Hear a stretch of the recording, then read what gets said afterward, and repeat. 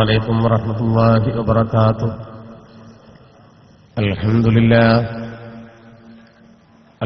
لله نحمده ونستعينه ونؤمن به ونتوكل عليه ونعوذ بالله من شرور أنفسنا ومن سيئات أعمالنا.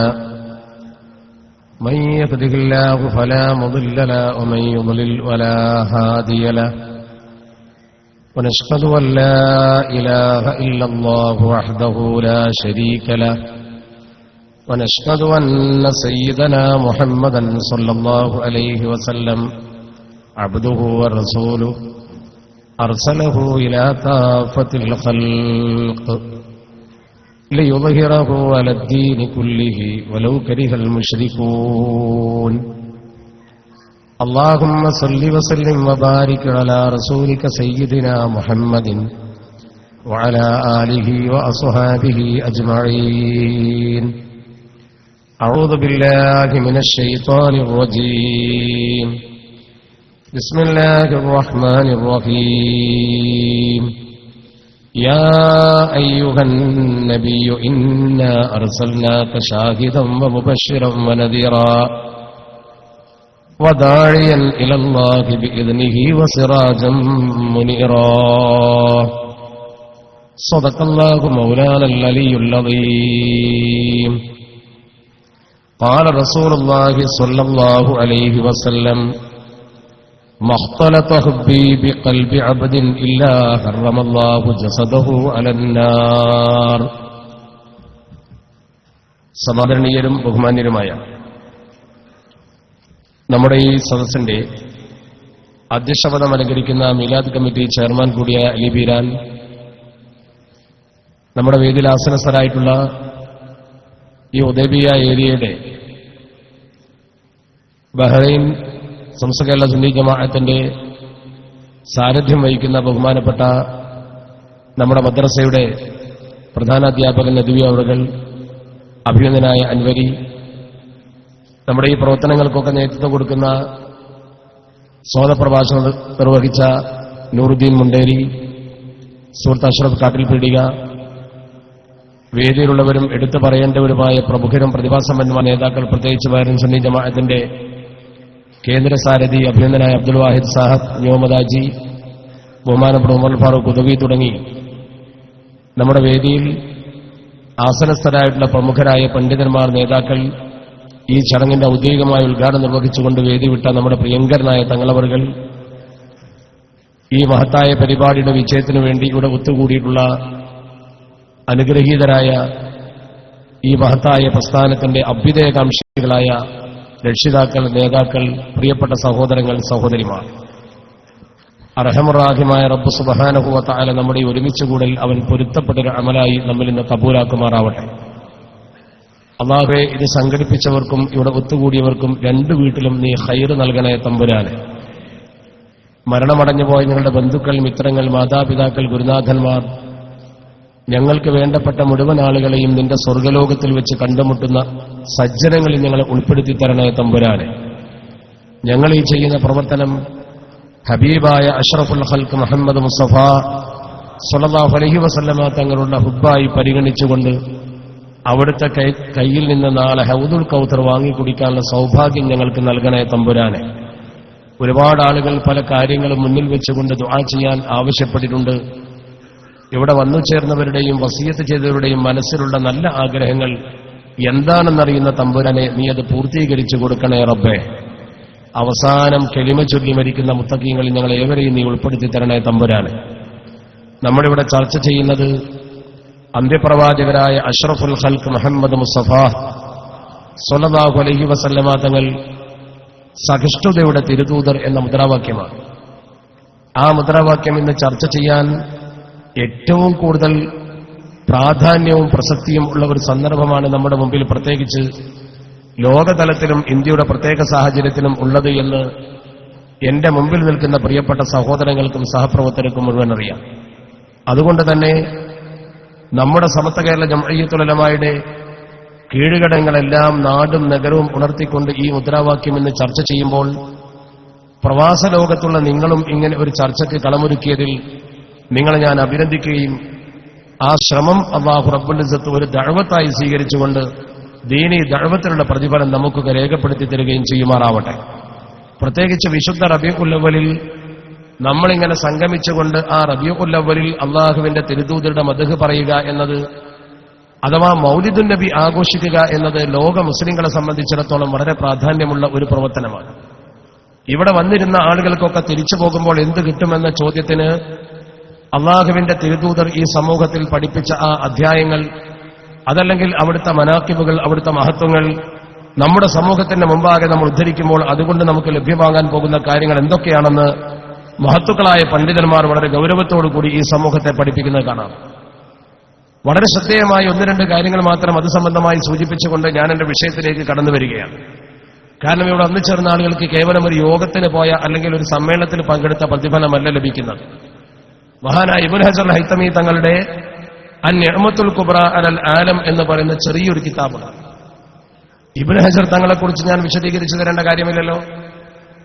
പരിശുദ്ധ ദീനുൽ ഇസ്ലാമിന്റെ പ്രാമാണികമായ കർമ്മങ്ങൾ സമൂഹത്തിന് പഠിപ്പിച്ചു കൊടുക്കുന്ന പ്രമുഖനായ കർമ്മശാസ്ത്ര പണ്ഡിതൻ, ലോക ചരിത്രത്തിൽ ശ്രദ്ധേയമായ സംഭാവന അർപ്പിച്ച പ്രമുഖനായ മഹാൻ, കേരളത്തെ സംബന്ധിച്ചിടത്തോളം രണ്ടാമത്തെ മഖ്ദൂമിന്റെ ഗുരുനാഥൻ. ആ മഹാനായ മനുഷ്യൻ തന്റെ അൻ-നിഅ്മത്തുൽ കുബ്ര അലൽ ആലം എന്ന ഗ്രന്ഥത്തിൽ വളരെ ഗൗരവത്തോടുകൂടി പറയുന്നു, ഇസ്ലാമിനെ സംബന്ധിച്ചിടത്തോളം ആധികാരികമായി പറയാൻ കെൽപ്പുള്ളവരും പ്രഗത്ഭരുമായ മഹത്തുക്കൾ, ഒന്നാമതായി ഈ ദീനിനെ കുറിച്ചും അല്ലാഹുവിന്റെ പരിശുദ്ധ തിരുദൂതരെക്കുറിച്ചും നമുക്ക് പഠിപ്പിച്ചു തരാൻ ഏറ്റവും യോഗ്യൻ ബഹുമാനപ്പെട്ട ഒന്നാം ഖലീഫ അബൂബക്കറിന്റെ സിദ്ദീഖ് റളിയല്ലാഹു തആല അൻഹു. ആ മഹാനായ സിദ്ദീഖ് റളിയല്ലാഹു തആല അൻഹുവിന്റെ ഉദ്ധരണി ബഹുമാനപ്പെട്ടവർ പറയുന്നു, പരിശുദ്ധ തിരുദൂതരുടെ മൗലിദാഘോഷത്തിന് വേണ്ടി ഒരു സമൂഹം ഒരുമിച്ച് കൂടിയാൽ, മഹാനവകൾ പറയുന്ന വാചകം വളരെ ഗൗരവത്തോടുകൂടി കിതാബുകളിൽ കാണുവാൻ കഴിയും, മൻ അൻഫഖ ദിർഹമൻ ലി മൗലിദിൻ നബി സ്വല്ലല്ലാഹു അലൈഹി വസല്ലം, അല്ലാഹുവിന്റെ പരിശുദ്ധ തിരുദൂതരുടെ മൗലിദിന് വേണ്ടി ഒരു ദിർഹം ഒരാൾ ചെലവഴിച്ചാൽ, ഒരൊറ്റ ദിർഹം. ഈ പറയുന്ന വാചകം എന്റെ മുമ്പിൽ നിൽക്കുന്ന പ്രിയപ്പെട്ട സഹോദരങ്ങൾ മനസ്സിലാക്കണം. പരിശുദ്ധ തിരുദൂതരുടെ മൗലിദിന് വേണ്ടി ഒരു ദിർഹം ഒരാൾ ചെലവഴിച്ചാൽ കാന റഫീഖി ഫിൽ ജന്ന, കാന റഫീഖി ഫിൽ ജന്ന, അവൻ നാളെ സ്വർഗ്ഗത്തിൽ എന്റെ കൂട്ടുകാരനായിരിക്കുമെന്ന് ബഹുമാനപ്പെട്ട ഒന്നാം ഖലീഫ അബൂബക്കർ സിദ്ദീഖ് റളിയല്ലാഹു അൻഹു. നമ്മളെല്ലാ ഖുതുബയും ഓതുമ്പോൾ ആ മഹാന് വേണ്ടി പ്രത്യേകം പ്രാർത്ഥിക്കാറുണ്ട്. ലോക മുസ്ലിങ്ങൾ സകല മിമ്പറിലും പ്രാർത്ഥിക്കുന്ന ആ മഹാൻ നമ്മളോട് പറയുന്നു, എന്റെ കൂടെ സ്വർഗത്തിൽ അവൻ നാളെ ഉണ്ടാകും. നബിത്തങ്ങളുടെ ആ മൗലിദിന് വേണ്ടി ഒരു ദിർഹം ഒരാൾ മനസ്സറിഞ്ഞ് ചെലവഴിച്ചാൽ. നിങ്ങൾ ഇങ്ങോട്ട് വരാൻ ടാക്സിക്ക് ഒരു രൂപ കൊടുത്തിട്ടുണ്ടോ? നിങ്ങൾ ഇങ്ങോട്ട് വരാൻ എന്തെങ്കിലും ചെലവ് വഹിച്ചിട്ടുണ്ടോ? അത് പരിശുദ്ധ തിരുദൂതരുടെ സ്നേഹിച്ചുകൊണ്ടാണെങ്കിൽ നിങ്ങൾക്ക് സിദ്ദീഖുൽ അക്ബർ തങ്ങളെ കൂടെ നാളെ സ്ഥാനമുണ്ടാകും എന്ന് പറയുന്നത് മഹാനായ ഇബ്നു ഹജർ ഹൈതമി റളിയല്ലാഹു തആല കിട്ടുകഥയല്ല. ഈ വിഷയത്തിന്റെ ഗൗരവം എന്റെ പ്രിയപ്പെട്ട സഹോദരനെ മനസ്സിലാക്കണം. ഒരുപക്ഷെ ഇന്ന് മാർക്കറ്റിൽ ഇബ്നു ഹജർ തങ്ങളുടെ പ്രിയപ്പെട്ട ഈ അൻ-നിഅ്മത്തുൽ കുബ്ര അലൽ ആലം എന്ന ഗ്രന്ഥം വാങ്ങാൻ കിട്ടും. നിങ്ങൾ ശ്രദ്ധിക്കണം. രണ്ടാമതായി ദീനുൽ ഇസ്ലാമിന്റെ കാര്യം ഈ സമൂഹത്തിന് ആരാ പഠിപ്പിച്ചു തരേണ്ടത്? അല്ലാഹുവിന്റെ പരിശുദ്ധ തിരുദൂതരുടെ പ്രിയപ്പെട്ട ശിഷ്യനും രണ്ടാം ഖലീഫുമായ ഉമറുൽ ഫാറൂഖ് റളിയല്ലാഹു തആല. മഹാനായ ഉമറുൽ ഫാറൂഖ് തങ്ങൾ പറയുന്നു, പരിശുദ്ധ തിരുദൂതരുടെ മൗലിദിനെ കുറിച്ച് ബഹുമാനപ്പെട്ട വാചകം എന്താ? മൻ അള്ളമ മൗലിദൻ നബി സ്വല്ലല്ലാഹു അലൈഹി വസല്ലം, അഷ്റഫുൽ ഖൽഖ് ത്വാഹ മുഹമ്മദ് മുസ്തഫ സ്വല്ലല്ലാഹു അലൈഹി വസല്ലം തങ്ങളുടെ മൗലിദിനെ ആരെങ്കിലും മാനിച്ചാൽ, ഒന്ന് പരിഗണിച്ചാൽ, ഈ പരിപാടിയെ ആരെങ്കിലും ഒന്ന് പരിഗണിച്ചുകൊണ്ടൊന്ന് കണക്കിലെടുത്താൽ, ഫഖദ് അഹിയൽ ഇസ്ലാം, അവൻ അല്ലാഹുവിന്റെ പരിശുദ്ധ ദീനുൽ ഇസ്ലാമിനെ ഹയാത്താക്കിയവന്റെ പ്രതിഫലമുള്ളവനാണ്. ദീനിനെ ഹയാത്താക്കിയവന്റെ പ്രതിഫലം എന്താണ്? അവസാന കാലത്ത് ദീൻ മുറുകെ പിടിക്കുന്നവന് 100 ഷഹീദിന്റെ കൂലിയുണ്ടെന്ന് പറഞ്ഞതും അഷ്റഫുൽ ഖൽഖ് മുഹമ്മദ് മുസ്തഫ. അപ്പൊ ദീന് ഹയാത്താക്കിയവന്റെ പ്രതിഫലം അവനുണ്ടാകുമെന്നല്ലേ അതിന്റെ അർത്ഥം? മൂന്നാമതായി മുസ്ലിം ഉമ്മത്തിനോട് ഈ കാര്യത്തെക്കുറിച്ച് സംസാരിക്കേണ്ടതാരാ? നമ്മൾ മനസ്സിലാക്കണം. മഹാനായ ഉസ്മാൻ ഇബ്നു അഫ്ഫാൻ റളിയല്ലാഹു തആല മഹാനവറുകൾ പറയുന്നു, അല്ലാഹുവിന്റെ പരിശുദ്ധ ഹബീബിന്റെ മൗലിദിന് വേണ്ടി ആരെങ്കിലും മൻ അള്ളമ മൗലിദൻ നബി സ്വല്ലല്ലാഹു അലൈഹി വസല്ലം, ആരെങ്കിലും പരിശുദ്ധ ഹബീബിന്റെ മൗലിദ് ആഘോഷിക്കുന്നതിന് വേണ്ടി അതിനെ പരിഗണിച്ച് ആ മൗലിദിനെ ഒരാൾ മാനിച്ചാൽ ഫകഅന്നമാ ശഹിദ ബദറൻ വഹുനൈൻ, ഒസുവത്ത് ബദറിലും ഹുനൈനിലും പങ്കെടുത്ത പ്രതിഫലം അവന് കിട്ടുമെന്ന് പറയുന്ന ആരാ? അല്ലാഹുവിന്റെ പരിശുദ്ധ ദീനുൽ ഇസ്ലാമിനെ കുറിച്ച് ആധികാരികമായി സമൂഹത്തിനോട് പറയാൻ കെൽപ്പുള്ള ബഹുമാനപ്പെട്ട ഉസ്മാൻ റളിയല്ലാഹു തആല അൻഹു. ഞാനീ പറയുന്നത് എന്റെ വചനമല്ല, ഇബ്നു ഹജർ തങ്ങളുടെ കിതാബിൽ ഉദ്ധരണിയാണ്. നാലാമതായി സമൂഹത്തോട് മൗലിദിനെ കുറിച്ച് പറയാൻ അല്ലെങ്കിൽ ഒരു കാര്യത്തെക്കുറിച്ച് പറയാൻ അർഹരാരാ? ഇസ്ലാമിന്റെ ഖലീഫയാകുന്ന അലി ഇബ്നു അബി ത്വാലിബ് റളിയല്ലാഹു തആല മഹാനവറുകൾ കൃത്യമായി പറയുന്നു, ആരെങ്കിലും അഷ്റഫുൽ ഖൽഖിന്റെ മൗലിദ് ഓതാൻ കാരണക്കാരനായാൽ വകാന സബബൻ ലിഖിറാഅത്തി മൗലിദിൻ നബി സ്വല്ലല്ലാഹു അലൈഹി വസല്ലം, പരിശുദ്ധ ഹബീബിന്റെ മൗലിദ് ഓതാൻ ഒരാൾ കാരണക്കാരനായാൽ ലാ യഖ്റുജു മിനദ് ദുനിയാ ഇല്ലാ ബിൽ ഈമാൻ, ഈമാനോടുകൂടിയല്ലാതെ ആ മനുഷ്യൻ ഭൂമിയിൽ നിന്ന് പിരിഞ്ഞു പോകയില്ല അഷ്റഫുൽ ഖൽഖ് ത്വാഹ തങ്ങളുടെ മൗലിദ് ഓതിയാൽ. എന്താണ് ആ പറഞ്ഞ വാക്കിന്റെ ഗൗരവം? അള്ളാഹു നമ്മുടെ എല്ലാവരുടെയും ആഖിബത്ത് നന്നാക്കി തരുമാറാവട്ടെ. അള്ളാഹുവേ, ഞങ്ങളുടെ മരണം നീ നന്നാക്കി തരണേ തമ്പുരാനെ. ആ നിയ്യത്തിന് മാത്രം വന്ന് കൂടെ നമ്മൾ. ഞാൻ പറഞ്ഞത് 4 ഖലീഫമാർ ഈ ഉമ്മത്തിനോട് പറഞ്ഞ കാര്യമാണ്. അതുകൊണ്ട് തന്നെ പരിശുദ്ധ ഹബീബിന്റെ മേൽ നമ്മളൊന്ന് ഒരുമിച്ച് കൂടി ഒരു മൗലിദ് ഓതി, അതല്ലെങ്കിൽ ഒരു സ്വലാത്ത് ചൊല്ലി എന്തെങ്കിലും ഒരു നല്ല കാര്യം ചെയ്തു, എന്ത് കിട്ടും? അള്ളാഹുവിന്റെ പക്കൽ നിന്ന് വലിയ ഗുണഗണങ്ങൾ നമുക്ക് കിട്ടും. അതുകൊണ്ട് പ്രസംഗത്തിന്റെ ഒടുക്കം വരെ നല്ല ചൈതന്യത്തോടെ ഇരുന്ന് നമ്മളൊക്കെ അവസാനിപ്പിച്ച് ദുആ ചെയ്ത് പിരിയുന്നത് വരെ നിങ്ങൾ ഇരിക്കുമ്പോൾ, പിരിഞ്ഞു പോകുമ്പോൾ നിങ്ങൾക്ക് കിട്ടാൻ പോകുന്ന ഗുണത്തെക്കുറിച്ചാണ് ഞാൻ ആദ്യമേ പറഞ്ഞത്. നമ്മൾ ഈ വന്നത് ഒരിക്കലും വെറുതെ ആകില്ല. കാലടി പാടുകൾ കണ്ട ഹസനാത്ത് വാങ്ങിയിട്ട് നമ്മൾ തിരിച്ചു പോകും. മാത്രമല്ല, ഒരു സ്വലാത്ത് ചൊല്ലിയാൽ തന്നെ കൂലി എത്രയാ? ഒന്ന് ഇരുന്നു കൊണ്ടൊരൊറ്റ സ്വലാത്ത്, ഇദാശിയത അന്തഹിയാ ഹയാതൻ തവീലതൻ വതഗ്നാമ ഫിദ്ദുനിയാ അമാനം വഫിൽ ഉഖറാ ഫസല്ലി അലാ ഖൈറിൽ അനാമി മുഹമ്മദി യുസല്ലി അലൈക അല്ലാഹു അൻ മർറത്തിൻ അശ്റാ. എത്ര മനോഹരമായ വചനമാണ് മഹത്തുക്കളാ പഠിപ്പിച്ചത്. ഇദാ ശിഅത അന്തഹിയാ ഹയാതൻ തവീലതൻ, നിനക്ക് നല്ല ദീർഘിച്ച നല്ല ഒരു ജീവിതം ഭൂമുഖത്ത് വേണമെന്ന് നിനക്ക് മോഹമുണ്ടോ? നിനക്ക് സുഭിക്ഷമായ അവസ്ഥ ഭൂമുഖത്ത് വേണം. വതഗ്നാമ ഫിദ്ദുനിയാ, ദുന്യാവിൽ നിനക്ക് വനീമത്ത് അഥവാ ഗുണകരമായ അവസ്ഥ പടച്ചിറപ്പ് തരണമെന്ന ചിന്തയുണ്ടോ? അമാനം വഫിൽ ഉഖറ, പരലോകത്ത് നിനക്ക് ശിക്ഷയിൽ നിന്നും സുരക്ഷിതത്വം വേണമെന്ന മോഹമുണ്ടോ? ഫസല്ലി അലാ ഖൈറിൽ അനാമി മുഹമ്മദി, അന്ത്യപ്രവാചകരാകുന്ന അഷ്റഫുൽ ഖൽഖ് മുഹമ്മദ് മുസ്തഫ സ്വല്ലല്ലാഹു അലൈഹി വസല്ലമ തങ്ങൾക്ക് മേൽ നീ സ്വലാത്ത് ചൊല്ലണം. യുസല്ലി അലൈക അല്ലാഹു അൻ മർറത്തിൻ അശ്റാ, നീ ഒരു തവണ സ്വലാത്ത് ചൊല്ലുമ്പോൾ അല്ലാഹുവിന്റെ ഭാഗത്ത് നിന്ന്, പടച്ച റബ്ബിന്റെ ഭാഗത്ത് നിന്ന് ഒന്നിന് നിനക്ക് 10 റഹ്മത്ത് തിരിച്ചു കിട്ടുമെന്ന് പഠിപ്പിക്കുന്നു മഹത്തുക്കള്. ആ മഹത്വമാർന്ന അവസ്ഥയെക്കുറിച്ചാണ് ഞാൻ ആമുഖമായി എന്റെ പ്രിയപ്പെട്ട സുഹൃത്തുക്കളോട് സൂചിപ്പിച്ചത്. ഞാൻ എന്റെ വിഷയത്തിലേക്ക് കടന്നു വരും മുമ്പ് ഇത് പറയുന്നത് ഈ സദസ്സിന്റെ ഗൗരവം നിങ്ങൾ ഉൾക്കൊള്ളാനാണ്. അള്ളാഹുവിന്റെ തിരുദൂതരെ സ്നേഹിച്ചുകൊണ്ടാണ് നമ്മൾ ഈ പ്രവർത്തനമൊക്കെ ചെയ്യുന്നത്. സ്നേഹത്തിന്റെ പ്രതിഫലം എന്താണ്? പരിശുദ്ധ ഹബീബിനെ സ്നേഹിച്ചാൽ അതിന്റെ ഗുണമെന്താണ്?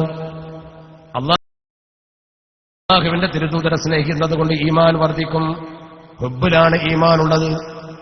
ഹുബ്ബും ഈമാനും വളരെ ഗൗരവത്തോടെ നിങ്ങൾ തിരിച്ചറിയണം. ഹുബ്ബ് എന്ന് പറഞ്ഞാൽ അള്ളാഹുവിന്റെ പരിശുദ്ധ ഹബീബിനോട് നമ്മുടെ മനസ്സിലുള്ള അദമ്യമായ സ്നേഹം. ആ സ്നേഹം എത്രത്തോളുണ്ടോ അതിനനുസരിച്ച് നമ്മൾ ഈമാൻ വർദ്ധിക്കുന്ന. ചില ആളുകൾ ചോദിക്കും, അനുസരിച്ചാ പോലെ ഈ ഹുബ്ബെന്തിനാ? വെറുതെ ഇങ്ങനെ സ്നേഹിച്ചിട്ട് എന്താ കാര്യം? അനുസരണ പോലെ നബിതങ്ങൾ പറഞ്ഞ കാര്യം നമ്മൾ ഏറ്റെടുത്ത് ചെയ്താൽ പോരാ.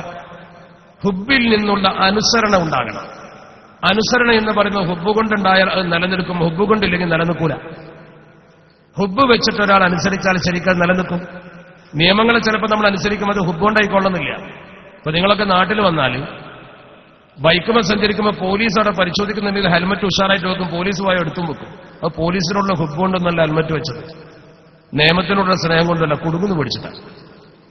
അവിടെ ഒരു ഹുബ്ബുമില്ല, അനുസരണയുണ്ട്, ഹുബ്ബ് മാത്രമല്ല. അനുസരണ മാത്രമേ ഉള്ളൂ. നേരെ മറിച്ച് ഹുബ്ബിൽ നിന്നാണ് അനുസരണം ഉണ്ടാകുന്നെങ്കിലോ അത് നിലനിൽക്കും.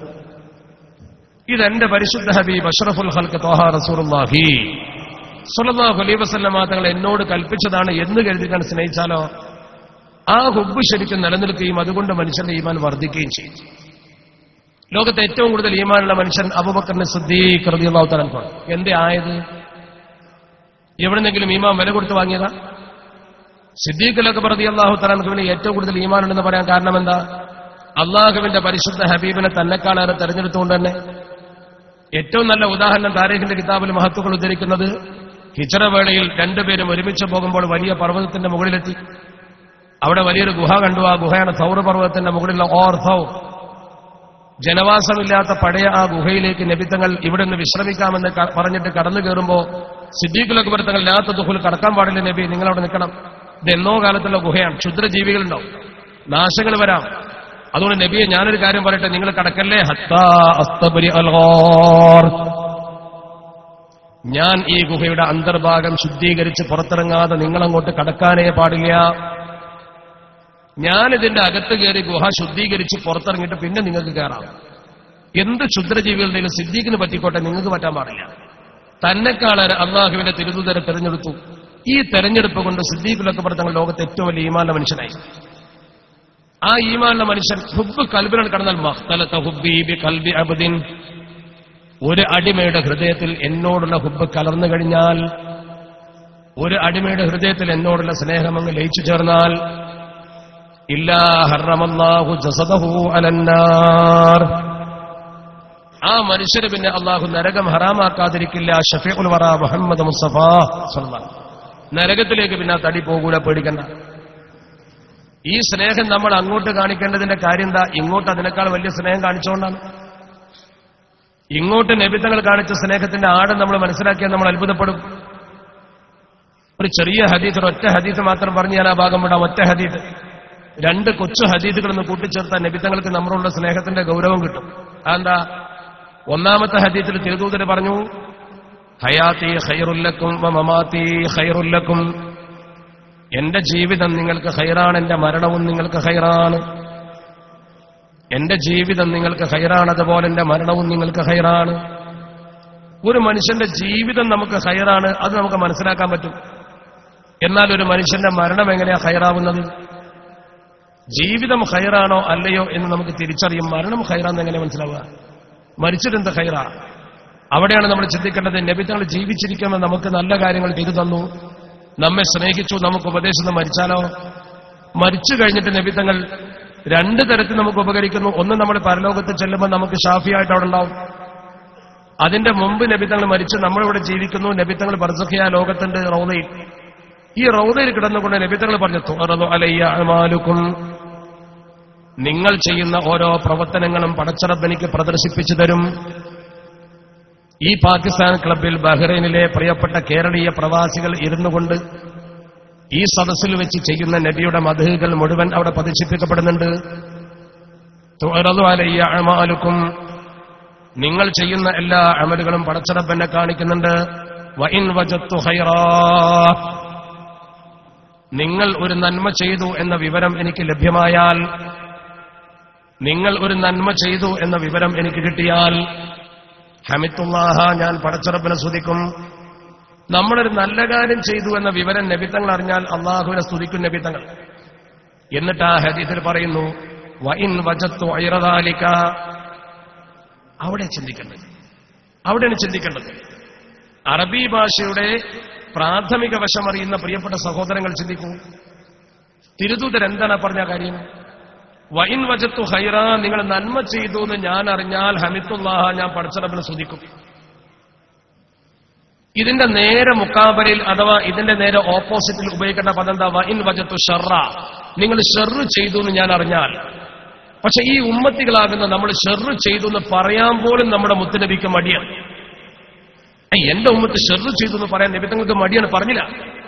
നമ്മുടെ മേൽ ഒരു ഷർറ് നബിതങ്ങൾ കൂട്ടി പറയാൻ പോലും മടിച്ചു, നമ്മളോട് സ്നേഹം നോക്കും. എന്നിട്ട് നബിതങ്ങൾ ഒഴിഞ്ഞു പറഞ്ഞു, വഇൻ വജദ്തു ഗൈറ ദാലിക, വേറെ വല്ലതും നിങ്ങൾ ചെയ്തു എന്ന് ഞാൻ അറിഞ്ഞാൽ. കണ്ടോ, സ്നേഹത്തിന്റെ ആഴമാണ്. വഇൻ വജദ്തു ഷർറൻ എന്ന് നമ്മളെ കുറിച്ച് പറയാൻ മടിച്ചിട്ട് നബിതങ്ങൾ പറഞ്ഞു, വഇൻ വജദ്തു ഗൈറ ദാലിക, നിങ്ങൾ ആരെങ്കിലും ഖൈറല്ലാത്ത മറ്റു വല്ലതും ചെയ്തുവെന്ന് ഞാൻ അറിഞ്ഞാൽ, ഇസ്തഗ്ഫർതുല്ലാഹ്, ഞാൻ എന്റെ പടച്ചറബിനോട് നിങ്ങൾക്ക് പൊറുക്കലിനെ തേടുമെന്ന് അന്ത്യപ്രവാചകനായ അഷ്റഫുൽ ഖൽഖ് മുഹമ്മദ് മുസ്തഫ. അപ്പൊ നബിതങ്ങൾക്ക് നമ്മളോടുള്ള സ്നേഹം എത്ര ഗൗരവത്തിലാണ് പ്രകടമായത് ആ വാക്കിൽ. എന്തേ നബിതങ്ങൾക്ക് നിങ്ങൾ ശ്രദ്ധ ചെയ്താന്ന് പറഞ്ഞുകൂടായിരുന്നില്ലേ? പറഞ്ഞില്ലല്ലോ. അത്രമാത്രം സ്നേഹം അല്ലാഹുവിന്റെ തിരുദൂതർ ഈ ഉമ്മത്തികളോട് വെച്ച് പുലർത്തുന്നു എന്ന് ആഴത്തിൽ ഈ ഹദീസ് അപഗ്രഥിച്ച പണ്ഡിതന്മാർ പഠിപ്പിക്കുന്നു. അങ്ങനത്തെ നബിതങ്ങൾക്ക് എന്ത് സ്നേഹമാണ് നമ്മൾ തിരിച്ചു കൊടുത്തത്? അങ്ങനത്തെ നബിതങ്ങൾക്ക് എന്താ നമുക്ക് തിരിച്ചു കൊടുക്കാൻ പറ്റിയത്? എന്റെ മുമ്പിൽ നിൽക്കുന്ന പ്രിയപ്പെട്ട സഹോദരങ്ങളും സഹപ്രവർത്തകരും സഹോദരിമാരും പഠിക്കണം. ഈ നബിതങ്ങളുടെ എത്ര സ്നേഹം നമ്മൾ കാണിച്ചു, എത്ര സുന്നത്ത് നമ്മൾ മുറുകെ പിടിച്ചു. ഈ പരിശുദ്ധ റബീഉൽ അവ്വലിൽ 2 വരി മൗലിദെങ്കിലും നമ്മൾ ഓതി നോക്കിയോ? അവിടെയല്ലേ നമ്മൾ ചിന്തിക്കേണ്ടത്? ലോകത്തുള്ള സകല ജീവജാലങ്ങളും നബിതങ്ങൾക്ക് വേണ്ടി മൗലിദ് ഓതുക. അലി ഇബ്നു അബീ ത്വാലിബ് റളിയല്ലാഹു തആല ഉദ്ധരിച്ചു, ഞങ്ങളിങ്ങനെ മദീനത്ത് ഇറങ്ങി നടക്കുമ്പോ കല്ലുകൾ, മണ്ണുകൾ, ചരാചരങ്ങൾ ഒക്കെ നബി തങ്ങൾക്ക് സലാം പറയുന്നത് ഞാൻ കേട്ടു. ആര് കേട്ടു? ഞാൻ കേട്ടുവെന്ന് അലിയുൻ കറമല്ലാഹു വജ്ഹഹു. ഹദീസിന്റെ കിതാബിലത് വന്നു. അത് ഖസീദയാക്കി മഹാന്മാര് പറഞ്ഞു, യാ മല്ലഹുൽ ഹജറുൽ ജമാദു യുസല്ലിമു വല്ലബ്ബു ജാഅ ഇലൈക വഹുവ യുകല്ലിമു യാ റബ്ബി സ്വല്ലി അലൻ നബിയ്യി മുൻജിൽ ഖലായിഖി മിൻ ജഹന്നമ ഫീ ഗദി. എല്ലാ ജീവജാലങ്ങളും അല്ലാഹുവിന്റെ പരിശുദ്ധ ഹബീബിന്റെ മേൽ വളരെ നല്ല രീതിയിൽ സലാം പറയുകയും നബി തങ്ങൾക്ക് തർദിയത്ത് ചെല്ലുകയും ചെയ്യുന്നത് ഞാൻ കേട്ടു എന്ന് പറഞ്ഞത് ലോകത്തെ വിജിഗീഷുവായ പണ്ഡിതൻ അലി ഇബ്നു അബീ ത്വാലിബ് റളിയല്ലാഹു തആല അൻഹു ആണ്. അത്ര വലിയ പണ്ഡിത ശ്രേഷ്ഠന്മാരൊക്കെ സമൂഹത്തിൽ ഇത് പറയുമ്പോൾ നമ്മൾ ഓർക്കണം, ഈ പ്രകൃതി പോലും നബി തങ്ങളെ സ്നേഹിച്ചു. ആ പ്രവാചകർ പ്രകൃതിയെ സ്നേഹിച്ചു. ആ പ്രവാചകർ സമൂഹത്തെ സ്നേഹിച്ചു. ആ തിരുനബി സഹിഷ്ണുതയുടെ ദൂതനാണ് നമ്മൾ പഠിപ്പിക്കുന്നത്. അള്ളാഹുവിന്റെ തിരുദൂതർ പറഞ്ഞു, നിങ്ങൾ എപ്പോഴും ഏത് കാര്യം ചെയ്യുമ്പോഴും മൃദുലത കാണിക്കണം. എന്ത് വിഷയത്തിലും ഇന്ന റിഫ്ക ലാ യകൂനു ഫീ ഷൈഇൻ ഇല്ലാ സാനഹു വലാ യുൻസഉ മിൻ ഷൈഇൻ ഇല്ലാ ഷാനഹു ഖാല റസൂലുള്ളാഹി സ്വല്ലല്ലാഹു അലൈഹി വസല്ലം. നിങ്ങൾ എന്തൊരു പ്രവർത്തനം ചെയ്യുകയാണെന്ന് ശരി, ഇന്ന റിഫ്ക, ഒരു മൃദുലത വേണം. മൃദുലത വേണം, എടുത്തു ചാടരുത്. ഏത് വിഷയം നിങ്ങൾ ചെയ്യുമ്പോഴും സഹിഷ്ണുതാപൂർവ്വം ചെയ്യണം. ആ റിഫ്ക് നിങ്ങൾ ഒരു സംഗതിയിലുണ്ടായാൽ ഇല്ലാ ഷാനഹു ഇല്ലാ സാനഹു, അത് ഭംഗിയാവാതിരിക്കില്ല. മൃദുലത നിങ്ങൾ ഏത് വിഷയത്തിൽ കാണിക്കുന്നുവോ ആ സംഗതി ഭംഗിയാവും. വലാ യുൻസഉ മിൻ ഷൈഇൻ ഇല്ലാ ഷാനഹു, നിങ്ങൾ ഈ മൃദുലത ഏതെങ്കിലും ഒരു സംഗതിയിൽ നിന്ന് പിൻവലിച്ചുകൊണ്ട് പരിക്ക് കാണിച്ചാൽ ആ സംഗതി ആകെ വൃത്തികേടാകും. വജിബ്കു യഅ്തി അംരിൻ അൻത തഖ്സിദുഹു والخرق يمنع مما فيه تأميل وشامخ شقه ماء لداخله فربما انقطعت عنه المعاويل. വളരെ മനോഹരമായി മഹമൂദുൽ കാഫിരി തങ്ങൾ അതിന്റെ ഫിലോസഫി സമൂഹത്തോട് പറയുന്നു,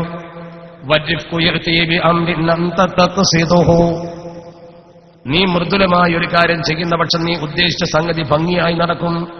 വളരെ ഭംഗിയായി നിനക്കത് നടത്താൻ കഴിയും. മലയാള ഭാഷയിൽ മെല്ലെ തിന്നാൽ മുള്ളും തിന്നാമെന്ന് പറയും പോലെ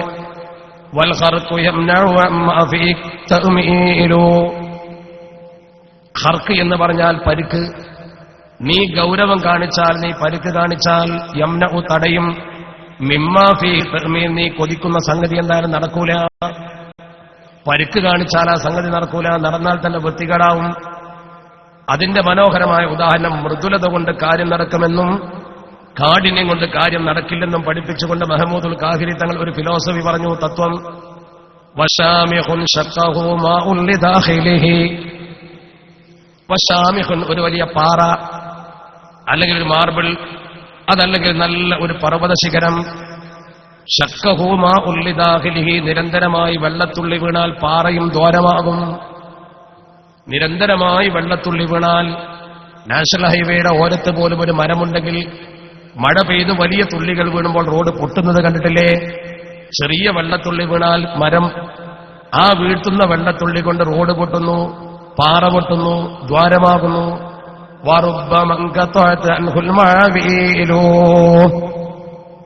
മിഅ്വൽ മഅവീൽ എന്ന് പറഞ്ഞാൽ പിക്കാസാണ്, കൈക്കോട്ടാണ്. അതെടുത്തുകൊണ്ട് പെട്ടെന്നൊരു കുത്തുകുത്തി നോക്ക്, ആ കൈക്കോട്ട് പൊട്ടും. കടുപ്പം കൂട്ടിയാൽ സംഗതി നടക്കൂല, മൃദുലമായാൽ സംഗതി നടക്കും. അതാണ് അല്ലാഹുവിന്റെ തിരുദൂതർ പഠിപ്പിച്ചത്. ഇന്നദ്ദിഫ്ക ലാ യകൂനു ഫീ ഷൈഇൻ ഇല്ലാ സാന വലാ യുൻസഉ മിൻ ഷൈഇൻ ഇല്ലാ ഷാന. ദേഷ്യം പിടിച്ച് എന്തിനെടുത്ത് ചാടി, അല്ലെങ്കിലും ഒരു മനുഷ്യന്റെ ഏറ്റവും നല്ല അമല് നല്ല സ്വഭാവത്തിന് സമാധാനം കാണിക്കലാണെന്ന് അഷ്റഫുൽ ഖൽഖ് മുഹമ്മദ് മുസ്തഫ. ഒരു ദിവസം അല്ലാഹുവിന്റെ തിരുദൂതർ മദീനത്തെ പള്ളിയിൽ ഇങ്ങനെ ഇരുന്നിട്ട് ക്ലാസ് എടുക്കണം. സകല ഹദീസിന്റെ കിതാബിലും ഉദ്ധരിച്ച സംഭവം ഞാൻ പറയുന്നു. പരിശുദ്ധ തിരുദൂതർ മദീനത്തെ പള്ളിയിൽ ഇങ്ങനെ ഇരുന്നിട്ട് ക്ലാസ് എടുക്കണം. സദസ്സിൽ ഒരുപാട് ആൾക്കാരുടെ പല വിഷയങ്ങളായിരിക്കും ക്ലാസ്. പലതരത്തിലുള്ള ആളുകൾ അവർക്ക് ഓരോ വിഷയങ്ങൾ ഇങ്ങനെ പറഞ്ഞു കൊടുക്കും, സംശയം തീർക്കും. അങ്ങനെ ഈ ക്ലാസ് ഇങ്ങനെ തുറന്നു കൊണ്ടുപോകുമ്പോൾ അന്ന റജുലൻ അത്തൻ നബിയ സ്വല്ലല്ലാഹു അലൈഹി വസല്ലം മിൻ ഖിബലി വജ്ഹിഹി, ഒരാൾ നേരെ മുന്നോട്ട് വന്നു. ഒരാൾ നേരെ മുന്നോട്ട് വന്ന് ചോദിച്ചു, അയ്യുൽ അമലി അഫ്ദലു യാ റസൂലല്ലാഹ്, ഏറ്റവും നല്ലൊരു അമല് പറഞ്ഞു തരുമോ എന്ന് ചോദിച്ചു. ഒരു നല്ല അമലൊന്ന് പറഞ്ഞു തരുമോ നബിയെ? നബി സല്ലല്ലാഹു അലൈഹി വസല്ലമ തങ്ങൾ അപ്പം തന്നെ പറഞ്ഞു, ഹുസ്നുൽ ഖുൽഖ്, സൽ സ്വഭാവമാണ് ഏറ്റവും നല്ല അമൽ. അഷ്റഫുൽ ഖൽഖ് മുഹമ്മദ് മുസ്തഫ. പക്ഷെ ഇവനത് ഉൾക്കൊള്ളാൻ പറ്റില്ല. സൽസ്വഭാവന അമലല്ലോ. നിസ്കരിക്കാൻ പറഞ്ഞിക്കണേ കുഴപ്പമില്ല, നോമ്പ് എടുക്കാൻ പറഞ്ഞിക്കണേ കുഴപ്പമില്ല, സക്കാത്ത് കൊടുക്കാൻ പറഞ്ഞിക്കണേ കുഴപ്പമില്ല. സൽസ്വഭാവം എന്താ അമല? ഒരു പിടുത്തം കിട്ടില്ല. ഇയാൾ അവിടെ തന്നെ ഇരുന്നു. പക്ഷെ അവന്റെ മനസ്സിങ്ങനെ പൊരിഞ്ഞു. ഇനിയിപ്പോ നേരം ചെന്ന് ചോദിക്കാൻ തന്നെ മോശമല്ലേ? ഇതേ ഹദീസ് തന്നെ പറയുന്നു, തുമ്മ അതാ അൻ യമീനിഹി. കുറച്ച് കഴിഞ്ഞപ്പോൾ വലത്തെ ഭാഗത്ത് കൂടെ അങ്ങനെ വന്നു. നേരത്തെ മുന്നിൽ കൂടെ വന്നു. ഓൻ വലത്തെ ഭാഗത്ത് കൂടെ അങ്ങനെ വന്നിട്ട് ചോദിച്ചു, അയ്യുൽ അമലി അഫ്ദൽ യാ റസൂലല്ലാഹ്, ഏറ്റവും നല്ല അമലേതാ നബിയെ? നബി തങ്ങൾ അപ്പോഴും പറഞ്ഞു, ഹുസ്നുൽ ഖുൽഖ്, സൽസ്വഭാവമാണ് മോനെയെന്നോ. മൂപ്പർക്ക് അപ്പോഴും മതിയായില്ല. സൽസ്വഭാവം അമലല്ല. എന്താ അങ്ങനെ? കുറച്ചു സമയമൊക്കെ ക്ഷമിച്ചിങ്ങനെ തിരിഞ്ഞിട്ട് തുമ്മ അതാ അൻ ഷിമാലിഹി. പിന്നെ ഇടത്തെ ഭാഗത്തൂടെ വരികയാണ്. ഓൻ തന്നെ വരുന്നത്. ചോദ്യം തന്നെ, അയ്യുൽ അമലി അഫ്ദൽ യാ റസൂലല്ലാഹ് വിളിച്ചു ചോദിച്ചു. നമ്മളോടാണ് ചോദിച്ചാൽ ഒടുക്കത്തെ മറുപടിയും കിട്ടും. ദുന്യാവെന്ന് പിന്നെ ഓൻ ചോദിക്കൂല. അവസാനത്തെ ചോദ്യം ഇരിക്കും. പരിശുദ്ധ തിരുത്തത്തിൽ അവനെ നോക്കി ആളെ തന്നെ നബിതങ്ങൾക്കറിയാം. ചോദ്യം തന്നെ ഉറപ്പാ. നബിതങ്ങൾ പറഞ്ഞു, ഹുസ്നുൽ ഖുൽഖ്, സൽസ്വഭാവമാണ് എന്ന്. അവൻ അപ്പോഴും മതിയായില്ല. കുറച്ചു സമയം കഴിഞ്ഞപ്പോൾ ഇവനെന്ത് ചെയ്യുന്നു? ഒരല്പസമയം കഴിഞ്ഞപ്പോൾ അവൻ തുമ്മ അത്താമിയും വറാഇഹി, പുറകു വശത്ത് കൂടെ വന്നു. ബാക്ക് കൂടെ അവൻ വരുന്നു. അവിടുന്ന് വിളിച്ചു വെച്ചു, അയ്യുൽ അമലി അഫ്ദൽ യാ റസൂലല്ലാഹ്. ഉറക്കെ. നമ്മളാണെങ്കിൽ പിന്നെ അവൻ അവിടെ ഉണ്ടാവും. അസാസിൽ പരിശുദ്ധ പ്രവാചകർ ഫൽസഫത്തയിലേക്ക് തിരിഞ്ഞു നോക്കിയിട്ട് നബി തങ്ങൾ ചോദിച്ചു, മാ ലക ലാ തഫ്ഖഹ്, എന്താ എനിക്ക് മനസ്സിലാവാത്തത്? ഹുസ്നുൽ ഖുൽഖ്, സൽസ്വഭാവമാണ്. വദാലിക, അത് മനസ്സിലായില്ലേ? ഞാൻ പറഞ്ഞുതരാം. അല്ലാ തഅലബ ഇനിസ്തത, കഴിയുമെങ്കിൽ ദേഷ്യം പിടിക്കാതിരിക്കല, നീ ചൂടാവാതിരിക്കലാണ്, തീവ്രത കാണിക്കാതിരിക്കലാണ് ഏറ്റവും നല്ല സ്വഭാവം. അതാണ് ഏറ്റവും നല്ല അമൽ. അതിനൊക്കെ അമൽ വേറെ ഒന്നുമില്ല. ഒരു മനുഷ്യന്റെ ഏറ്റവും നല്ല അമൽ അതാണ്. അഷ്റഫുൽ ഖൽഖ് മുഹമ്മദ് മുസ്തഫ. അത്ര നല്ല സംഗതി ദുനിയാവിൽ വേറില്ല. ഇപ്പൊ നമ്മളൊക്കെ നമ്മുടെ സ്വഭാവം ശരിക്കും ക്രമീകരിച്ചാൽ ആ ക്രമീകരണത്തെ കുറിച്ച് നമ്മൾ ചിന്തിച്ചു നോക്കണം. ഇപ്പൊ നമ്മളൊക്കെ ചെറിയ കാര്യത്തിൽ ചിലപ്പോൾ നമ്മൾ വീട്ടിൽ ചെല്ലുമ്പോൾ ഭാര്യ ഭക്ഷണം ഉണ്ടാക്കി വെച്ചിട്ടുണ്ടാവും. കറി കൊണ്ടുവന്ന് മുമ്പിൽ വെക്കുമ്പോൾ കറിയിൽ എന്തെങ്കിലും ചെറിയൊരു നേരിയ ഒരു ഏറ്റക്കുറവ് കണ്ടാൽ ചിലപ്പോൾ ദേഷ്യം പിടിച്ചെടുത്തിയാണ്. സത്യത്തിൽ ഈ കറി എന്ന് പറയുന്ന സാധനം, അതിന്റെ മുളക്, മഞ്ഞൾ മുതൽ കറിക്ക് ഉപയോഗിക്കുന്ന മത്സ്യമോ മാംസമോ പച്ചക്കറിയോ എന്താണെങ്കിലും അതിൽ വെള്ളവും മറ്റും പാകത്തിന് ചേർത്ത് ചൂടാക്കി ഇതിങ്ങനെ ആക്കി തീർക്കാൻ ഒരു പെണ്ണ് പെടുന്ന പെടാപ്പാട്. നമ്മൾ ഇനി ഇത് കേൾക്കുമ്പോൾ പെണ്ണുങ്ങൾ പൊങ്ങണ്ട, സംഗതി അങ്ങനെയൊക്കെ തന്നെയാണെങ്കിലും കുഴപ്പമുണ്ടാക്കണ്ട. പക്ഷേ എങ്കിലും ആ ഒരു ഗൗരവാവസ്ഥ ഉൾക്കൊള്ളാതെയുള്ള ഈ എടുത്തുചാട്ടം ശരിയുണ്ടോ നമ്മൾ ചിന്തിക്കാറുണ്ടോ? അതുകൊണ്ടാണ് പരിശുദ്ധ തിരുത്തൽ പറഞ്ഞത്, ഖിയാറുക്കും ഖിയാറുക്കും ലി അഹ്ലിഹി, നിങ്ങളിൽ ഏറ്റവും ഉത്തമൻ തന്റെ കുടുംബത്തിൽ പെരുമാറുന്ന പെരുമാറ്റമാണെന്ന് അഷ്റഫുൽ ഖൽഖ് മുഹമ്മദ് മുസ്തഫ. അവിടെ നമ്മൾ ശ്രദ്ധിക്കണം, ഒരു മനുഷ്യന്റെ സ്വഭാവമാണ് അവന്റെ ഏറ്റവും വലിയ അമൽ. അതൊരു പുതിയ പാഠമാണ്. സ്വഭാവമാണ് ഒരു മനുഷ്യന്റെ ഏറ്റവും വലിയ അമൽ. നല്ല സ്വഭാവം കാണിച്ചവൻ നല്ലവനാണ്. ചില ആളുകൾ കൂടുതൽ നിസ്കരിക്കും, കൂടുതൽ നോമ്പ് നോൽക്കും, കൂടുതൽ ദിക്ർ ചൊല്ലും. പക്ഷെ സംസാരിച്ചാലോ അത്ര വൃത്തിയുടെ സ്വഭാവം വേറെ ഉണ്ടാവില്ല. ദുനിയാവ് ഇയാളെ കണ്ടില്ലെങ്കിൽ തോന്നിപ്പോകും. എന്ത് സ്വഭാവമാണത്? അവന്റെ അമലുകൾ ആര് സ്വീകരിക്കും? ഒരു മനുഷ്യൻ പടച്ചറപ്പിലേക്ക് അടുക്കുമ്പോൾ അവന്റെ സ്വഭാവം കൂടുതൽ നന്നാവണം. അതുകൊണ്ടാണ് പരിശുദ്ധ തിരുദൂതർ എപ്പോഴും പ്രാർത്ഥിച്ചത്, അല്ലാഹുമ്മ ഹസ്സിൻ ഖുലുഖി കമാ ഹസ്സൻത ഖൽഖി, അല്ലാഹുവേ എന്റെ ആകൃതി നന്നാക്കിയതുപോലെ എന്റെ പ്രകൃതിയും നന്നാക്കണമേ. ശഫീഉനാ റസൂലുള്ളാഹി സ്വല്ലല്ലാഹു അലൈഹി വസല്ലം. അല്ലാഹു നമ്മുടെ എല്ലാവരുടെയും സ്വഭാവം നന്നാക്കി തരുമാറാവട്ടെ. അപ്പൊ നമ്മൾ ശ്രദ്ധിക്കേണ്ട പ്രധാനപ്പെട്ട കാര്യം നോക്കും നിങ്ങൾ. പരിശുദ്ധ തിരുദൂതർ നമ്മളെ പഠിപ്പിച്ചത് ഈ സ്വഭാവ സംസ്കരണം ഒരു മനുഷ്യന്റെ ഏറ്റവും നല്ല ഗുണമാണ്. ആ സ്വഭാവം മനുഷ്യനുണ്ടെങ്കിൽ ഒരിക്കലും അവൻ തീവ്രമായി പെരുമാറില്ല. അവനൊരിക്കലും എടുത്തുചാടുന്ന പ്രശ്നമുണ്ടാവില്ല. നല്ല സ്വഭാവത്തോടെ ആളുകളോട് പെരുമാറുന്നവനെ ജനങ്ങളൊക്കെ ഇഷ്ടപ്പെടും. ഇപ്പൊ ലോകത്ത് ഇന്ന് മുസ്ലിം സമൂഹത്തെ ഏറ്റവും കൂടുതൽ തെറ്റിദ്ധരിപ്പിക്കുന്നത് ഈ തീവ്രത പറഞ്ഞുകൊണ്ടാണ്. മുസ്ലിങ്ങൾ തീവ്രവാദികളാണ്, ഭീകരവാദികളാണ്. അതിനനുസരിച്ച് എന്തെങ്കിലും ഒരു പ്രവർത്തനം ലോകത്ത് എവിടെയെങ്കിലും നടക്കും. ഇപ്പൊ ഇന്ത്യ മഹാരാജ്യത്തെ മുസ്ലിം സമൂഹത്തിനെതിരെ അതിശക്തമായ നീക്കം നടത്തുന്ന നമ്മുടെ രാജ്യത്തെ ഫാസിസ്റ്റ് ശക്തികൾ എന്തൊക്കെ ഗൗരവതരമായ കാര്യങ്ങളാണ് ഇപ്പോൾ ഉണ്ടാക്കുന്നത്. നിങ്ങൾ ഓരോരുത്തരും കാണുന്നു, കേൾക്കുന്നു. നമ്മുടെ രാജ്യത്ത് ഇപ്പോൾ നടന്നുകൊണ്ടിരിക്കുന്ന സ്ഥിതിവിശേഷങ്ങളൊക്കെ നോക്കും നിങ്ങൾ. ഏറ്റവും അടുത്തിപ്പോൾ നമ്മുടെ കേരളത്തിൽ സാംസ്കാരികമായി പ്രബുദ്ധമായി നിൽക്കുന്ന നമ്മുടെ കൊച്ചു കേരളം. ആ കൊച്ചു കേരളത്തിൽ ഈയിടെ ഒരു മതനേതാവ് എന്ന് പറയാമോ എന്ന് എനിക്കറിയില്ല, SNDPയുടെ ഒരു പ്രമുഖനായ നേതാവ് നിങ്ങൾക്കൊക്കെ അറിയാം, സൗഹൃദത്തോടെ നിൽക്കുന്ന കേരളത്തിന്റെ മണ്ണിൽ മതങ്ങളെ തമ്മിൽ തല്ലിക്കുന്ന വാക്കുകൾ പലതവണ പറഞ്ഞു. ശ്രീനാരായണ ഗുരുസ്വാമികളുടെ പേരിൽ ഉയർന്നു വന്ന ഒരു സാംസ്കാരിക സംഘടനയുടെ തലപ്പത്തിരിക്കുന്ന വ്യക്തി ഈ ശ്രീനാരായണ ഗുരുവിന്റെ തത്വങ്ങളെപ്പോലും മറികടന്നുകൊണ്ടല്ലേ ഈ പറഞ്ഞത്. ശ്രീനാരായണ ഗുരു ഈ സമൂഹത്തോട് പറഞ്ഞെന്താ? മതജാതി ചിന്തകൾക്കെതിരെ മനുഷ്യൻ ഒന്നായി നിൽക്കണം എന്നാണ്. അത് പറഞ്ഞ ഒരു മനുഷ്യൻ നമ്മുടെ സമൂഹത്തിൽ ചെയ്ത പ്രവർത്തനം എന്താ? ഈ സമൂഹത്തെ വേദനിപ്പിക്കുന്ന തരത്തിൽ പരസ്യമായി ആലുവയിൽ വെച്ച് അയാൾ ചെയ്തൊരു പ്രസംഗം എന്തുമാത്രം വേദനാജനകമാണ്. ആലുവ മണപ്പുറം എന്ന് പറയുന്നത് ശ്രീനാരായണ ഗുരുസ്വാമികൾ സർവമത സമ്മേളനത്തിന് തെരഞ്ഞെടുത്ത മണ്ണാണ്. വാദിക്കാനും ജയിക്കാനുമല്ല, അറിയാനും അറിയിക്കാനുമാണ് ഈ സമ്മേളനം എന്ന് ഗുരുസ്വാമികൾ അന്ന് പറഞ്ഞു. ആ ഗുരുസ്വാമികൾ പ്രസംഗിച്ച ആ നാട്ടിൽ വെച്ചുകൊണ്ട് നമ്മുടെ നാട്ടിലെ ഗുരുസ്വാമിയുടെ പേര് രംഗത്ത് വന്നൊരു പ്രസ്ഥാനത്തിന്റെ തലപ്പത്തിരിക്കുന്ന രാഷ്ട്രീയ സ്വഭാവമുള്ള ഒരാൾ പറഞ്ഞു, കോഴിക്കോട്ട് വെച്ച് മാൻഹോളിലേക്ക് ഇറങ്ങി തന്റെ ജീവൻ പണയം വെച്ചുകൊണ്ട് തന്റെ നാട്ടുകാരല്ലാത്ത, തന്റെ മതക്കാരല്ലാത്ത, തന്റെ ഭാഷക്കാരല്ലാത്ത അന്യനാട്ടിലെ 2 ഹിന്ദു തൊഴിലാളികൾക്ക് വേണ്ടി ജീവൻ ഹോമിച്ച ഒരു പാവം ഓട്ടോറിക്ഷ ഓട്ടി ജീവിതം കഴിക്കുന്ന നൌഷാദ് എന്ന മനുഷ്യന്റെ ആ ദയനീയമായ അവസ്ഥ, ആ ധൈര്യവും ആ സ്ഥൈര്യവും ആ അർപ്പണ മനോഭാവവും കണ്ടുകൊണ്ട് കേരളത്തിന്റെ മുഖ്യമന്ത്രി അല്പം പണവും അതുപോലെ തന്നെ ആ സഹോദരന്റെ കുടുംബത്തിലൊരാൾക്ക് ജോലിയും പ്രഖ്യാപിച്ചപ്പോൾ മുസ്ലിമായി മരിക്കണം എന്നെങ്കിലും രക്ഷയുള്ളൂ എന്ന് പരസ്യമായി വർഗീയ വാക്ക് പറഞ്ഞ ഈ മനുഷ്യൻ എന്തുമാത്രം വൃത്തികേടാ വിളിച്ചു പറഞ്ഞത്. നിങ്ങൾക്കറിയാം, തൂണേലിയിൽ മരണപ്പെട്ട രാഷ്ട്രീയ കൊലപാതകത്തിലെ ഇരയായ ആൾക്ക് പോലും 25 ലക്ഷം കേരള ഗവൺമെന്റ് എണ്ണിക്കൊടുത്തു. അവൻ അമുസ്ലിമായിരുന്നു. നമ്മളാരും വേണ്ടെന്ന് പറഞ്ഞിട്ടില്ല. കേരളത്തിൽ ജാതി നോക്കാതെ, മതം നോക്കാതെ പല സഹായങ്ങളും പലപ്പോഴും ചെയ്യാറുണ്ട്. ഇത്തരം ഘട്ടത്തിൽ നോക്കാറില്ല. മാൻഹോളിലേക്ക് 2 സഹോദരങ്ങൾ ഇറങ്ങുമ്പോൾ അവരേതാ ജാതി നോക്കിയോ ഇല്ല, അവരേതാ ഭാഷ നോക്കിയോ ഇല്ല. ഓർഡർ ചെയ്ത ചായയോടെ വെച്ചിട്ടാണ് നൌഷാദ് അതിലേക്ക് എടുത്തു ചാടിക്കൊണ്ട് തന്നെ ജീവൻ അർപ്പിച്ചത്. ആ മനുഷ്യനൊരു ചെറിയ സഹായം ഗവൺമെന്റ് പ്രഖ്യാപിച്ചപ്പോഴേക്കും നമ്മുടെ നാട്ടിലെ ഒരു SNDPയുടെ തലപ്പത്തിരിക്കാൻ ഭാഗ്യം കിട്ടിയ ഒരു മനുഷ്യൻ ചെയ്ത പ്രവർത്തനം എന്താണ്? തമ്മാടിത്തമല്ലേ വിളിച്ചു പറഞ്ഞത്. അയാൾ ആവേശം കൊള്ളുന്ന ആ പ്രസ്ഥാനത്തിന്റെ നായകൻ ഗുരുസ്വാമികൾ ഇസ്ലാമിനെ കുറിച്ചും മുസ്ലിമീങ്ങളെ കുറിച്ചും അല്ലാഹുവിന്റെ തിരുദൂതർ അഷ്റഫുൽ ഖൽഖ് മുഹമ്മദ് മുസ്തഫ സ്വല്ലല്ലാഹു അലൈഹി വസല്ലമ തങ്ങളെ കുറിച്ചും എന്ത് പറഞ്ഞു നിങ്ങൾ പഠിച്ചോ? ഈ ഗുരുസ്വാമികളെ കുറിച്ച് പഠിച്ചോ? ശ്രീനാരായണ ഗുരുസ്വാമികൾ നബിത്തങ്ങളെ നോക്കിക്കൊണ്ട് പറഞ്ഞൊരു വാക്കുണ്ട്. എന്താണ് ആ വാക്ക്? പുരുഷാകൃതി പൂണ്ട ദൈവമോ, നരദിവ്യാകൃതി പൂണ്ട ധർമ്മമോ, പരമേശ പവിത്ര പുത്രനോ, കരുണവാൻ നബി മുത്തുരത്നമോ. അങ്ങ് അറേബ്യയിൽ ജനിച്ച അള്ളാഹുവിന്റെ തിരുദൂതരെ നോക്കിക്കൊണ്ട് കേരളത്തിലെ ശ്രീനാരായണ ഗുരുസ്വാമികൾ പാടി, പരമാർത്ഥമുരച്ചു തേർവിടും പൊരുളോ ഭൂതദയാക്ഷമാബ്ദിയോ, സരളാദ്വയ ഭാഷ്യകാരനാം ഗുരുവോ ഈ അനുകമ്പയാണ്ടവൻ. എന്ത് മനോഹരമായിട്ടാണ് ഗുരുസ്വാമികൾ അല്ലാഹുവിന്റെ തിരുദൂതരെ അപഗ്രഥിച്ചുകൊണ്ട് പറഞ്ഞത്. ഇതൊരു മനുഷ്യനല്ല, പുരുഷാകൃതി പൂണ്ട ദൈവമോ, നരദിവ്യാകൃതി പൂണ്ട ധർമ്മമോ. എത്ര മനോഹരമായ പദപ്രയോഗമാണത്. ആ പദപ്രയോഗത്തിന്റെ ഗൗരവമെങ്കിലും ഈ മനുഷ്യനുണ്ടായിരുന്നുവെങ്കിൽ അയാൾ മാറ്റി പറയില്ലേ?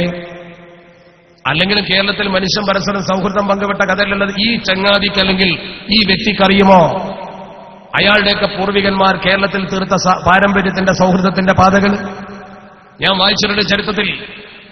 മുസ്ലിം സമുദായമടക്കം പിന്നോക്കം നിൽക്കുന്ന സമയത്ത്, ഈഴവരടക്കം പിന്നോക്കം നിൽക്കുന്ന സമയത്ത് വിദ്യാഭ്യാസ സ്ഥാപനം ഉണ്ടാക്കുന്നതിന് വേണ്ടി ഓരോരുത്തരും നെട്ടോട്ടമോടുമ്പോൾ നമ്മൾ ഉണരാത്ത കാലത്ത് നമ്മുടെ സമൂഹത്തിലെ പണക്കാരുടെ അടുത്ത് ചെന്നുകൊണ്ട് പണം ചോദിച്ചുകൊണ്ട് സ്കൂളും കോളേജ് ആളുകൾ മത്സരിച്ചിരുന്ന കാലത്ത് ഈ പ്രസംഗിച്ചവന്റെ പിൻതലമുറകളിൽ പിൻതലമുറക്കറിയില്ല. അയാളുടെ മുൻ തലമുറക്കാർ കേരളത്തിൽ പ്രമുഖനായൊരു പണക്കാരനുണ്ട്. മണപ്പാട്ട് കുഞ്ഞി മുഹമ്മദ് ഹാജി ചരിത്രത്തിൽ വായിച്ചാൽ നിങ്ങൾക്ക് കിട്ടും. ഈ മണപ്പാട്ട് കുഞ്ഞി മുഹമ്മദ് ഹാജിയെ നേരിട്ട് സമീപിച്ചു അന്നത്തെ ആളുകൾ. ഈഴവ സമുദായത്തിന്റെ തലവന്മാർ SNDPക്കാർ ചെന്നിട്ട് പറഞ്ഞു, ഞങ്ങൾക്ക് സ്കൂൾ കോളേജ് ഉണ്ടാക്കാൻ സ്ഥലം വേണം, നിങ്ങൾ സ്ഥലം സംഭാവന ചെയ്യണം. നല്ല സ്ഥലം കൊടുക്കുന്ന പണമുള്ള വലിയ മുതലാളിയാണ്. മണപ്പാട്ട് കുഞ്ഞി മുഹമ്മദ് ഹാജി ഇവർക്ക് വേണ്ടി കൊല്ലം SN കോളേജിന് 25 ഏക്കർ ഭൂമി എഴുതി കൊടുത്തു. അതറിഞ്ഞപ്പോ NSS ഇടപെട്ടു. അവർ ചോദിച്ചു, അവർക്ക് കൊടുത്തു. ചങ്ങനാശ്ശേരി 25 ഏക്കർ ഭൂമി 50 ഏക്കറായോ? ഈ മണപ്പാട്ട് കുഞ്ഞു മുഹമ്മദ് ഹാജിയെ സമീപിച്ചു. കാലടി ശ്രീശങ്കര കോളേജ് ഉണ്ടാക്കാൻ 25 ഏക്കർ കൊടുത്തു. ഈ സമുദായത്തിന് 75 ഏക്കർ എഴുതി കൊടുത്തു എന്ന് ഞാനല്ല പറയുന്നത്. NSS പ്രസിദ്ധീകരിച്ച അവരുടെ കനക ജൂബിലി പതിപ്പ് എന്ന് പറയുന്ന ഗ്രന്ഥമുണ്ട്. അതിന്റെ പേര് സുവർണ ഗ്രന്ഥം. ആ ഗ്രന്ഥത്തിന്റെ എഡിറ്റർ ഉമയനെല്ലൂർ ബാലകൃഷ്ണപിള്ള. ആ ഗ്രന്ഥത്തിൽ ലേഖനം എഴുതിയത് MRG പണിക്കരെ ലേഖനം വായിച്ചാലറിയാം. ബഹുമാന്യനായ മണപ്പാട്ട് കുഞ്ഞി മുഹമ്മദ് ഹാജി ഈ സമൂഹത്തിന് 25 ഏക്കർ വീതം എഴുതി കൊടുത്തു. മുസ്ലിം സമുദായത്തിലെ സമ്പന്ന വിഭാഗത്തിന്റെ കയ്യിൽ നിന്ന് ഭൂമി വാങ്ങി വിദ്യാഭ്യാസ സ്ഥാപനം കെട്ടി വിദ്യാഭ്യാസം നേടി മുസ്ലിം സമൂഹത്തിന്റെ മേൽ കുതിര കയറി കേവലം ഒരു കള്ള് കച്ചവടക്കാരന്റെ ഭാഷയിൽ SNDP നേതാവ് സംസാരിച്ചാൽ സമൂഹം അത് അനുവദിച്ചു കൊടുക്കാൻ പാടില്ല. ഒരു സമുദായത്തിന്റെ മേക്കിട്ട് കയറാൻ ഇവരൊന്നും ചരിത്രം പഠിക്കാത്ത ആളുകളാണ് കേരളത്തിൽ നിന്ന് തെറ്റിദ്ധരിക്കരുത്. നമ്മൾ അങ്ങോട്ട് കൊടുത്തവരും ഇങ്ങോട്ട് വാങ്ങിയവരും സൗഹൃദം പങ്കിട്ടവരുമാണ്. നമുക്കറിയാം, നമ്മുടെ പൂർവികന്മാർ കൊടുങ്ങല്ലൂരിൽ വന്നപ്പോൾ നമുക്ക് വേണ്ടതൊക്കെ തന്നതാരാ? ഹൈന്ദവ സഹോദരങ്ങളാണ്. പള്ളി കെട്ടാനും സൗകര്യമുണ്ടാക്കാനും കൊടുങ്ങല്ലൂർ തമ്പുരാനാണ് മുസ്ലിങ്ങൾക്ക് പള്ളി കെട്ടാൻ മനോഹരമായ തിരുവഞ്ചി ശിവക്ഷേത്രത്തിന്റെ വെളിപ്പാടകലെ കൊടുങ്ങല്ലൂരിൽ പള്ളി ഉണ്ടാക്കി തന്നു. ചരിത്രം പഠിക്കണം, ചരിത്രം പഠിച്ചു പറയണം. എന്നിട്ട് മുസ്ലിം സമൂഹത്തിന്റെ മേക്കിട്ട് കയറിയിട്ട് മുസ്ലിങ്ങളെ വർഗീയവാദികളാക്കുകയും മുസ്ലിങ്ങൾക്ക് മാത്രമേ ആനുകൂല്യം കൊടുക്കുന്നുള്ളൂ എന്ന് പറയുകയും അതിലപ്പുറം നമ്മുടെ രാജ്യത്ത് പ്രോട്ടോകോൾ പ്രകാരം മുഖ്യമന്ത്രി പങ്കെടുക്കേണ്ട ചടങ്ങിൽ നിന്ന് മുഖ്യമന്ത്രിയെ മാറ്റി നിർത്തുകയും ചെയ്യാം. ഇതിനേക്കാൾ വലിയ ഗൗരവകരമായ അവസ്ഥ എന്താ? ഇങ്ങനെയാണോ ഒരു രാജ്യം മുന്നോട്ട് പോകേണ്ടത്? പക്ഷെ ഇതിനൊന്നും ഇന്ത്യ വഴങ്ങുന്ന പ്രശ്നമില്ല എന്നതിന്റെ ഏറ്റവും വലിയ തെളിവാണ് ഇതിനെതിരെ ഒരുപാട് സാംസ്കാരിക നായകന്മാർ പ്രതികരിച്ചു. നമുക്ക് അവരോട് കടപ്പാടുണ്ട്. ഇന്ത്യ വർഗീയത കടിപ്പെടുന്നുവെന്ന് കണ്ടപ്പോൾ 40ഓളം സാംസ്കാരിക നായകന്മാർ തിരിച്ചുകൊടുത്തു. കിട്ടിയത് പലരും തിരിച്ചുകൊടുത്തു. ഈ ഫാഷിസത്തിനെതിരെ സംസാരിക്കുന്നവരെ ഒതുക്കാൻ ശ്രമിച്ചു. മല്ലേശപ്പ കറുമുറുകിയെ കൊന്നില്ലേ?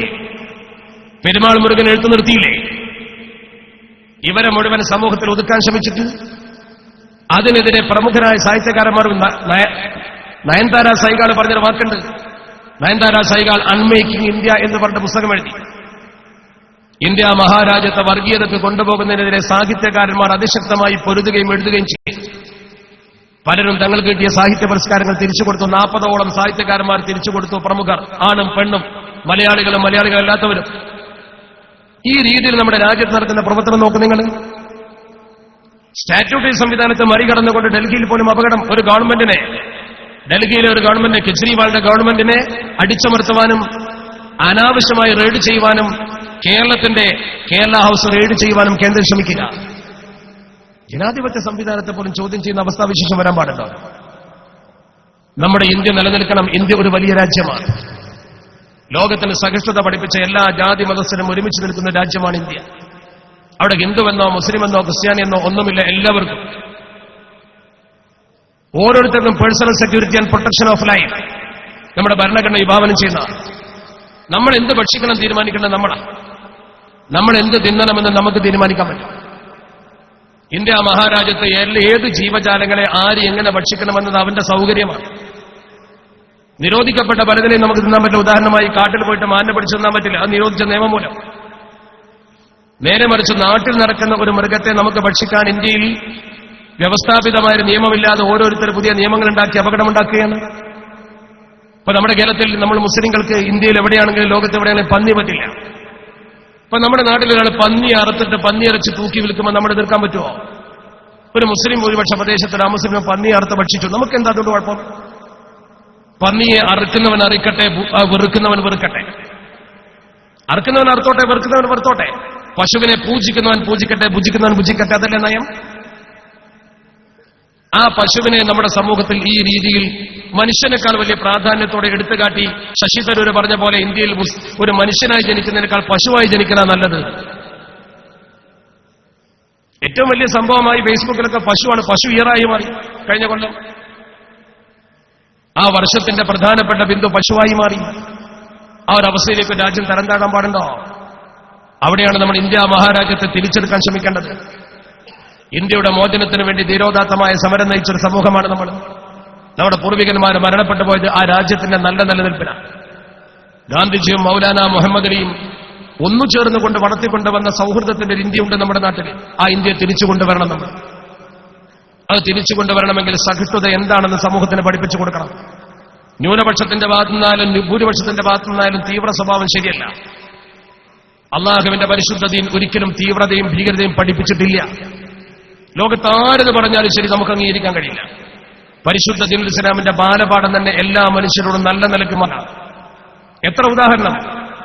അള്ളാഹുവിന്റെ തിരുദൂതർ അഷ്റഫുൽ ഖൽഖ് ത്വാഹ റസൂലുള്ളാഹി സ്വല്ലല്ലാഹു അലൈഹി വസല്ലമ തങ്ങൾ ഈ സമൂഹത്തോട് പറഞ്ഞു, വർഗീയത ചെയ്യുന്നവൻ ലൈസ മിന്നാ മൻ ദഅ ഇലാ സബിയ്യ, വർഗീയതയ്ക്ക് വേണ്ടി വാദിക്കുന്നവൻ എന്നിൽപ്പെട്ടവനല്ല, വർഗവൈരത്തിനു വേണ്ടി വാദിക്കുന്നവൻ എന്നിൽപ്പെട്ടവനെന്ന് അഷ്റഫുൽ ഖൽഖ് മുഹമ്മദ് മുസ്തഫ സ്വല്ലല്ലാഹു അലൈഹി വസല്ലം വർഗീയതയ്ക്ക് വേണ്ടി ആര് വാദിച്ചാലും അവൻ എന്നിൽപ്പെട്ടവനല്ല.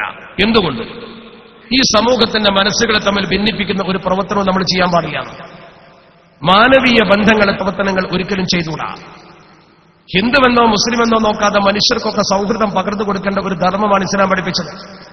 മദീനയിൽ അല്ലാഹുവിന്റെ പരിശുദ്ധ തിരുത്തൂർ കാഴ്ചവെച്ച ജീവിതം അങ്ങനെയാണല്ലോ. ജൂത ജനവിഭാഗവും മുസ്ലിങ്ങളും തമ്മിൽ എന്തൊരു സൗഹൃദത്തിലാണ് ജീവിച്ചത്. സത്യത്തിൽ അവർ നമ്മുടെ ശത്രുക്കളാണെങ്കിലും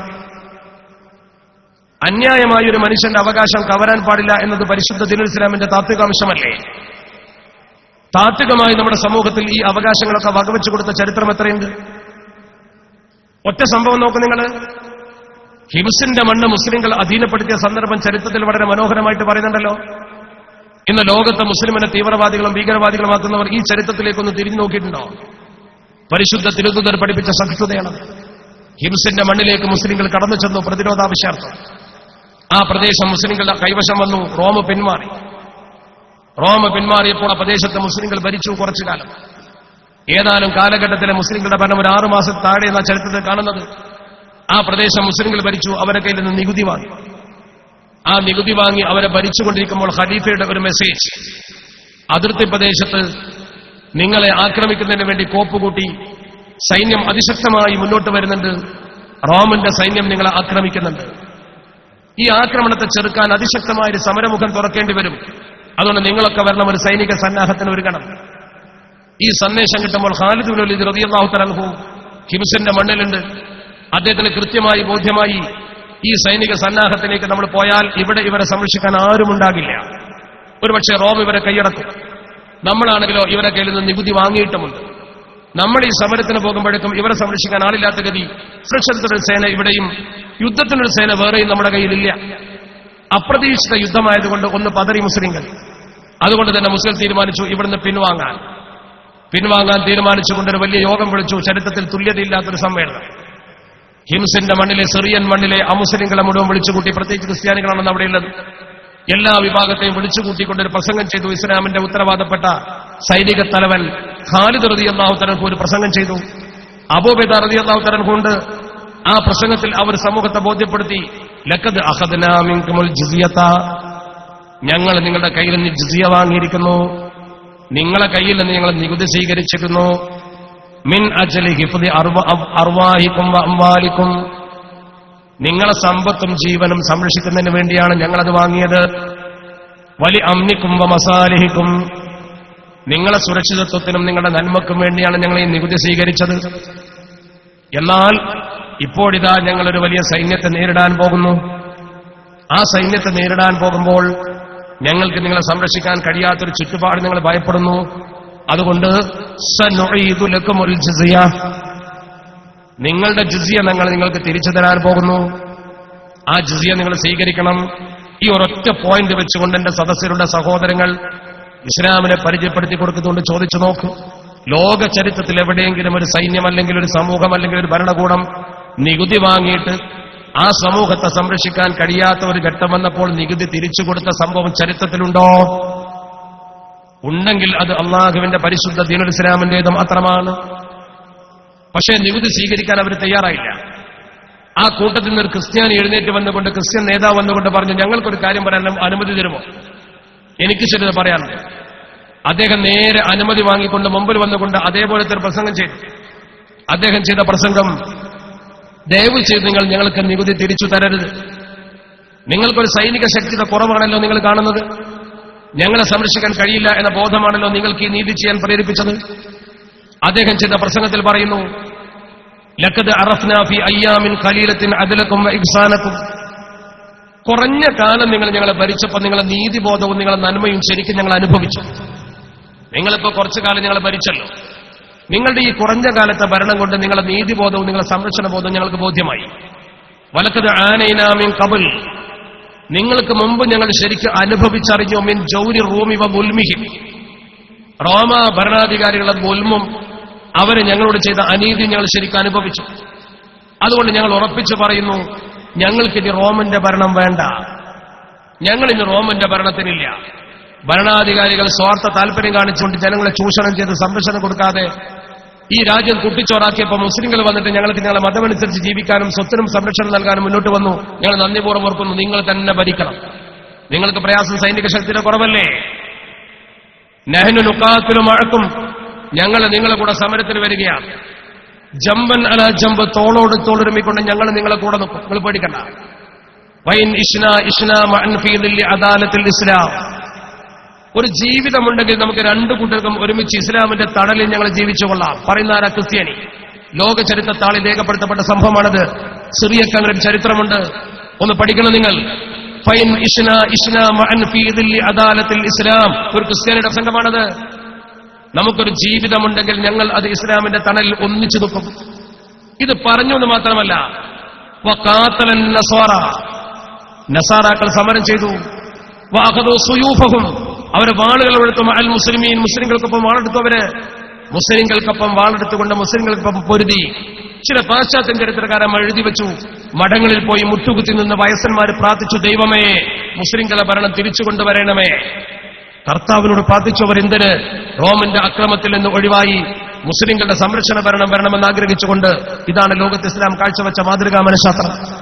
ആ സിറിയയുടെ മണ്ണ് ഇന്ന് തമ്മിലടിച്ചുകൊണ്ട് തീവ്രവാദം കാണിച്ച് ബോംബും തോക്കുമിട്ട് ലോകത്തിന് ഇസ്ലാം അപകടകരമാണെന്ന് വരുത്തി തീർക്കുന്ന അവസ്ഥ നമുക്ക് വന്നു പോയിട്ടുണ്ടെങ്കിൽ ഉത്തരവാദികൾ മറ്റാരുമല്ല, നമ്മളൊന്ന് ഉണരണം, നമ്മൾ തിരിച്ചു പോകണം.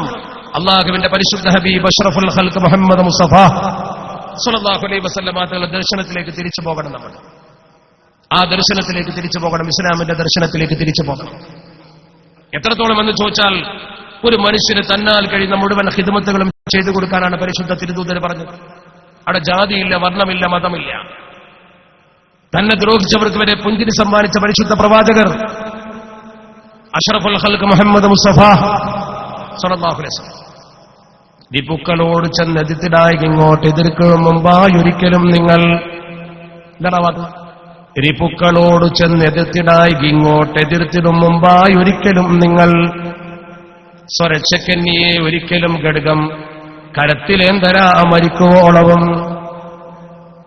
എന്തൊരു മനോഹരമായ ചിന്തയാണ് പരിശുദ്ധ ദീനുൽ ഇസ്ലാമിന്റെ ചിന്ത പങ്കുവെച്ചുകൊണ്ട് കവി പറഞ്ഞത്. രിപ്പുക്കളോട്, ശത്രുക്കളോട്, ആ ശത്രുക്കളോട് പോയിട്ട് അങ്ങോട്ട് എതിർക്കാൻ പാടില്ല. രിപ്പുക്കളോട് ചെന്നെതിർത്തിടായിക ഇങ്ങോട്ട് എതിർത്തിടും മുമ്പായി ഒരിക്കലും നിങ്ങൾ. ഇങ്ങോട്ട് എതിർപ്പ് വരുന്നതിന്റെ മുമ്പ് ഒരു ശത്രുവിനെ സൃഷ്ടിക്കാൻ പാടില്ല. ഒരു ശത്രുവിനോട് പോലും അങ്ങോട്ട് നിങ്ങളൊരു ചിന്ത പങ്കുവെച്ചുകൊണ്ട് എതിർപ്പിന്റെ വാക്ക് പറയാൻ പാടില്ല. സ്വരക്ഷക്കന്യെ ഒരിക്കലും ഘടകം കരത്തിലേന്തലാ മരിക്കുവോളവും. തന്റെ സംരക്ഷണത്തിന് വേണ്ടിയല്ലാതെ വാളെടുത്തു പോകരുത് എന്ന് പരിശുദ്ധ തിരുദൂതർ പഠിപ്പിച്ചു. അഷ്റഫുൽ ഖൽഖ് മുഹമ്മദ് മുസ്തഫ സ്വല്ലല്ലാഹു അലൈഹി വസല്ലമ തങ്ങൾ ഇന്ന ദിമാഅകും വ അംവാലകും വ അറാദകും ഹറാമുൻ അലൈക്കും കഹുർമതി ഉമിക്കും ഹാദാ കഹുർമതി ശഹരിക്കും ഹാദാ കഹുർമതി ബലദിക്കും ഹാദാ. അറഫ പുണ്യഭൂമിയിൽ വെച്ച് പരിശുദ്ധ പ്രവാചകർ നിസ്കരിക്കാനല്ല, നോമ്പ് നോൽക്കാനല്ല, സക്കാത്ത് കൊടുക്കാനല്ല പറഞ്ഞത്.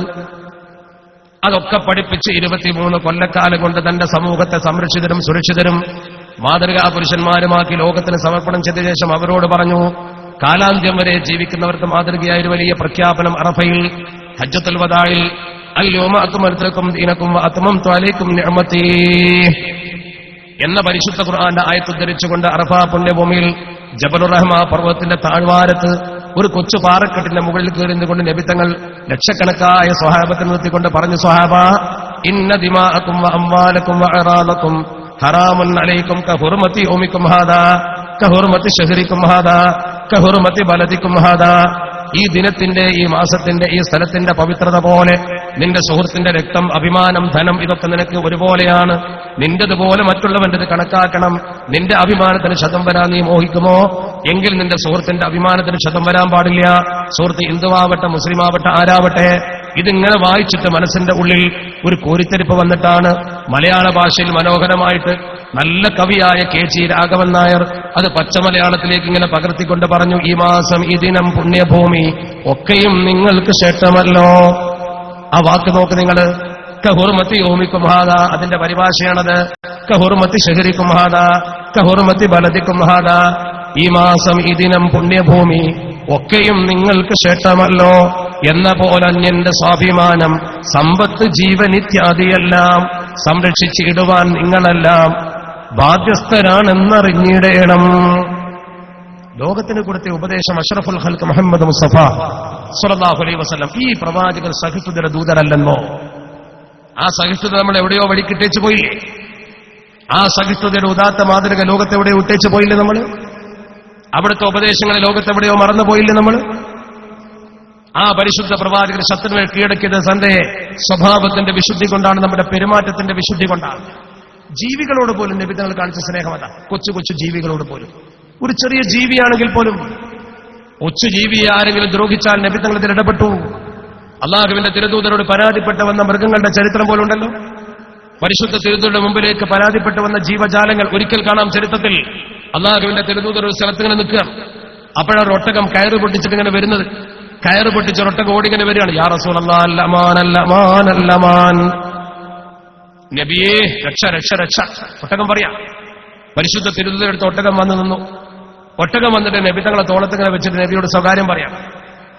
പരിശുദ്ധ തിരുദൂതർ ഒട്ടകത്തെ സംരക്ഷിച്ച് അവിടെ നിർത്തി. അപ്പോഴാണ് ഒട്ടും താമസിക്കാതെ അഅറാബി വരുന്ന. ഊരിപ്പിടിച്ച വാളും കൊണ്ട് ഒരു അഅറാബി ഇങ്ങനെ ഓടി വരിക. അഅറാബി ഇങ്ങനെ ഓടി വരുന്ന സമയത്ത് പരിശുദ്ധ തിരുദൂതർ നോക്കി.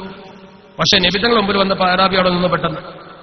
അഅറാബിയോട് നബിതങ്ങൾ വളരെ വശ്യമനോഹരമായ ഭാഷയിൽ ചോദിച്ചു, മാതാ തുരീദ് ബിഹാദൽ മിസ്കീൻ, ഈ സാധു ജീവിയെ കൊണ്ട് നീ എന്താണ് ഉദ്ദേശിക്കുന്നത്? പാവം, നീ ഒരു കത്തിയുമായി ഇതിന്റെ പിന്നാലെ പുറപ്പെട്ട് എന്താ നീ ഇതുകൊണ്ട് ഉദ്ദേശിക്കുന്നത്? ആ സന്ദർഭത്തിൽ ഈ അഅറാബി പറഞ്ഞ, നബിയെ ഇസ്തറൈതുഹു ബിസമനിൻ കതീർ, ഇസ്തറൈതുഹു ബിസമനിൻ കതീർ, നല്ല വില കൊടുത്ത് ഞാൻ വാങ്ങിയതാ, പൈസ കൊടുത്ത് വാങ്ങിയ, നല്ല വില ഉണ്ട് ഇതിന്. വലൈസ ഹുവ യുതീഉനി, ഞാൻ പറഞ്ഞാൽ അനുസരിക്കൂല. ഞാൻ എന്ത് പറഞ്ഞാലും ഈ മൃഗം കേൾക്കൂല. ഞാൻ പറഞ്ഞാൽ കേൾക്കൂല, പണിയെടുക്കൂല. പിന്നെ ഞാൻ എന്താ ചെയ്യാ? അതുകൊണ്ട് ഫഉരീദു അൻ അദ്ബഹഹു, ഞാൻ എന്നെ അറുക്കാൻ തീരുമാനിച്ചു.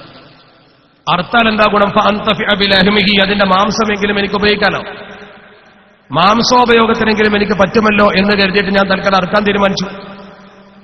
അറുക്കാൻ തീരുമാനിച്ചപ്പോൾ ഞാൻ കത്തിയെടുത്തപ്പോൾ ഇത് ഓടിപ്പോയി. ദയവിച്ചത് എനിക്ക് വിട്ടുതരണം, അത്ര പൈസ ചെലവാക്കിയല്ലേ, പണി ഏതായാലും എടുക്കൂല, ഞാൻ അറുത്തോട്ടെ നബി തങ്ങളെ. അപ്പൊ പരിശുദ്ധ പ്രവാചകർ ഒട്ടകത്തിൽ തലോടിക്കൊണ്ട് ചോദിച്ചു, ലിമ തഅസീഹി, നീ എന്തിനാ ഇവനെ ധിക്കരിക്കുന്ന, പണി നിനക്ക് എടുത്തൂടെ? അപ്പൊ ഒട്ടകം ഒന്നുകൂടി നബി തങ്ങളോട് സലാം പറഞ്ഞു. നബി തങ്ങളോട് പരാതിപ്പെട്ടു, നബി തങ്ങളെ, ഞാൻ അവന് പണിയെടുക്കാത്തതിന്റെ കാരണം, ഞാൻ ആ വീട്ടിൽ ജോലിക്ക് ചെന്ന ശേഷം ഞാൻ കണ്ട കഥ എന്താണെന്നറിയോ? ഒരൊറ്റ വക്ത ആ വീട്ടുകാർ നിസ്കരിക്കൂല, ഒരു വക്ത് നിസ്കരിക്കൂല. നിസ്കരിക്കാതെ കിടന്നുറങ്ങുന്ന വീട്ടിൽ ജോലി ചെയ്യാൻ ഞാൻ തയ്യാറല്ല. പ്രത്യേകിച്ച് ഞാൻ ജോലിയൊക്കെ കഴിഞ്ഞ് രാത്രി ചെല്ലുമ്പോൾ യനാമൂന അൻ സ്വലാത്തിൽ ഇശാ, ഇശ നിസ്കരിക്കാതെ എന്നും കിടന്നുറങ്ങുന്നത് ഞാൻ കാണും. ബാക്കിയൊക്കെ അങ്ങനെ തന്നെ. അതുകൊണ്ട് നബി തങ്ങളെ, നിങ്ങൾ പറഞ്ഞാൽ ഞാൻ കേൾക്കാം. വൈൻ ആഹദക, അവൻ നിങ്ങളോട് കരാറ് പറയണം, ഐ യുസല്ലിഹ, കൃത്യമായിട്ട് നിസ്കരിക്കുന്നു. എന്നാൽ ആഹത്തുക, ഞാൻ നിങ്ങളോട് കരാറ് പറയാം, അല്ലാ അഅ്സിഹി, ഞാൻ അവനെതിരെ ചെയ്യൂല. നിസ്കരിക്കുന്നു പറഞ്ഞാൽ ഞാൻ ആ മൃഗത്തിന്റെ ബോധം നോക്ക്, നിങ്ങൾ അല്ലാന്റെ ഭൂമിയിൽ ഒരു മൃഗത്തിന്റെ ബോധം. ഇതങ്ങ് പറഞ്ഞപ്പോ നബിത്തങ്ങൾ ഇവനെ വിളിച്ചിട്ട് പറഞ്ഞു, ഇങ്ങനെയൊക്കെയാണ് സംഭവം. മൃഗം പറഞ്ഞത് അവന് മനസ്സിലാവില്ലോ. ഇത് പറഞ്ഞപ്പോ അവൻ ലജ്ജിച്ച് തലതാറ്റി, പടച്ചോനെ, ഈ മൃഗത്തിന്റെ ബോധം പോലും എനിക്കില്ലല്ലോ, എനിക്കും എന്റെ വീട്ടുകാർ. നബിയെ, ഞാൻ ഈ മുതൽ നിസ്കരിച്ചോളാം, ഞാൻ നിസ്കരിച്ചോളാം എന്ന് ഇവൻ കൃത്യമായി നബിയോട് പറയുകയും ഇവരെ രണ്ടുപേരെയും കൂട്ടിയിണക്കി നബിത്തങ്ങൾ പറഞ്ഞയക്കുകയും ചെയ്തു. ഒട്ടകൻ നബിത്തങ്ങളോട് പരാതിപ്പെടുക. ഇപ്പൊ ആരും സംശയിക്കാൻ ഒട്ടകനെ സംസാരിക്കാം. ഒരു ഇത്തിരി പോകുന്ന ഉറുമ്പ് സുലൈമാൻ നബി തങ്ങളോട് സംസാരിച്ചു എന്ന് ഖുർആനിലുണ്ട്. ഉറുമ്പ് ഇത്രയുള്ളൂ, അപ്പത്തോർ വലിയ ഒട്ടകം എന്തായാലും സംസാരിക്കുന്ന ഉറപ്പല്ലേ? വലുപ്പം നോക്കിയാണെങ്കിലും അള്ളാഹുവിന്റെ ഖുർആൻ പറഞ്ഞതല്ലേ, യാ അയ്യത്തുഹൻ നംലു ദുഖുലൂ മസാകിനകും ലാ യഹ്തിമന്നകും സുലൈമാനു വജുനൂദുഹു വഹും ലാ യശ്ഉറൂൻ. ഇത് ഒട്ടകം പറഞ്ഞതാ, ഇത് ഉറുമ്പ് പറഞ്ഞതാ, അത് സുലൈമാൻ നബി തങ്ങൾ കേട്ടതാ. അപ്പൊ പിന്നെ ഇത്ര വലിയ ഒട്ടകം പറഞ്ഞ നബി തങ്ങളൊക്കെ സുലൈമാൻ നബിന്റെ മേലെ തന്നെയുള്ള അഷ്റഫുകൾക്ക്, ഉറുമ്പിന്റെ മേലെ തന്നെയുള്ള ഒട്ടകം. അപ്പൊ ചുരുക്കിയതൊരു സമാധാനത്തെ പറഞ്ഞതാണ്. എന്താണെങ്കിലും ശരി, അത് കേൾക്കുന്ന ഉറപ്പല്ലേ? ഇത് തന്നെയാണ് ഇപ്പൊ നമ്മൾ ഈ ഇരുന്നിട്ട് നമ്മളിങ്ങനെ ഒരുമിച്ച് കൂടിയിട്ട്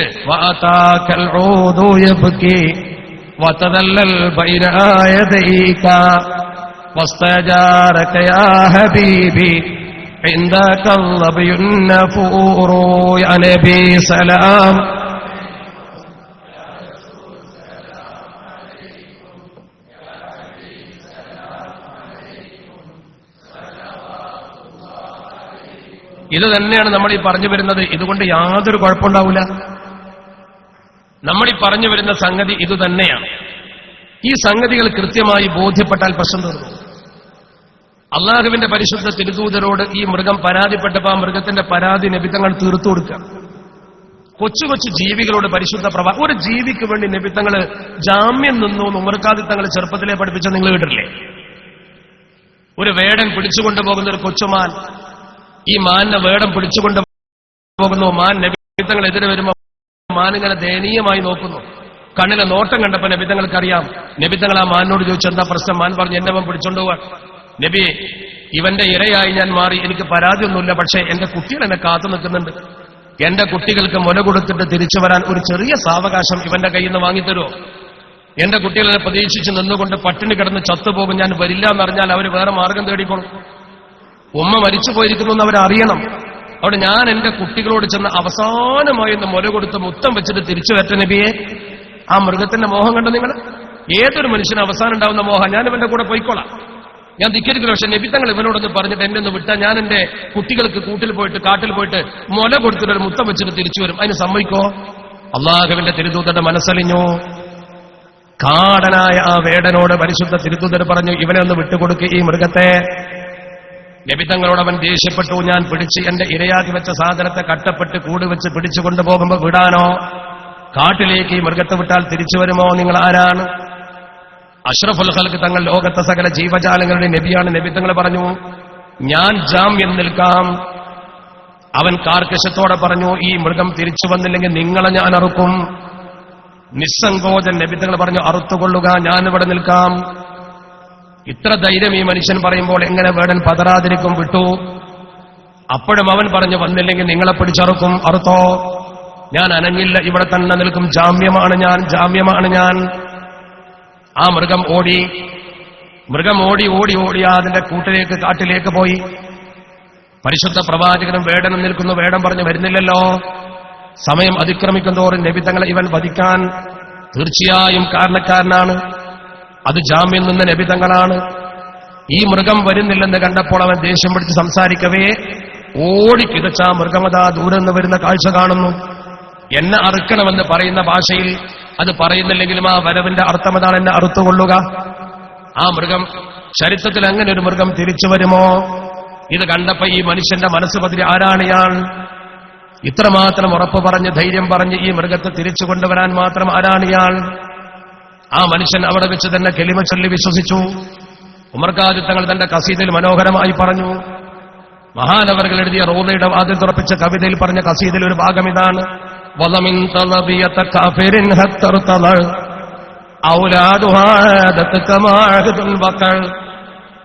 നോക്ക് നിങ്ങൾ ആ വാചകത്തിന്റെ ഗൗരവം. ഒരു കാഫിറിന്റെ മാനിന് നിങ്ങൾ ജാമ്യം നിന്നു. നിങ്ങൾ അതിന്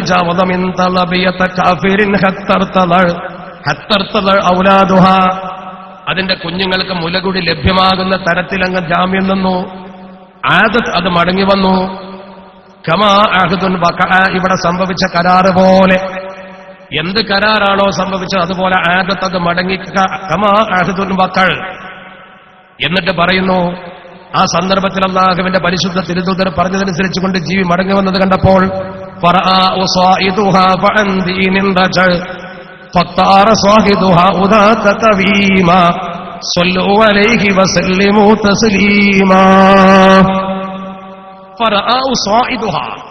സ്വൈദ് നടത്തുന്ന ഇയാളത് കണ്ടു, ഇവനത് കണ്ടു, ഈ വരവ് കണ്ടു.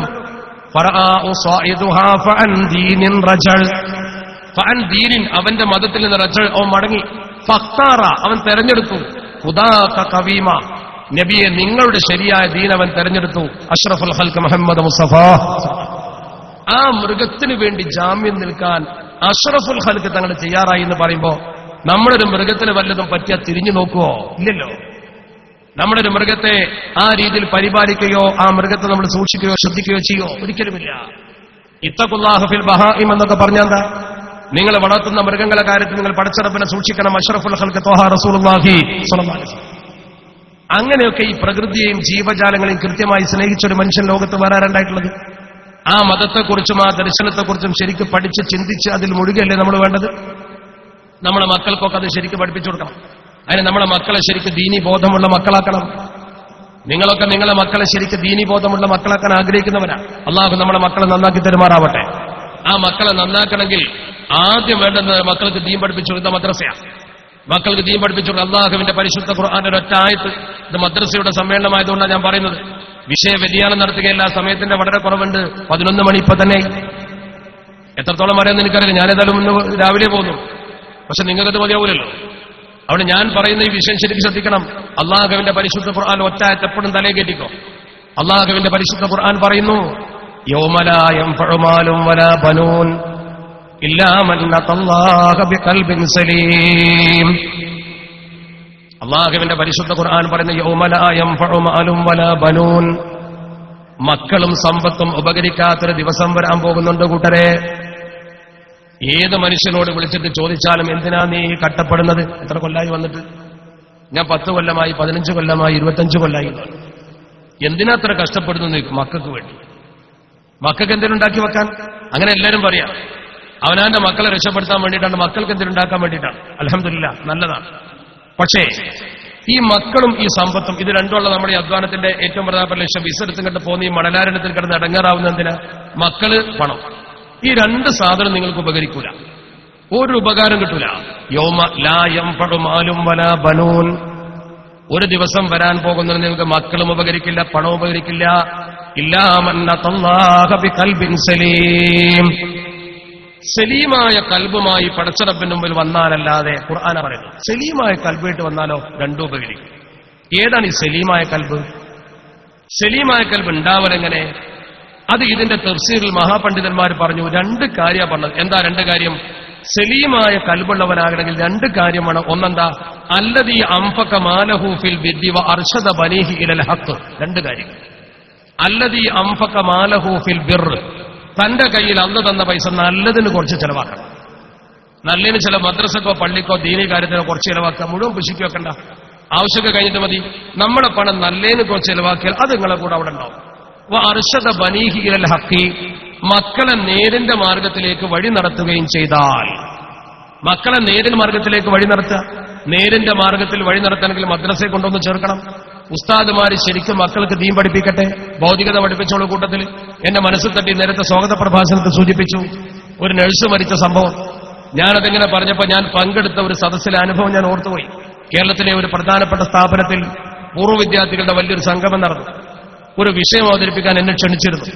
ആ പൂർവ്വ വിദ്യാർത്ഥി കൂട്ടത്തിൽ അധികം ആളൊന്നുമില്ലെങ്കിലും പ്രഗത്ഭരായ പ്രതിഭാസമ്പന്നരായ വലിയ വലിയ ആൾക്കാരുണ്ട്. അതിൽപ്പെട്ട ഒരു കേന്ദ്ര ഡിപ്പാർട്ട്മെന്റിൽ നിന്ന് അടുത്തൂൺ പറ്റി പിരിഞ്ഞ, പെൻഷൻ പറ്റി പിരിഞ്ഞ ഒരു എഞ്ചിനീയർ, അദ്ദേഹം സംസാരിക്കുകയാണ്. ഞാൻ ചെല്ലുമ്പോൾ കണ്ണിന്ന് വെള്ളങ്ങനെ വരുന്നപ്പോൾ ഞാൻ നല്ലോണം ശ്രദ്ധിച്ചപ്പോൾ അയാൾ പറയുന്ന വിഷയം എന്താ? അയാൾ ആ സദസ്സിനെ നോക്കിക്കൊണ്ട് പറയുന്നു, എന്തിനാ നമ്മളെ മക്കളെ നമ്മൾ ഇത്തരം സ്ഥാപനത്തിൽ പഠിപ്പിച്ച് ഉയർത്തുന്നത്? ചോദിക്കുകയാണ്. ഞാൻ എന്റെ അനുഭവത്തിൽ നിന്നാണെന്ന് പറയുന്നത് എന്ന് പറഞ്ഞുകൊണ്ട് ഹിന്ദുവാണെങ്കിലും ആ സഹോദരൻ പൊട്ടിക്കരഞ്ഞുകൊണ്ട് പറയാണ്, ഗദ്ഗത കണ്ടനായി. അയാൾ പറഞ്ഞു, എനിക്ക് 2 മക്കൾ. എന്റെ 2 മക്കളെയും എനിക്ക് കിട്ടുന്ന ശമ്പളം ഉപയോഗപ്പെടുത്തി ആ ശമ്പളത്തിൽ നിന്നൊരു വിനോദത്തിന് പോലും പോകാതെ 2 മക്കൾക്കും നല്ല രീതിയിൽ ഫീസടച്ച് 2 മക്കളെയും ഞാൻ പഠിപ്പിച്ചു. എന്റെ മകനും എന്റെ മകളും, ഒരാൾ ഡോക്ടറായി, ഒരാൾ എഞ്ചിനീയറായി. 2 പേരും വിവാഹം കഴിച്ചു, തത്തുല്യ യോഗ്യതയുള്ള ആൾക്കാരെ. ഒരാൾ അമേരിക്കയിലേക്ക് പോയി, ഒരാൾ ഇംഗ്ലണ്ടിലേക്ക് പോയി. അവർ സുഭിക്ഷമായി ശമ്പളം വാങ്ങി ഭാര്യ ഭർത്താക്കന്മാരായി കഴിയുന്നു. 4 പേരും, എന്റെ 2 മക്കളും അവരുടെ ഭർത്താവും ഒരുത്തന്റെ ഭാര്യയും. ഞാൻ എന്റെ ഭാര്യയുമൊത്ത് വീട്ടിൽ ഒറ്റക്ക്. എന്റെ ഭാര്യയ്ക്ക് രോഗം ബാധിച്ചു. ഞാൻ വിളിച്ചു, അവര് ചികിത്സിക്കാൻ പറഞ്ഞു. ഞാൻ ചികിത്സിക്കുന്നുണ്ട്, എല്ലാ കാര്യമുണ്ട്, അവരോടൊന്ന് വരാൻ പറഞ്ഞു. അവർ വരുന്നില്ല എന്ന് മാത്രമല്ല, എന്റെ ഭാര്യ മരിച്ചിട്ട് പോലും അവർ വന്നില്ല. എനിക്ക് മനസ്സിൽ വലിയ മനപ്രയാസമുണ്ടായി. പോകട്ടെ, അവർ പറഞ്ഞു നല്ല തിരക്കാണ്. അത് കഴിഞ്ഞ് ഞാൻ ഒറ്റയ്ക്ക് ജീവിക്കുമ്പോൾ എനിക്കൊരു സർവന്റും ഞാനും കുറച്ച് അയൽക്കാരും എന്റെ കുടുംബത്തിലെ ചില ആളുകൾ വന്നു നോക്കിയെങ്കിലായി. ഏകാന്ത ജീവിതം നയിക്കുന്ന എനിക്ക് പണമുണ്ട്, പെൻഷൻ. എനിക്കെന്തിനാണ് അവരുടെ പണം? അങ്ങനെ ഒരു ദിവസം എനിക്ക് ഹൃദയാഘാതമുണ്ടായി. എന്നെ ഹോസ്പിറ്റലൈസ് ചെയ്തു. എനിക്ക് ബൈപ്പാസ് വേണമെന്ന് ഡോക്ടർ പറഞ്ഞു. ഒപ്പിട്ട് കൊടുക്കാൻ പോലും മക്കളില്ല. എന്റെ ബന്ധുക്കൾ ആരോ വന്ന് ഒപ്പിട്ട് കൊടുത്തു. എന്റെ മക്കളെ വിളിച്ച് വിവരം പറഞ്ഞു. ഞാൻ ICUവിൽ ഓപ്പറേഷന് വിധേയനായ ശേഷം ബോധം തെളിഞ്ഞ് കണ്ണു തുറന്നപ്പോ എന്നെ വന്ന് കണ്ടവരെ ഒക്കെ ഞാൻ നോക്കി. ഞാൻ നോക്കുന്നത് 2 പേരെയാണ്. ഞാൻ കഷ്ടപ്പെട്ട് എന്റെ നല്ല കാലത്ത് വളർത്തിയ എന്റെ മകനെയും മകളെയും. 2 പേരുമില്ല. എന്നെ വാർഡിലേക്ക് മാറ്റിയപ്പോൾ അവരെന്നോട് കഥ പറഞ്ഞു. മകനെയും വിളിച്ചു, മകളെയും വിളിച്ചു. മകൻ പറഞ്ഞു, എന്റെ പ്രഗത്ഭരായ സുഹൃത്തുക്കളായ ഡോക്ടർമാരുടെ കേരളത്തിൽ ഞാൻ വിളിച്ചു പറയാം, നല്ല ചികിത്സ അച്ഛന് കൊടുക്കാൻ വേണ്ടത് ചെയ്യണം, പണം ഞാൻ തരാം. മകള് പറഞ്ഞു, ഹാർട്ട് അറ്റാക്ക് ഒന്നും ഇന്നത്ര വലിയ ലോകമല്ല, അത് ഡോക്ടർ ചെന്നാൽ മാറാവുന്നതേ ഉള്ളൂ, നിങ്ങൾ ചികിത്സിക്കുക, ഞങ്ങൾ വന്നിട്ട് എന്താ ഫലം? 2 പേരും വന്നില്ല. എനിക്ക് ഹൃദയാഘാതം ഒന്നുകൂടി ഉണ്ടാകുമോ എന്ന് തോന്നി. ഞാനെന്തിനാ മക്കളെ പഠിപ്പിച്ചത്? ഞാനെന്തിനാണ് ആ മക്കളെ വളർത്തിയത്? ഇയാൾ ആ സദസ്സിന് മുമ്പിൽ കണ്ണുനീരുട്ടിച്ചുകൊണ്ട് ചോദിച്ചപ്പോ ആ സദസ്സിൽ പലരും കരഞ്ഞു. ഞാൻ ചോദിക്കട്ടെ, നിങ്ങൾ ഇവിടെ നിന്ന് കഷ്ടപ്പെടുന്നു, നിങ്ങളൊന്ന് വേദനിക്കുമ്പോൾ വേദനിക്കാത്തൊരു മകനെയും മകളെയും നിങ്ങൾക്കെന്തിനാ? തന്റെ പിതാവാര് മാതാവാരെന്ന് തിരിച്ചറിയാത്തൊരു കുഞ്ഞിനെ നിങ്ങൾ എന്തിനാ വളർത്തുന്നത്? അവിടെയാണ് നമ്മൾ ചിന്തിക്കേണ്ടത്. മതബോധം കൊണ്ടൊരു കുട്ടിക്ക് പരിശുദ്ധ ദീൻ കൊടുത്തെങ്കിൽ മാത്രമേ കുട്ടിക്ക് ഉപ്പയാരുമ്മയാരെന്ന് അറിയൂ. അല്ലാത്ത ഒരു കുട്ടിക്കും മാതാപിതാക്കളോട് ഒരു വിലയും ഉണ്ടാവില്ല. മോനെ, നിന്റെ ഉമ്മ ലോകത്ത് നിനക്ക് ഏറ്റവും കടപ്പെട്ട സാധനമാണ്.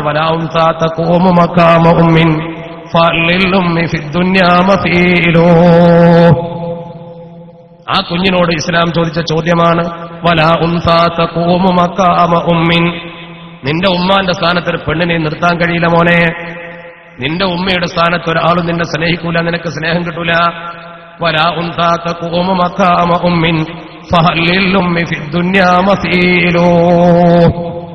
ഉമ്മ എന്ന് പറയുന്ന സാധനത്തിന് ദുന്യാവിൽ തുല്യതയുണ്ടോ കുഞ്ഞേ? അതിന് പകരം വെക്കാൻ മറ്റെന്തെങ്കിലും ഉണ്ടോ മോനെ? മണനാരണ്യത്തിൽ വന്ന് കട്ടപ്പെട്ടുകൊണ്ട് പണമെടുക്കുന്ന ബാപ്പ നിന്റെ പഠനത്തിനും വളർച്ചയ്ക്കും നിന്റെ ഉയർച്ചയ്ക്കും വേണ്ടി ചെലവാക്കുന്ന ഈ പണത്തിന്റെ വില നീ അറിയുമോ കുഞ്ഞേ? സ്വന്തം മാതാപിതാക്കളെ കുറിച്ച് അതുകൊണ്ടാണ് നബിത്തങ്ങൾ പഠിപ്പിച്ചു കൊടുത്തത്. കുട്ടികളോട് പറയണം, മോനെ, ഹുമാ ജന്നതുക വനാറുക, ബാപ്പയും ഉമ്മയും നിന്റെ സ്വർഗവുമാണ് നരകവുമാണ് കുഞ്ഞേ. നിന്റെ നരകവുമാണ് സ്വർഗവുമാണ് കുഞ്ഞേ. മരിക്കാൻ കിടക്കുമ്പോൾ ഒരു വെള്ളമെങ്കിലും കൊടുക്കണ്ടേ? ജീവൻ വെടിയുന്ന നേരത്തൊരു തിരി ജീവനം നൽകുവാൻ മക്കളില്ല. ഒരു കവിയുടെ സങ്കടനത്. ജീവൻ വെടിയുന്ന നേരത്തൊരു തിരി ജീവനം നൽകുവാൻ മക്കളില്ല. അങ്ങനെ മരിച്ചു പോകുന്ന എത്ര മാതാപിതാക്കളുടെ. അള്ളാഹു നമ്മളെ മക്കളെ സ്വാലിഹ്യങ്ങളാക്കി തെരുമാറാവട്ടെ. ഒരു മനുഷ്യന്റെ നിയമത്തിൽ വെച്ച് ഏറ്റവും വലിയ നിയമത്ത് തന്നെയാ മക്കളെ നന്നാവുക. പക്ഷെ മക്കളെ നന്നാവണേ കുറച്ചൊക്കെ പണി നമ്മൾ എടുക്കണം കേട്ടോ. എന്താ പണി? ആ മക്കളെ ശരിക്കും വളർത്താൻ ഇന്ന് മുതലെങ്കിലും ഒരു റബീഉൽ അവ്വലിലെ സന്ദേശമായിട്ടെങ്കിലും പഠിച്ചോ. അള്ളാഹുവിന്റെ തിരുദൂതർ അഷ്റഫുൽ ഖൽഖ് മുഹമ്മദ് മുസ്തഫ സ്വല്ലല്ലാഹു അലൈഹി വസല്ലമ തങ്ങൾ പഠിപ്പിച്ചൊരു സന്ദേശം എന്താ? ഏതൊരു ദിവസവും ഒരാൾ കിടന്നുറങ്ങാൻ പോകുമ്പോൾ, നിങ്ങളൊക്കെ ഞാനും നിങ്ങളൊക്കെ കിടന്നുറങ്ങാൻ പോകുമ്പോൾ, യഅഖുദുൽ ഇൻസാനു അലാ ഖാഫിയത്തി റസിഹി സലാസു ഉഖദിൻ, ഒരു മനുഷ്യൻ കിടന്നുറങ്ങുമ്പോൾ പിശാച് 3 കെട്ട് നമ്മളെ തലക്കിടുന്ന 3 കെട്ട് എല്ലാവരും തലക്കിടും. 3 കെട്ട് തലക്കിടും. തപ്പിയ കാണുന്നില്ല. 3 കെട്ട് തലക്കിടും കിടന്നുറങ്ങുമ്പോൾ. ശരിക്കും ശ്രദ്ധിച്ചോളൂ. സ്വഹീഹായ ഹദീസാണ്. മാത്രമല്ല ഇമാം നവവി തങ്ങൾ അദ്കാറിൽ വലിയ പ്രാധാന്യത്തോടെ ഉദ്ധരിച്ചുകൊണ്ട് പഠിപ്പിച്ച ഹദീസാണ്. എന്താണ് ഇതിന്റെ പ്രത്യേകത? 3 കെട്ടിട്ടാണ് കിടത്തിയാൽ ഈ കെട്ടിന്റെ പ്രത്യേകത എന്താ അറിയോ? ശരിക്കും നിങ്ങൾ നിങ്ങളെ കുട്ടികൾക്ക് ഇവിടുന്ന് കൊണ്ടുപോയിട്ട് നല്ല കളിപ്പാട്ടം കൊടുക്കാറില്ലേ? കാറ്, JCB ഒക്കെ ഇങ്ങനെ അതിന്റെ മണ്ടക്കൊരു ബാറ്റിടും. ആ ബാറ്റ് പോലെയാണ്. പിന്നെ കയ്യിലൊരു റിമോട്ടാ. ഈ റിമോട്ട് ഇങ്ങനെ ചലിപ്പിക്കുമ്പോൾ JCB പൊങ്ങും, അത് മറിയും മാന്തും, കാറ് മുന്നോട്ട് പോകും പുറകോട്ട് പോകും എന്ന പോലെ പിശാച്ച് കയ്യിലുള്ള റിമോട്ട് കൊണ്ട് ഈ കുട്ടിനെ നിയന്ത്രിക്കുകയാണ്. ഈ മനുഷ്യനെ നിയന്ത്രിക്കുക. പിശാച്ചിന്റെ നിയന്ത്രണത്തിനായി 3 കെട്ടുണ്ടായാലും ഇതെല്ലാവർക്കും ഇടുന്ന ഈ 3 കെട്ട് ഓരോ ദിവസവും പിശാച്ചിടും. പിന്നെ ഓന്റെ റിമോട്ടിലാ. എന്താ പിശാച്ച് പറഞ്ഞ അതേ കുട്ടി കേൾക്കുള്ളൂ. ഇത് പൊട്ടിക്കാൻ എന്താ മാർഗം? അതും നബി തങ്ങൾ അദ്ദേഹത്തിൽ തന്നെ പറഞ്ഞു. ഈ 3 കെട്ടുകൾ പൊട്ടിക്കാതെ ഒരു ദിവസം ആരംഭിക്കാൻ പാടില്ല. അഷ്റഫുൽ ഖൽഖ് മുഹമ്മദ് മുസ്തഫ. എന്റെ ശബ്ദം കേൾക്കുന്ന ഉമ്മമാര് പ്രത്യേകം മനസ്സിലായിക്കോ. ഈ 3 കെട്ട് പൊട്ടിക്കാനുള്ള മാർഗം വലിയ പ്രയാസമൊന്നുമില്ല. എവിടെയും പോകണ്ട. അത് പൊട്ടിക്കാൻ ഒരു അപകടവും ചെയ്യണ്ട, പൈസയും ചെലവാക്കണ്ട, മരുന്നും വേണ്ട, ഒന്നും വേണ്ട. പിന്നെന്തേ വേണ്ടു? ചെറിയൊരു ശ്രദ്ധ. എന്താ? പരിശുദ്ധ തിരുതർ പറയുന്നു, ആ മനുഷ്യൻ രാവിലെ എഴുന്നേൽക്കുമ്പോൾ പടച്ചറബിനൊരു ദിക്ർ ചൊല്ലിയാൽ ഇൻഹല്ലത്ത് ഉഖദത്തുന്നൊരു കെട്ടുപൊട്ടി. ഏതാണ് ആ ദിക്ർ? അൽഹംദുലില്ലാഹില്ലദീ അഹ്യാന ബഅദമാ അമാതനാ വ ഇലൈഹിൻ നുശൂർ. ആ ദിക്ർ ചെല്ല, കുട്ടിനെ കൊണ്ട് ചെല്ലിക്കങ്ങനെ ചെല്ല. എന്നാ ഒരു കെട്ട് പൊട്ടിയാണ് തീർക്കും. പിന്നെ പിശാചിനെ നിയന്ത്രിക്കാൻ കെട്ട് പൊട്ടിയാണ് തീർക്കുന്നു. ഇൻഹല്ലത്ത് ഉഖദു, കെട്ട് പൊട്ടും. ആരാ പറയുന്നത്? ഞാനല്ല, അഷ്റഫുൽ ഖൽഖ് മുഹമ്മദ് മുസ്തഫ. അപ്പൊ ഇന്ന് മുതൽ എന്റെ ശബ്ദം കേൾക്കുന്ന ഉമ്മമാര് ശരിക്കും കുട്ടികളെ ചെറിയ കുട്ടിയാകുമ്പോൾ തന്നെ പഠിപ്പിക്കാം. മദ്രസയിൽ ചെറിയ ക്ലാസ്സിൽ പഠിപ്പിക്കുന്നുണ്ട്. അൽഹംദുലില്ലാഹ് മനസ്സിലൊന്ന് പറഞ്ഞു നോക്ക്. അൽഹംദുലില്ലാഹില്ലദീ അഹ്യാനാ ബഅദമാ അമാതനാ വ ഇലൈഹിൻ നുശൂർ. ഈ ദിക്ർ ചെല്ലില്ല. ഇത് ചെല്ലാതെ ഒറ്റ കുട്ടി ഇന്ന് മുതൽ എഴുന്നേൽക്കാൻ പാടില്ല. ഈ റബീഉൽ അവ്വലിന്റെ ഒരു പാഠം, അതൊരു സുന്നത്ത്. അതിന്റെ കൂലി നമുക്ക്. ഒരു കെട്ട് പൊട്ടി, വൈൻ തവല്ല പോയിട്ട് വുളൂ ചെയ്താൽ ഇൻഹല്ലത്ത് ഉഖദത്തുൻ, മറ്റേ കെട്ടും പൊട്ടി. വസല്ല നിസ്കരിച്ചാലോ, സുബഹിയെ നിസ്കരിച്ചാലോ, ഇൻഹല്ലത്ത് ഉഖദഹു കുല്ലുഹാ, ഓന്റെ എല്ലാ കെട്ടും പൊട്ടി. കെട്ട് പൊട്ടി 3 മാത്രമല്ല, അസ്ബഹ, അവൻ രാവിലെ എഴുന്നേറ്റ് വരും. എങ്ങനെ? നശീതൻ ഫീബൻ നഫ്സ്, നല്ല ഉത്സാഹത്തിലും നല്ല കുട്ടിയായിട്ട് വരും. നല്ല കുട്ടി മിടുക്കനായിട്ട് വരും. ഇല്ല, ഈ 3 കെട്ടും പൊട്ടിച്ചില്ലെങ്കിലോ അസ്ബഹ, അവൻ നേരം എടുത്ത് വരുന്ന എങ്ങനെയാ? അവൻ വരുന്നത് ഖബീസൻ നഫ്സി കസ്ലാൻ, തനി മടിയനും ഒരു തമ്മാടിക്കുട്ടിയുമായിട്ട് അവൻ വരും. ആരാ പറയുന്നത്? അഷ്റഫുൽ ഖൽഖ് മുഹമ്മദ് മുസ്തഫ. ഈ 3 കാര്യം ചെയ്യാൻ നിങ്ങൾക്ക് എന്താ വലിയ പ്രയാസം? കുട്ടിനെ രാവിലെ വിളിച്ചോട്ട് സുബഹിസ്കരിക്കാൻ എന്താ പ്രയാസം? ഗൾഫിൽ പല സ്ഥലത്തും സുബഹിയൊന്നും ഉണ്ടാവില്ല, അത് വേറെ കാര്യം. ഇപ്പൊ കുറെ മാറ്റമൊക്കെ വന്നിട്ടുണ്ട്, പണ്ടൊക്കെ അങ്ങനെയാണ്. എഴുന്നേൽപ്പിച്ചിട്ട് നിസ്കരിപ്പിക്കണം സുബഹി. ഇനി നിസ്കരിക്കാൻ പറ്റുന്ന സമയത്ത് സ്ത്രീകൾ നിസ്കരിച്ചാൽ മതി. അവർക്ക് ഉപയോഗിച്ച് നിസ്കരിച്ചില്ലെങ്കിലും ഈ കെട്ട് പൊട്ടും. കാരണം എന്തുകൊണ്ട്? ആ സമയത്ത് അവർക്ക് ഇളവുള്ളതുകൊണ്ട്. അല്ലാത്ത സമയത്ത് ഈ 3 കാര്യം കൂട്ടത്തിൽ ഒന്നുകൂടി ലേശം ഖുർആനും കൂടി ഒതിച്ചാൽ നിങ്ങളെ കുട്ടി നന്നാവും. ഇതൊന്നും ചെയ്യൂല, ഈ ഒരു നല്ല കാര്യം ചെയ്യൂല. കുട്ടിക്ക് ഇതൊന്നും ചെയ്തു കൊടുക്കില്ല. എന്താ ചെയ്യാ? നാട്ടിലെ കുട്ടി ഉണ്ടാവും, കുട്ടി സുബൈക്ക് കിടന്നുറങ്ങും, സുബൈക്ക് വിളിക്കാൻ പറയില്ല, നിസ്കരിപ്പിക്കാൻ പറയില്ല, ഖുർആൻ ഓദിപ്പിക്കൂല, ദിക്രിയിലിരിക്കൂല. പിന്നെ കുട്ടി ഏതെങ്കിലും കള്ളുകൊടുക്കുന്ന കമ്പനി ചേർന്നിരിക്കണമെന്ന് കേൾക്കുമ്പോൾ ഒരു 100 രൂപ ചുരുട്ടി ഉസ്താദിന്റെ അടുത്ത് കൊണ്ടുവന്ന് ഉസ്താദിനോട് കുട്ടിയെ സ്വർഗത്തിൽ കാക്കാൻ തറക്കാൻ വരും. വെറുതെ ഉസ്താദിനെ അടങ്ങാറാക്കിയിട്ട് എന്താ കാര്യം? ഒരു കാര്യമല്ല. എന്ന് കരുതി ഉസ്താദ് ദ്വാരന കുട്ടി നന്നാവൂലെന്നോ വയതിന് പൈസ കൊടുക്കണ്ടെന്നോ അർത്ഥമില്ല. അത് മനസ്സിലാക്കണ്ട, വിലങ്ങ് മനസ്സിലാക്കി കുഴപ്പമുണ്ടാക്കണ്ട. അല്ല 100 രൂപ കുറക്കണ്ട, കൊടുത്തോളി. നിങ്ങൾക്ക് ഉപകാരമില്ല, ഇവിടെ സംഗതിക്കതിന് ഉപകാരം ഉണ്ടാവും. ഞാൻ പറഞ്ഞു വരുന്നത് കൃത്യമായി നിങ്ങൾ മനസ്സിലാക്കേണ്ട കാര്യം, ഈ ചെറിയ ചികിത്സ എന്തുകൊണ്ട് നമുക്ക് ചെയ്തുകൂടാ? ഇന്ന് മുതൽ നിങ്ങൾ ശ്രദ്ധിച്ചു നോക്കി, ഈ ഒരു 3 മരുന്ന് നിങ്ങൾ ചെയ്താൽ അൽഹംദുലില്ലാഹില്ലദീ അഹ്യാനാ ബഅദ മാ അമാതനാ എന്ന ദിക്ർ ചൊല്ലി ഉണർന്നാൽ തന്നെ മനുഷ്യനെന്ന് നശീത്തായി എഴുന്നേൽക്കാൻ പറ്റുന്ന ഒരൊറ്റ കുട്ടിയെ ചെല്ലൂല്ലോ. ഒരു കുട്ടി അത് ചെല്ലൂല. എന്തുകൊണ്ടോ ഇല്ലൂല? അവനത് ചെല്ലുന്നതിനെ കുറിച്ച് താല്പര്യമില്ല. നബിതങ്ങൾ അങ്ങനെ പറഞ്ഞതായിട്ട് അവന് ഓർമ്മയില്ല. ഇവിടെയാണ് നമ്മളും സുന്നത്തും തമ്മിൽ അകലുന്നത്. നമ്മുടെ ജീവിതം വേറെ വഴിക്കാണ്. വെറുതെ അല്ല നമ്മൾക്ക് നാശാവുന്നത്. ദീൻ അവരെ നന്നാക്കാൻ പറഞ്ഞ ഒരു കാര്യവും നമ്മൾ ചെയ്യാറില്ല. അവിടെയാണ് നമ്മൾ ഏറ്റവും കൂടുതൽ ശ്രദ്ധിക്കേണ്ടത്. ഒരു കുട്ടി നന്നാവുന്നതിൽ ഇതൊക്കെ വലിയ പങ്ക് വഹിക്കുന്നുണ്ട്. ഈ വലിയ പങ്ക് ഒരിക്കലും നമ്മൾ വിസ്മരിക്കാനേ പാടില്ല. ഈ ചെറിയ ചെറിയ കാര്യങ്ങൾ ജീവിതത്തിൽ വിട്ടുപോയപ്പോൾ നമുക്ക് വലിയ വലിയ അപകടം ഉണ്ടായി. ആത്മീയമായ സദസ്സുകൾ മനുഷ്യൻ സംഘടിപ്പിച്ച് നല്ലത് ചെയ്യുമ്പോൾ അതിലൊക്കെ ഗുണമുണ്ടല്ലോ. ഇപ്പൊ നമ്മൾ മൗലിദ് സംഘടിപ്പിക്കും, മൗലിദ് സംഘടിപ്പിച്ചുകൊണ്ട് ആ മൗലിദ് വെച്ച് ദുആ ചെയ്യുമ്പോൾ ഒരു ബർക്കത്ത് നമുക്ക് കിട്ടൂലേ? നന്മയ്ക്ക് വേണ്ടി നമ്മൾ വല്ലതും ചെയ്താൽ അതുകൊണ്ട് ഗുണം നമുക്ക് കിട്ടും. നല്ലത് ചെയ്യുമ്പോൾ അതിന്റെ പ്രതിഫലം കിട്ടും. ഇപ്പൊ നമ്മുടെ ഒരു മജ്‌ലിസിനോട് ഒന്നിച്ചുകൊണ്ട് ഇരുന്നിട്ട് ചെല്ലുമ്പോൾ ആ മജ്‌ലിസിനോട് നമ്മൾ വിളിക്കുന്നത് മഹാന്മാരായ ബദർ സുഹദാക്കളെ, അള്ളാഹുവിന്റെ പരിശുദ്ധ ദീനിനു വേണ്ടി പടവെട്ടി മരിച്ച മഹത്തുക്കൾ. ഞാൻ പറഞ്ഞു വരുന്നത് ഇതൊക്കെയാണ് സമത്വ കേരള ജംഇയ്യത്തുൽ പഠിപ്പിച്ചതെന്ന് പറയാനാണ്. സമത്വ കേരള ജംഇയ്യത്തുൽ നമ്മളെ പഠിപ്പിച്ചതൊക്കെയാണ്.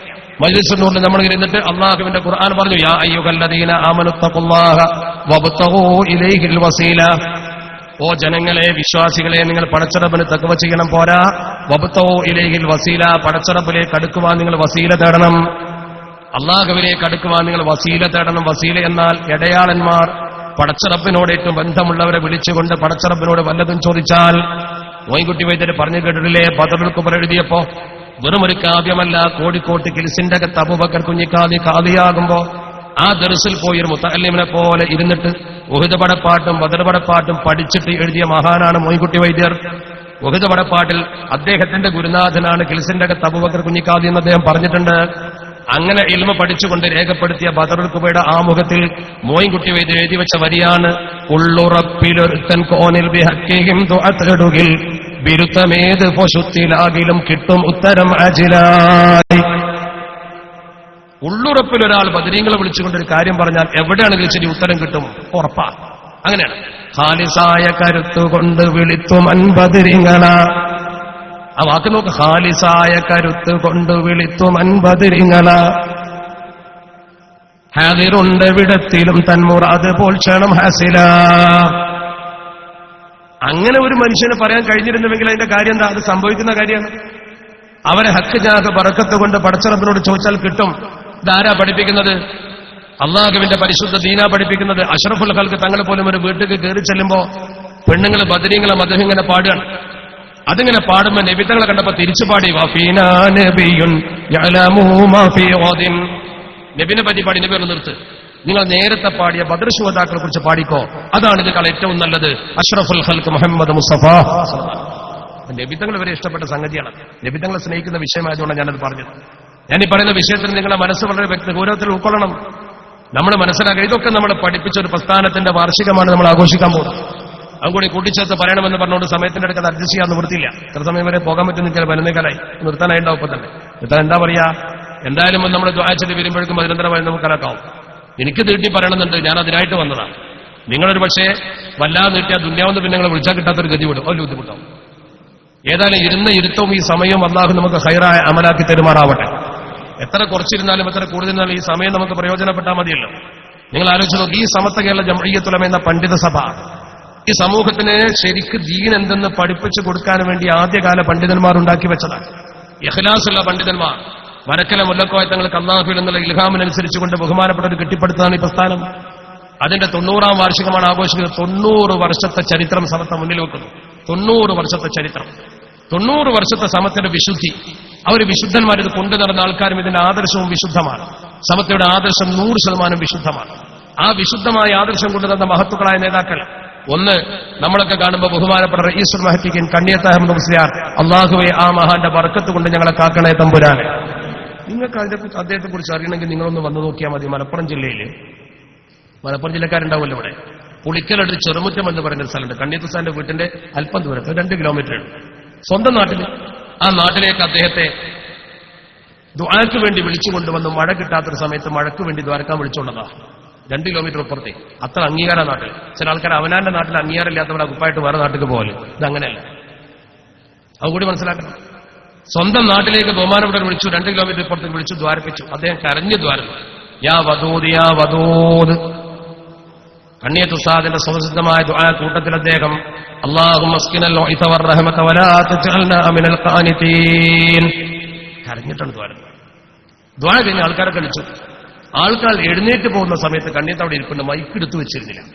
ഇരുന്ന സ്ഥലത്ത് വെച്ച് കണ്ണിയത്ത് ഉറക്കെ പറഞ്ഞു. അത് എങ്ങനെ പറയാം? കണ്ണിയത്ത് ഉസ്താദ് പറഞ്ഞു, പടച്ചോനെ, ഞാൻ നിന്നെ കണ്ട് മഴ ചോദിച്ചതാ, നീ മഴ തരാതെ അഹമ്മദ് ഇവിടുന്ന് എഴുന്നേൽക്കൂലാന്ന്. ഓ, അതൊരു വല്ലാത്ത വാക്കല്ലേ. നീ മഴ തരാതെ അഹമ്മദ് ഇവിടുന്ന് എഴുന്നേൽക്കൂലാന്ന് മൈക്ക് കൂടെ കേട്ടു. കേട്ടപ്പോ ജനങ്ങൾ പോയവരൊക്കെ തിരിച്ചു വന്നു. കണ്ണിയത്ത് പോകുന്നില്ല, നമ്മളും പോകുന്നില്ല. സംഘാടകർ കുഴഞ്ഞു. മൈക്ക് എടുത്തു വെച്ചു. ഇനി വല്ലതും പറഞ്ഞാൽ അതിനേക്കാൾ ഇടങ്ങാറാവും. പേടിച്ചു പോയി പലരും. വല്ലാത്ത വാക്കല്ലേ പറഞ്ഞത്. കണ്ണിയത്തിങ്ങനെ എന്നെന്തോ ധിക്കരിച്ചില്ലാണ് ആൾക്കാരിങ്ങനെ അന്തം വിട്ട് നിൽക്കുകയാണ്. ഒരു അത്ഭുത സംഭവമുള്ളത്. വർഷങ്ങൾക്ക് മുമ്പ് ഒരു 5 മിനിറ്റ് ഇങ്ങനെ ആരും ഉണ്ടാതിരുന്നു. ഒരു 5 മിനിറ്റ് കഴിഞ്ഞപ്പോൾ ഒരു കാറ്റ്, എവിടുന്ന് ഒരു മേഘത്തെ വഹിച്ചുകൊണ്ടൊരു കാറ്റ്, മേഘാവൃതമായി വമ്പിച്ച മഴ. കണ്ണിയത്ത് ഉസ്താദ് മഴ കൊണ്ടു, ആൾക്കാർ മഴ കൊണ്ടു. മഴ കൊണ്ടാ പിരിഞ്ഞു പോയത്. ഈ മഴത്തുള്ളി കൊണ്ട ആൾക്കാർ ഇന്ന് അവിടെ ഹയാത്തിലുണ്ട്. ഈ മഴ കൊണ്ട ആൾക്കാർ എവിടെയും ആ മഴ പെയ്തിട്ടില്ല വേറെ എവിടെയും. ഇതാണ് നിങ്ങൾ മനസ്സിലാക്കേണ്ടത്. അല്ലാഹുവിന്റെ തിരുത്തൂർ പറഞ്ഞൊരു വാക്കുണ്ട്, ഇന്ന മിൻ ഇബാദില്ലാഹി മൻ ലൗ അഖ്സമ അലല്ലാഹി ലഅബറ. അള്ളാഹുവിന്റെ അടിമകളിൽ ചില മനുഷ്യരുണ്ട്. അവർ പടച്ചറബിനെ വിചാരിച്ചുകൊണ്ടൊരു കാര്യം അങ്ങ് അണയിട്ട് പറഞ്ഞാൽ ലഅബറഹു, പടച്ചറബ് നടത്തി കൊടുക്കുക തന്നെ ചെയ്യുമെന്ന് അഷ്റഫുൽ ഖൽഖ് മുഹമ്മദ് മുസ്തഫ ആണ് നടത്തി കൊടുത്തു. അതാണ് സംഭവം. അതെന്താ? ശരിക്കുള്ള പടച്ചോനെ പേടിയാണ്. അള്ളാഹുവിനെ ഭയപ്പെടുന്ന ഒരു മനുഷ്യന്റെ ഖൽബ് എന്നുള്ള ദുആണ്. ആ ജാതി മനുഷ്യരാണ് സമത്വ കേരള ജംഇയ്യത്തുൽ ഉലമയെ നയിച്ചത്. അവര് നയിച്ചപ്പോൾ സമത്വ വളർന്നു പന്തലിച്ചു. അതിന്റെ ആദർശവും പവിത്രമാണ്. ആ ആദർശത്തെക്കുറിച്ച് നിങ്ങൾക്ക് വളരെ വ്യക്തമായി 90 കൊല്ലം സമത്വം മുമ്പിൽ നിന്ന് പഠിപ്പിച്ചെന്നില്ലേ? ഈ സമൂഹത്തിന് കൃത്യമായതൊക്കെ സമസ്ത പകർന്നില്ലേ? കേരളത്തിലെ ജനങ്ങൾക്ക് ദീനിന്റെ ഒരു ബേസിൻ ഉണ്ടായിക്കൊടുത്ത സമത്വ. പള്ളി, ദർസ്, അതിന്റെ പാരമ്പര്യം, അതാണ് ശരിക്കും ദീന് വളർത്തിയത്. ആരെന്തൊക്കെ പറഞ്ഞാലും കേരളത്തിലെ പള്ളി ദർസാണ് നമ്മുടെ അന്തസ്. മതം പഠിക്കുന്ന കുട്ടികളെ പള്ളി ദർസിൽ പഠിപ്പിച്ച് ശരിക്ക് കിതാബോധി പഠിപ്പിച്ച് ഇസ്ലാമിക സംസ്കാരമുണ്ടാക്കി വഅള് പറഞ്ഞ് ദീൻ പഠിപ്പിച്ചു കൊടുത്ത് ഈ ഒരു തർബിയത്ത് ഉത്തരേന്ത്യക്ക് ഉണ്ടായില്ലല്ലോ. ഇൽമിന്റെ അസാസ് എന്ന് പറഞ്ഞാൽ ഈ തലക്കെന്ന് പഠിപ്പിച്ചത് അതിന്റെ പുതിയ രൂപമാണ് ഇന്നത്തെ അറബി കോളേജ്. ദർസില്ലെങ്കിൽ ഈ അറബി കോളേജ് ഉണ്ടാവില്ല. ഉത്തരേന്ത്യയിലൊന്നും ഇത്ര വ്യാപകമായ അറബി കോളേജിലല്ലോ, ബിരുദ കോളേജല്ലാതെ. പള്ളി ദർസിന്റെ സിസ്റ്റം അനുസരിച്ചാണ് നമ്മുടെ അറബി കോളേജൊക്കെ ഇന്ന് പോകുന്നത്. അത് എവിടുന്ന് തുടങ്ങിയതാ? അതിനൊരു അസാസ് ഉണ്ട്. അത് അല്ലാഹുവിന്റെ തിരുദൂതർ അഷ്റഫുൽ ഖൽഖ് മുഹമ്മദ് മുസ്തഫ തങ്ങൾ മദീനത്തെ പള്ളിയിൽ നിന്ന് തുടങ്ങിയത്. വഅസാസു ഇൽമിദ്ദീനി ദർസുൽ മസ്ജിദി മിൻഹു തഖദ്ദുമു വന്നമാ വതമാമു ഫീഹി ഇത്തിബാഉ സ്വഹബി അഹ്ലി സുഫ്ഫതി വതിബാഉ മഖ്ദൂമിനഹും അഅലാമു. എത്ര മനോഹരമായിട്ടാണ് 2 വരികൾ തൂക്കിക്കൊണ്ട് മഹാന്മാര് പറഞ്ഞത്. വഅസാസു ഇൽമിദ്ദീനി ദർസുൽ മസ്ജിദി, പരിശുദ്ധ ദീനിന്റെ അടിത്തറ മുഴുവൻ പള്ളി ദർസിലാണ് കുടികൊള്ളുന്നത്. മിൻഹു തഖദ്ദുമു വന്നമാ വതമാമു, മിൻഹു തഖദ്ദുമു, അതുകൊണ്ടാണ് സമൂഹത്തിന് പുരോഗതി ഉണ്ടായത്. വന്നമാ, വളർച്ചയും, വതമാമു, പരിപൂർണതയും. ഫീഹി ഇത്തിബാഉ സ്വഹബി അഹ്ലി സുഫ്ഫതി, പരിശുദ്ധ തിരുദൂതരുടെ ആദ്യത്തെ മുതഅല്ലിമീങ്ങളാകുന്ന അഹ്ലു സുഫത്തിന്റെ പാരമ്പര്യത്തെ പിന്തുടർന്നുകൊണ്ട് ലോകത്തെ പണ്ഡിതന്മാർ സൃഷ്ടിച്ച ഒരു ഇത്തിബാഇന്റെ വകയാണത്. വതിബാഉ മഖ്ദൂമീനഹും അഅലാമു, മഹാന്മാരായ മഖ്ദൂമികളുടെ പാരമ്പര്യവും അതാണ്. ഈ മഖ്ദൂമി പാരമ്പര്യം കേരളത്തിലെ മുസ്ലിങ്ങൾക്ക് ദീൻ എന്താന്ന് ശരിക്കും പഠിപ്പിച്ചു കൊടുത്തു. ഇത് നിലനിർത്തിയത് സമത്വയാണ്. ഇത് നിലനിർത്തിയതും പരിപോഷിപ്പിച്ചതും സമത്വ കേരള ജംഇയ്യത്തുൽ ഉലമയാണ്. ആ സമത്വ കേരള ജംഇയ്യത്ത്, ഇനി എന്ത് അഭിപ്രായ വ്യത്യാസം സമത്വയിലുണ്ടായാലും നിങ്ങൾ പേടിക്കണ്ട. ഈ അഭിപ്രായ വ്യത്യാസങ്ങളൊക്കെ ഉണ്ടായപ്പോൾ എന്ത് ചെയ്യണമെന്ന് മഹാന്മാർ പഠിപ്പിച്ചെന്ന പാരമ്പര്യം നമ്മുടെ മുമ്പിലുണ്ട്. ഒറ്റ ഉദാഹരണം ഞാൻ പറഞ്ഞുതരാം. സമത്വ കേരള ജംഇയ്യത്തുൽ ഉലമയിൽ ഏറ്റവും വലിയ അഭിപ്രായ വ്യത്യാസമുണ്ടായ സമയമാണ് സമത്വ അഖില കേരള ജംഇയ്യത്തുൽ ഉലമയെ നേരിട്ട സന്ദർഭം. അഖില കേരള ജംഇയ്യത്തുൽ ഉലമ എന്നൊരു സംഘടന 1967 സമത്വത്തിന് തലവേദനയായിട്ടുണ്ടായില്ലേ? വലിയ പണ്ഡിതന്മാര്, പ്രഗത്ഭരായ പണ്ഡിതന്മാര്, ഒരു വലിയ നിര പണ്ഡിതന്മാരാണ് സമത്വക്കെതിരെ വേറെ സംഘടന ഉണ്ടാക്കിയത്. അന്ന് ആ സംഘടന രൂപപ്പെട്ടു വന്നപ്പോ അള്ളാഹുവിന്റെ പരിശുദ്ധ ദീനിന് വേണ്ടി ചെറുപ്പം മുതലേ ഖിദ്മത്ത് ചെയ്യുന്ന വലിയൊരു മഹാനായിരുന്നു മരണപ്പെട്ടു പോയ ഞങ്ങളുടെയൊക്കെ പ്രിയപ്പെട്ട മാർഗദർശി CH ഐദ്രോസ് മുസ്ലിയാർ, അള്ളാഹു മഗ്ഫിറത്ത് കൊടുക്കുമാറാവട്ടെ. ആ മഹാന്റെ മനസ്സിൽ വല്ലാത്തൊരു അങ്കലാപ്പുണ്ടായി. എന്താ കാരണം? അദ്ദേഹത്തിന്റെ പ്രധാനപ്പെട്ട ഒരു ഗുരുനാഥൻ അഖില കേരള ജംഇയ്യത്തുൽ ഉലമയിലേക്ക് പോയി. അഖില കേരള ജംഇയ്യത്തുൽ ഉലമയിലേക്ക്. എന്നിട്ട് ഐദ്രോസ് ഉസ്താദിനെ വിളിച്ചിട്ട് പറഞ്ഞു, നിങ്ങൾ അഖിലയിൽ പ്രവർത്തിക്കണം എന്ന് പറഞ്ഞു. ഐദ്രോസ് ഉസ്താദ് എന്നോട് നേരിട്ട് പറഞ്ഞ സംഗതിയാണ് ഞാൻ നിങ്ങളുമായി പങ്കുവെക്കുന്നത്. അദ്ദേഹത്തിന്റെ സ്മരണയിൽ ഇതിലൊരു ഭാഗം നിങ്ങൾക്ക് വായിക്കാനും പറ്റും. അദ്ദേഹത്തിന്റെ സഹപ്രവർത്തകർക്ക് ഇത് കൃത്യമായി ഓർമ്മയുണ്ട്. ഉസ്താദ് അത് പറഞ്ഞപ്പോൾ ഐദ്രോസ് ഉസ്താദിന് വമ്പിച്ച വിഷമായി. എങ്ങനെ അഖിലയിൽ പ്രവർത്തിക്കും? സമത്വം വിട്ട് ഇത്ര കാലം സമത്വയിലല്ലേ പ്രവർത്തിച്ചത്? എങ്ങനെ അഖിലയിൽ പ്രവർത്തിക്കാതിരിക്കും? ഉസ്താദല്ലേ പറയുന്നത്? കുടുങ്ങിപ്പോയി. നിവൃത്തില്ല, എന്ത് ചെയ്യണമെന്ന് അറിയാതെ. അഖിലേക്ക് പോകാനും പറ്റില്ല, സമത്വം വിടാനും പറ്റില്ല. പടച്ചറബ്ബേ, ഇങ്ങനത്തെ ഒരു ഇടങ്ങറിഞ്ഞ് വേറെ വരാല്ലേ. ആ ബുദ്ധിമുട്ടിന്റെ പാരമ്യതയിൽ ബഹുമാനപ്പെട്ടവരെന്ത് ചെയ്തു? അവസാനം അദ്ദേഹം തീരുമാനിച്ചു, തനിക്ക് എന്തൊരു വിഷമവും വരുമ്പോൾ ചോദിക്കാറുള്ളത് ബഹുമാനപ്പെട്ട മഹാനായ ചാപ്പനങ്ങാടി ബാബു മുസ്ലിയാരോടാണ്. ആ മഹാന്റെ അക്കുകൊണ്ട് പടച്ചറബ്ബ് നമ്മളെ കാത്തുരക്ഷിക്കുമാറാവട്ടെ. വലിയ ചാപ്പനങ്ങാടി സ്ഥാനോട് ചോദിക്കാൻ തീരുമാനിച്ചപ്പോൾ അന്ന് നോക്കുമ്പോൾ വർഷത്തിലൊരിക്കൽ ചാപ്പനങ്ങാടി സ്ഥാനം ഉണ്ടാവുന്ന ഒരു പ്രശ്നം ഉണ്ടാകുന്ന ഹൽവത്തിലിരിക്കും, ഒഴിഞ്ഞിരിക്കും കുറച്ച് ദിവസം.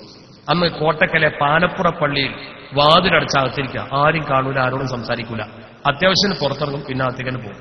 വേറെ മാർഗമില്ല, സംസാരിക്കാൻ പറ്റൂല. ഐദ്രോസ് ഉസ്താദാണെങ്കിൽ ഈ വിഷയത്തിൽ തീരുമാനമെടുക്കാൻ ഉസ്താദാണ് അതിൽ പ്രവർത്തിക്കാൻ പറയുന്നത്. സമത്വം വിടാനും പറ്റില്ല, ടെൻഷനോട് ടെൻഷൻ, ഉറക്കം വരുന്നില്ല. അത്രേ ഉറക്കം വരാതെ ബുദ്ധിമുട്ടിയപ്പോൾ ഒരു രാത്രി അദ്ദേഹം തീരുമാനിച്ചു, എന്ത് വന്നാലും വടില്ല, നേരിട്ട് ചെന്ന് മുട്ടി വിളിച്ചിട്ടെങ്കിലും ഈ സംഗതി ചാപ്പനങ്ങാടി ഉസ്താദിനോട് ഞാൻ പറയും, മറുപടി കിട്ടിയാലും വേണ്ടി കിട്ടിയാലും വേണ്ടി. രണ്ടു കൽപ്പിച്ച് നേരെ പാലപ്പുറ പള്ളിക്കാണ് കയറി ചെന്നു. രണ്ടു കൽപ്പിച്ച് കയറി എങ്ങനെ ചെല്ലുന്ന സമയത്ത് വരാൻ പറഞ്ഞിട്ട് കാത്തു നിൽക്കുന്ന പോലെ ചാപ്പനങ്ങാടി ഉസ്താദ് പൂമുഖത്ത് തന്നെ കാത്തുകിട്ടത്. ഒരാളെ കാണാത്ത മനുഷ്യൻ കാത്തുങ്ങനെ നിൽക്കുക, വല്ലാത്തൊരു അത്ഭുതമല്ലേ. ഐദ്രോസ് ഉസ്താദ് നേരെ പറഞ്ഞ കാര്യമാണ്.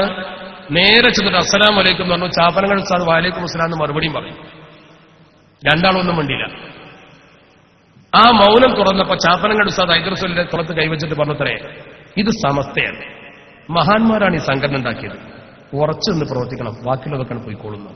ഒന്നും അങ്ങോട്ട് ചോദിച്ചിട്ടില്ലല്ലോ, ഒന്നും അങ്ങോട്ട് ചോദിച്ചിട്ടില്ല, ഒരു സംഗതി അങ്ങോട്ട് ചോദിച്ചിട്ടില്ല. ഈ ഒരൊറ്റ വാക്കോടുകൂടി എതിർസന മനസ്സ് കുളിർത്തു. അദ്ദേഹം സമത്വയിൽ ഉറച്ചെന്ന് പ്രവർത്തിച്ചു. അള്ളാഹുവിന്റെ ഔലിയാക്കൽപ്പെട്ട ഒരു മഹാനാണ് പറഞ്ഞത്, നിങ്ങൾ സമത്വയിൽ ഉറച്ചു നിൽക്കണം, ബാക്കിയുള്ളതൊക്കെ പോയിക്കോളുന്നു. ഒരു വല്ലാത്ത സംഭവമല്ലേ. ഈ ചാപ്പനങ്ങാടി ബാബുസിന്റെ ജീവിതവും ചരിത്രവും പഠിച്ചു നോക്കി നിങ്ങൾ അത്ഭുതപ്പെടും. അദ്ദേഹത്തിന്റെ ജീവിതത്തിൽ ഇതുപോലത്തെ നിരവധി അനുഭവങ്ങളുണ്ട്. അത്ര വലിയ കറാമത്തിന്റെ ഉടമയാണ് ബഹുമാനപ്പെട്ടവർ. ആ മഹാൻ പറഞ്ഞ വാക്കനുസരിച്ച് ഐദ്രോസ് മുസ്ലിയാർ മരണം വരെ സമത്വക്കൊപ്പം നിന്നു. ആ സമത്വയെ പരിപോഷിപ്പിക്കാനും പ്രവർത്തിക്കുവാനും നമ്മൾ എന്നാൽ അതിന്റെ ഒരു പ്രതിഫലം നമുക്ക് കിട്ടും. നമ്മളിൽ നിന്ന് സമത്വം വളരും. പക്ഷേ നമുക്കതിന്റെ ഒരു ഗുണം കിട്ടും. നമ്മളിപ്പോ ഈ സ്വലാത്തിൽ നിന്നും ദിക്റിൽ നിന്നൊക്കെ നബിത്തങ്ങളെ പുകഴ്ത്തുന്നൊക്കെ നമുക്ക് ഗുണം കിട്ടാനാ. നബിത്തങ്ങൾക്ക് ഇപ്പൊ നമ്മുടെ സ്വലാത്തോണ്ട് വലിയൊരു കുറവൊന്നും ഉണ്ടാവില്ല. ട്രാൻസ്ഫോമറിന്റെ വേലി കിട്ടുന്ന മാതിരിയാ. വേലിയില്ലെങ്കിൽ ട്രാൻസ്ഫോമറിന്റെ കുഴപ്പമൊന്നുമില്ല, പോണന കുഴപ്പമുണ്ടാവുക. നമ്മൾ ഈ ചെയ്യേണ്ട പ്രവർത്തനത്തിന്റെ ഗൗരവം നമ്മൾ മനസ്സിലാക്കണം. ഈ രീതിയിൽ സമത്വക്കൊപ്പം നിൽക്കാനും പ്രവർത്തിക്കാനും നമ്മൾ മുന്നോട്ട് വരുന്നതിന്റെ പ്രാധാന്യത ഞാൻ പറയുന്നത്. നമ്മളെ നയിച്ച ബഹുമാനപ്പെട്ട ശൈഖുനാ ശംസുലമ, അദ്ദേഹത്തിന് അല്ലാഹു അദ്ദേഹത്തിന് മഗ്ഫിറത്തും മർഹമത്തും കൊടുക്കുമാറാവട്ടെ. വലിയ മഹാനായിരുന്നില്ലേ. സുന്നത്തെന്ത് വിദേഹത്തെന്ത് സമൂഹത്തിന് ശരിക്കും തിരിച്ചു കാണിച്ചു കൊടുത്തു. അദ്ദേഹം കൃത്യമായി ദീൻ എന്താന്ന് പഠിപ്പിച്ചു. ആ ദീൻ പഠിപ്പിച്ചു എന്ന് മാത്രമല്ല, സമൂഹത്തിന് ആവശ്യമുള്ളതൊക്കെ ശരീഅത്ത് പക്ഷത്തിന് മുമ്പിൽ നിന്നു, മിഷണറി പക്ഷത്തിന് മുമ്പിൽ നിന്നു, ഖാദിയാനി പക്ഷത്തിൽ അദ്ദേഹം മുമ്പിൽ നിന്നു. ഈ ഉമ്മത്തിന് എന്തൊക്കെ വിഷയങ്ങൾ എപ്പോഴൊക്കെ എങ്ങനെയൊക്കെ വേണോ, നമ്മുടെ സംഘാടകർ ബക്കറ്റുമായി നിങ്ങളടുത്ത് വരുന്നുണ്ട്. അതുകൊണ്ട് എല്ലാവരും നല്ല രീതിയിൽ അതിനോട് സഹകരിക്കണം. കാരണം നമ്മുടെ ഈ പരിപാടികളൊക്കെ ഭംഗിയായിട്ട് നടക്കണമല്ലോ. ആ സംഘാടകർക്ക് ബാധ്യത വന്നാൽ പിന്നെ ഇങ്ങനത്തെ ഒരു പരിപാടി ഉണ്ടാവില്ല. റസൂലുള്ളാഹിന്റെ പേരിൽ നിയ്യത്ത് ചെയ്തിട്ട് നിങ്ങൾ എന്തെങ്കിലും നല്ല സംഖ്യ കൊടുത്താൽ നമുക്ക് ദ്വാരക്കാം. ഒരു കാര്യം മനസ്സിൽ വെച്ചാൽ, നമ്മൾ ഈ കൊടുക്കുന്ന പണത്തിന്റെ ബർക്കത്തുകൊണ്ട് നമ്മുടെ കുടുംബപരമായ വ്യക്തിപരമായ ഒരാവശ്യത്തിന് വേണ്ടി മരണം വരെ ഒരാളെ മുമ്പിൽ കൈ നീട്ടി യാചിച്ച് കടം വാങ്ങേണ്ട ഗതി പഠിച്ചവൻ ഒഴിവാക്കി തരുമാറാവട്ടെ. ദീനെ സഹായിച്ചാൽ റസൂലുള്ളാഹിനെ സ്നേഹിച്ചുകൊണ്ട് ഒരു നല്ല സംഖ്യയിൽ ഇട്ടോളൂ, അത് വിജയിക്കട്ടെ. അള്ളാഹു ബർക്കത്ത് ചെയ്യുമാറാവട്ടെ. കൊല്ലത്തിൽ ഒന്നല്ലേ നിബിധനുണ്ടാവും. അതുകൊണ്ട് നിങ്ങളത് ഭംഗിയായിട്ട് ചെയ്യാം. നിങ്ങളൊക്കെ പിരിവ് കൊടുക്കുന്നതാണ്, ഞാൻ നിർബന്ധിച്ച് പറയുന്നില്ല.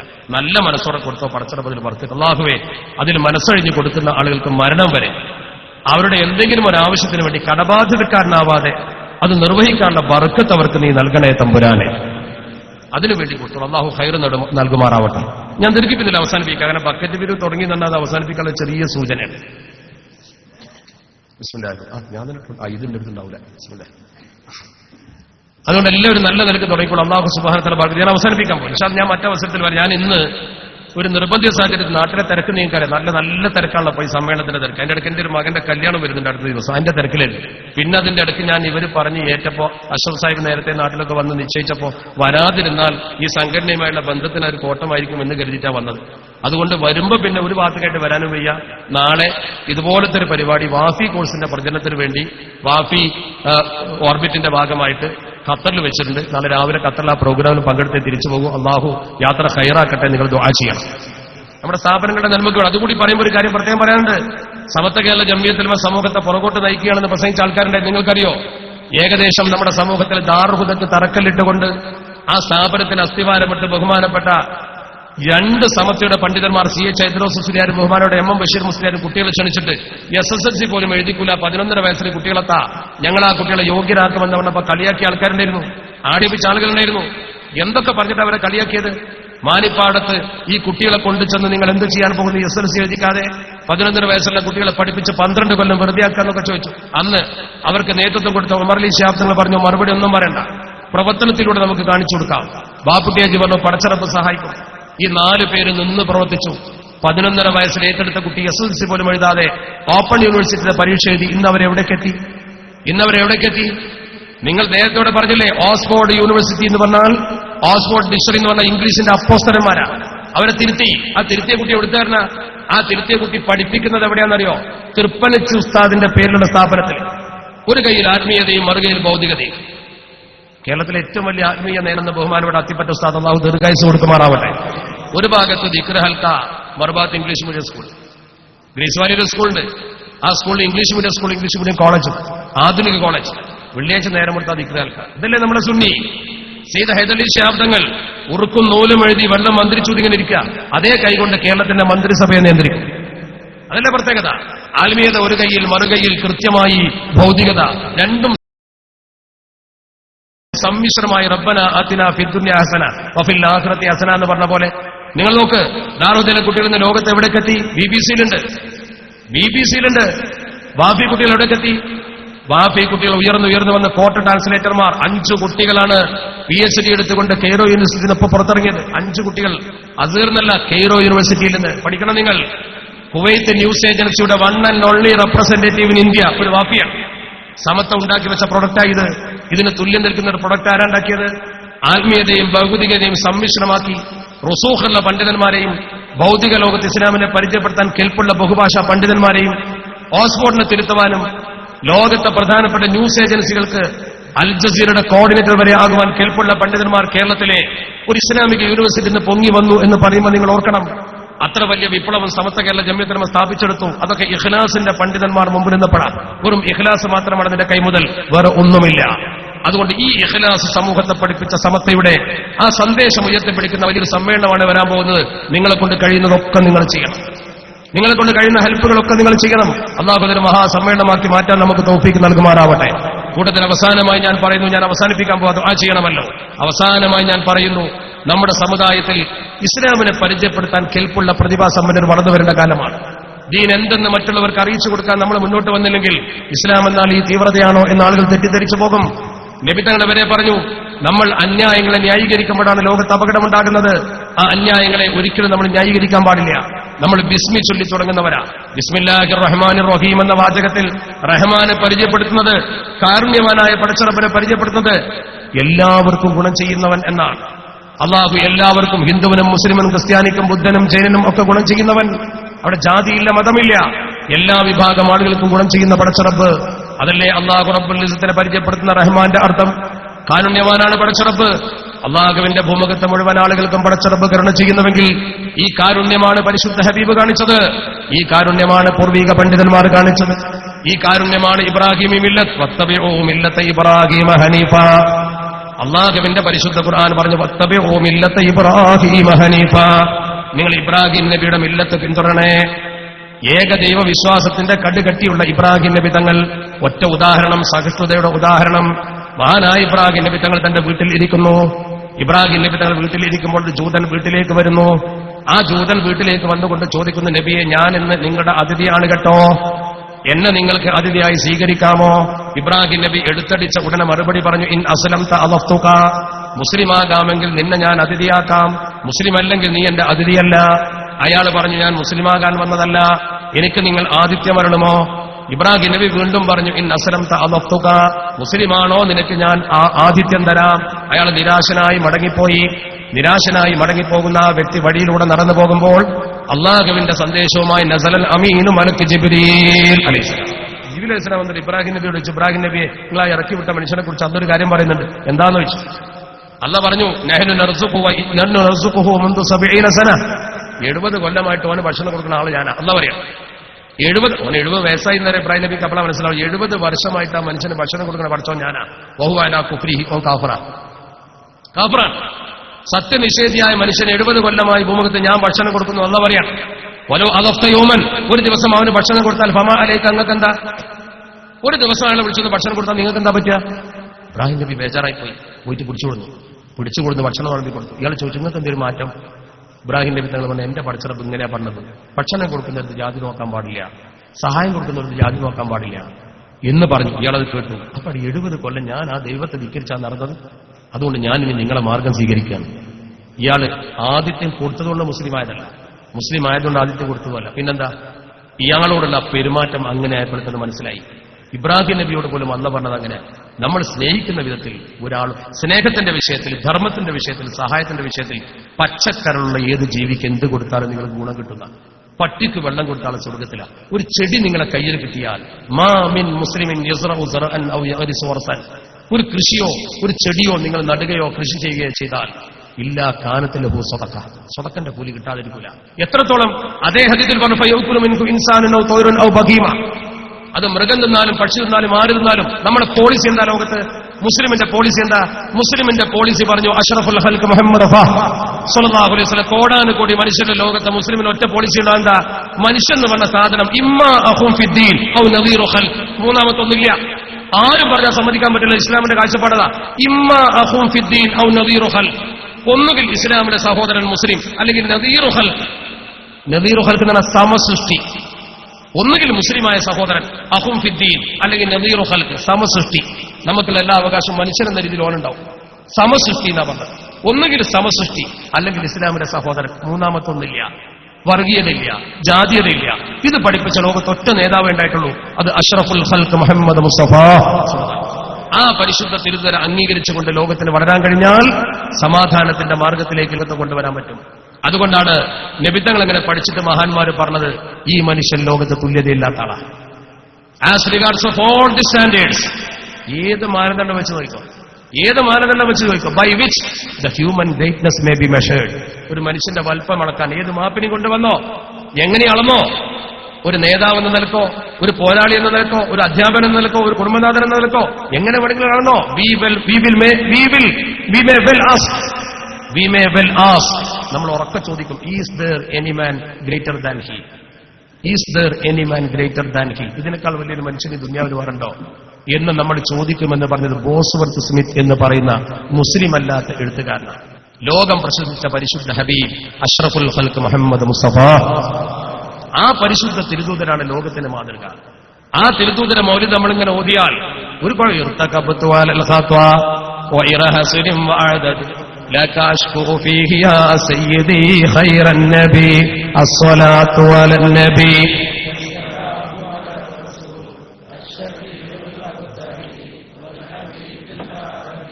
ഒരു കുഴപ്പമൊന്നും വരില്ല, ബർക്കത്തുണ്ടാവും.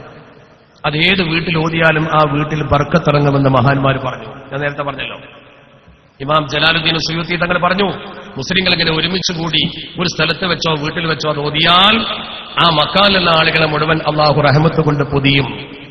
അൽ വസായിൽ എന്ന് പറയുന്ന അദ്ദേഹത്തിന്റെ ഗ്രന്ഥമുണ്ട് ഇമാം ജലാലുദ്ദീൻ സുയൂത്തി തങ്ങളെ. അൽ വസായിൽ ഒരു ഷമാഇൽ എന്ന ഗ്രന്ഥം, ആ ഗ്രന്ഥത്തിൽ കൃത്യമായി സൂചിപ്പിച്ചിട്ടുണ്ട്. കെട്ടുകഥയല്ലേ പറയും. അപ്പൊ നല്ലോണം ശ്രദ്ധിക്കണം. അല്ലെങ്കിൽ ലോകത്തിൽ മാത്രം ജനങ്ങൾ സ്നേഹിച്ച, ജനങ്ങൾ എഴുതി വെച്ചൊരു മനുഷ്യൻ ലോകത്താറാണ് ഇത്രമേൽ ജനങ്ങൾ സ്നേഹിച്ച, ഇത്രമേൽ ജനങ്ങൾ രേഖപ്പെടുത്തി വെച്ച, എത്രത്തോളം എന്ന് വെച്ചാൽ നബിത്തങ്ങൾ ഇങ്ങോട്ട് പഠിച്ചിട്ട് മരിക്കുമ്പോൾ തന്നെ രോമുണ്ടായിരുന്നു, വെളുത്തത്, നരച്ചത്, കാലുമുള്ള ചെരുപ്പ്. നിങ്ങളുടെ ബാപ്പാന്റെ കാലുമുള്ള ചെരുപ്പിന്റെ നീളം നിങ്ങൾക്ക് അറിയോ? അറിയില്ലല്ലോ. കൃത്യം പറയാൻ പറ്റുമോ? ഒരു ഇഞ്ച് പറയാന്നല്ലാതെ. എന്നാൽ ഇത്ര കൃത്യമായിരുന്നു പറഞ്ഞു. വനഅലുഹുൽ കരീമത്തുൽ മസ്ഊന തൂബാ ലിമൻ മസ്സാബിഹാ ജബീന. നബിന്റെ ചെരുപ്പിനെ കുറിച്ചാണ് പറയുന്നത് സ്വഹാബത്ത്. വനഅലുഹുൽ കരീമത്തുൽ മസ്ഊന തൂബാ ലിമൻ മസ്സാബിഹാ ജബീന വതൂലുഹാ ശിബ്റുൻ വഇസ്ബാനി. വതൂലുഹാ എന്ന ശിബ്റുൻ ഒരു ചാണും, വഇസ്ബാനി രണ്ടുപേരല്ലോ. ഇത്ര കറക്റ്റാ. നേരം വെളുക്കോളം പറഞ്ഞാൽ തീരൂല ആ മതം. അങ്ങനെ എഴുതി വെക്കപ്പെട്ട ഒരു മനുഷ്യൻ ചരിത്രത്തിൽ ഇല്ല, വേറെ ഒറ്റ ആളേ ഉള്ളൂ. അഷ്റഫുൽ ഖൽഖ് ത്വഹാ റസൂലുള്ളാഹി സ്വല്ലല്ലാഹു അലൈഹി വസല്ലം. ആ മഹത്വത്തിന്റെ ഏറ്റവും വലിയ കേദാരമായ നബിത്തങ്ങളെ പിൻപറ്റി മുത്തഖീങ്ങളായി ജീവിച്ച് മരിക്കാൻ അള്ളാഹു നമുക്ക് തൗഫീഖ് നൽകുമാറാവട്ടെ. ഈ മദ്രസയും ഇതിന്റെ പ്രവർത്തനവും ഈ പ്രവർത്തകരുമൊക്കെ നമുക്ക് വേണ്ടിയാണെന്ന് മനസ്സിലാക്കി നിങ്ങൾ ഈ സഹകരണം എപ്പോഴും കാണിക്കണം. ഈ ഹാൾ തിങ്ങി നിറഞ്ഞു നിൽക്കുന്ന നിങ്ങളുടെ ആവേശം ഞാൻ മനസ്സിലാക്കുന്നു. പടച്ചറബ് ഇതിന് പകരമായി നാളെ മരിച്ചു ചെന്നിട്ട് റസൂലുള്ളാഹിന്റെ കയ്യിൽ നിന്ന് ഹൗദുമായി കുടിക്കാൻ നമുക്ക് തൗഫീഖ് നൽകുമാറാവട്ടെ എന്ന് ഹൃദയംഗമമായി പ്രാർത്ഥിച്ചുകൊണ്ട്, നമ്മളൊക്കെ ബാപ്പമാര് ഉമ്മമാര് മരിച്ചുപോയവരുണ്ട്, ജീവിച്ചിരിക്കുന്ന രോഗികൾ, കടം കൊണ്ട് വലഞ്ഞവരുണ്ട്, വീടുണ്ടാക്കാൻ ആഗ്രഹിക്കുന്ന ആൾക്കാരുണ്ട്, മക്കളെയും പെങ്ങന്മാരെയും ഒക്കെ കെട്ടിക്കാൻ വേണ്ടി മണലാരണ്യത്തിൽ കഷ്ടപ്പെടുന്ന ആൾക്കാരുണ്ട്. ഒക്കെ നിവർത്തിച്ചു തരേണ്ടത് പടച്ചറബ്ബാണ്. അതുകൊണ്ട് നമുക്കൊക്കെ നബിത്തങ്ങളുടെ മദ്ഹ് മുമ്പിൽ വെച്ചുകൊണ്ട് പടച്ചറബ്ബിനോട് ദുആ ചെയ്യാം. അള്ളാഹു നമ്മുടെ ദുആ കബൂലാക്കുമാറാവട്ടെ. എന്നിട്ട് കൊടുത്താൽ പോരെ? ആദ്യം കൊടുക്കണം. നന്നായിക്കോട്ടെ. സർട്ടിഫിക്കറ്റ് കൊടുക്കാൻ തരാം. സർട്ടിഫിക്കറ്റ് കൊടുത്തിട്ട് ഒരു 5 മിനിറ്റ് നിങ്ങൾ ഇരിക്കൂലേ ദ്വാരക്കുമ്പോൾ? 5 മിനിറ്റ് ഇൻഷാല്ലാഹ് കൊടുത്തു. കഴിഞ്ഞ വർഷം 5ാം ക്ലാസ് പൊതുപരീക്ഷ എഴുതി പാസ്സായ എല്ലാ വിദ്യാർത്ഥികളും വിദ്യാർത്ഥിനികളും എത്രയും പെട്ടെന്ന് വേദിക്കരികിൽ എത്തണം എന്നറിയിക്കും. നമ്മുടെ മദ്രസ ഉദ്ഘാടനം ചെയ്ത അബ്ദുസ്സമദ് പൂക്കോട്ടൂർ ഉസ്താദ് തന്നെ ആ സർട്ടിഫിക്കറ്റ് വിതരണം നടത്തുന്നതാണ്. 5ാം ക്ലാസ് കഴിഞ്ഞ വർഷം പൊതുപരീക്ഷ എഴുതി വിജയിച്ച എല്ലാവരും എത്രയും പെട്ടെന്ന് വേദിക്കരികിലേക്ക് എത്തുക. പ്രിയമുള്ളവരെ, അടുത്തതായി വേദിയിൽ നടക്കാനിരിക്കുന്നത് പൊതുപരീക്ഷയിൽ പാസ്സായ വിദ്യാർത്ഥികൾക്കുള്ള സർട്ടിഫിക്കറ്റ് വിതരണം ബഹുമാനപ്പെട്ട ഉസ്താദിന്റെ മഹനീയ കരങ്ങളാൽ നിർവഹിക്കപ്പെടുന്നു. ശേഷം ദുആക്ക് ശേഷം മാത്രമേ എല്ലാവരും പോകാൻ പാടുള്ളൂ എന്ന് ആദ്യമായി ഉണർത്തുന്നു. KMCC Bahrain Hamad town area committee സംഘടിപ്പിക്കുന്ന ദ്വിദിന മത പ്രഭാഷണ പരമ്പര ബഹുമാനപ്പെട്ട ഉസ്താദ് മുസ്തഫ ഹുദവി ആക്കോട് മുത്തുനബിയുടെ വസീയത്തും വഫാത്തും എന്ന വിഷയത്തെ അപഗ്രഥിച്ചുകൊണ്ട് നിങ്ങളെ അഭിസംബോധന ചെയ്തുകൊണ്ട് സംസാരിക്കുന്നു. 2016 ജനുവരി 15, 16 വെള്ളി ശനി ദിവസങ്ങളിൽ രാത്രി 7 മണിക്ക്.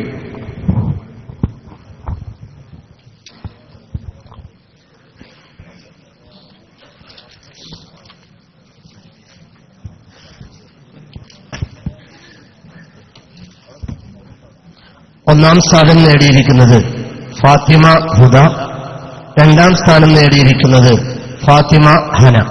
ഫാത്തിമ ഹുദ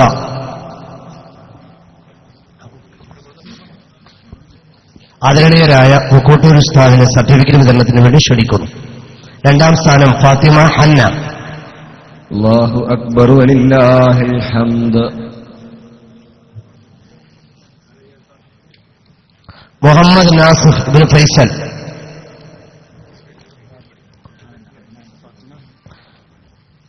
അൻസിൽ. അല്ലാഹു അക്ബർ വലില്ലാഹിൽ ഹംദ്. അൻസിൽ ഇബ്നു നൗഷാദ്.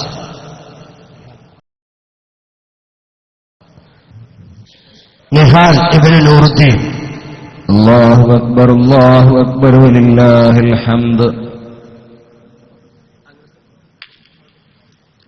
അല്ലാഹു അക്ബർ വലില്ലാഹിൽ ഹംദ്.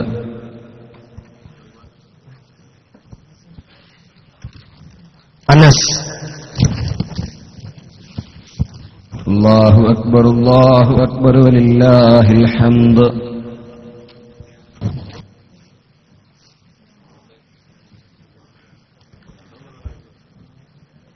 അല്ലാഹു അക്ബർ വലില്ലാഹിൽ ഹംദ്.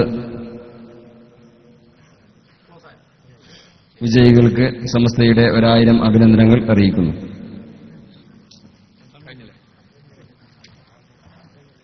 ഏതായാലും നല്ലൊരു മജ്‌ലിസ്.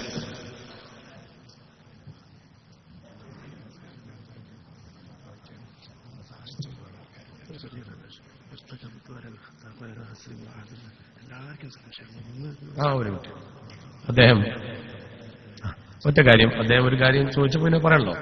ഇർത്തകബത്തു അലൽ ഖത്താ വിറസ്ലിം വായദത്ത് എന്ന് പറഞ്ഞത് നബി സല്ലല്ലാഹു അലൈഹി വസല്ലമ തങ്ങളോട് തെറ്റ് ചെയ്ത ആളുകൾ ചെന്നുകൊണ്ട് പാപമോചനത്തിന് വേണ്ടി അപേക്ഷിച്ചു എന്നുള്ളതാണ്. അപ്പൊ അതുകൊണ്ട് അർത്ഥമാക്കുന്നത് എന്താണെന്ന് വെച്ചാൽ, നമ്മളെ കയ്യിൽ വന്ന അബദ്ധം പടച്ച റബ്ബിനോട് നേരിട്ട് പറയുന്നതിന് പകരം ഇടയിലൊരാളെ വെച്ചിട്ട് പടച്ച റബ്ബിനോട് പറയുമ്പോൾ, സ്വാഭാവികമായി ഭൗതിക ലോകത്ത് നമ്മളിപ്പോ ഒരു മന്ത്രിമാരെ കാണാൻ പോകുമ്പോൾ പരിചയമുള്ള ഒരാളെ കൂട്ടിക്കൊണ്ടുപോകുമ്പോൾ കിട്ടുന്ന ഗുണം പോലെ വബ്തവു ഇലൈഹിൽ വസീല എന്ന് പറഞ്ഞ ആ ആയത്തിന്റെ അടിസ്ഥാനത്തിൽ നബിത്തങ്ങളോട് അത് പറഞ്ഞാൽ നബിത്തങ്ങൾ മുഖേന പടച്ച റബ്ബിൽ നിന്ന് പാപമോചനം കിട്ടുന്നു. അത് ഖുർആനിലുണ്ട്. വലൗ അന്നഹും യളമു അൻഫുസഹും ജാഊക, ഖുർആൻ പറഞ്ഞതാണ്. സ്വന്തത്തോട് അക്രമം ചെയ്ത ആളുകൾ നബിയെ നിങ്ങളെടുത്തു വരും, എന്നിട്ട് നിങ്ങൾ പടച്ച റബ്ബിനോട് പാപമോചനം തേടും. അപ്പല്ല വജദുല്ലാഹ തവ്വാബർ റഹീമ. അങ്ങനെയാണ് എന്റെ അർത്ഥം. എന്ന് പറഞ്ഞാൽ നമ്മൾ നബിത്തങ്ങളെ പടച്ചോനാക്കില്ല. നമ്മളൊരു മഹാനെ മുമ്പിൽ വെച്ച് ദുആ ചെയ്യുമ്പോൾ അതിന്റെ ഉദ്ദേശം എന്താന്ന് വെച്ചാൽ ആ മഹാനോട് നമ്മൾ അള്ളാഹുവിനെ തവസ്സുൽ ചെയ്യാം. ഇപ്പൊ നമ്മൾ അതിന് ഇങ്ങനെ മനസ്സിലാക്കിയാൽ മതി. ഇപ്പൊ നമ്മൾ ലോകത്ത് വെച്ച് ഏറ്റവും കൂടുതൽ പ്രാർത്ഥനയ്ക്ക് ഉത്തരം കിട്ടുന്നത് അറഫയിലെ പ്രാർത്ഥനയാണ്. അറഫയിലെ പ്രാർത്ഥനയ്ക്ക് എന്താ പ്രത്യേകത? ആ മണ്ണിന്റെ പ്രത്യേകതയാ. എന്നാ പിന്നെ നമുക്ക് നാളെ ഇവിടുന്ന് ഒരു ഫ്ലൈറ്റിന് സൗദി പോയിട്ട് അറഫയിൽ നിന്ന് പ്രാർത്ഥിച്ചാൽ ദുആ കിട്ടുമല്ലോ. ആ മണ്ണ് അതേ മണ്ണാണ്, ബൗണ്ടറിക്ക് മാറ്റില്ല, മണ്ണിന് മാറ്റില്ല, ഒന്നും മാറ്റില്ല. എന്താ കിട്ടാത്തത്? കിട്ടൂല. നിങ്ങൾ ഇവിടുന്ന് രണ്ടാള് നാളെ സൗദി പോയിട്ട് ഒരാൾ മിനയിൽ പോയി നിന്ന് ദ്വാരുന്നു, ഒരാൾ അറഫയിൽ നിന്ന് ദ്വാരുന്നു. ഞാൻ പറയുന്നു മിനയിൽ പോയി നിന്ന് നാളെ ദ്വാരക്കാണ് പ്രത്യേകത. എന്താ? മിന ഹറമിന്റെ അതിർത്തിന്റെ ഉള്ളിലാണ്, അറഫ ഹറമിന്റെ അതിർത്തിന്റെ പുറത്താണ്. പിന്നെ ഈ അറഫക്ക് എന്താ അത്ര വലിയ പ്രത്യേകത? അൽഹജ്ജ് അറഫ. അപ്പൊ അത് മണ്ണിന്റെ മാത്രം പ്രത്യേകത അല്ല. പിന്നെന്താ? കൊല്ലത്തിൽ ഒരു ദിവസം, ഒരു സ്ഥലം, ഒരു സമയം. അതൊരു അനൗൺസ്മെന്റാ. എന്താ എന്റെ പ്രത്യേകത?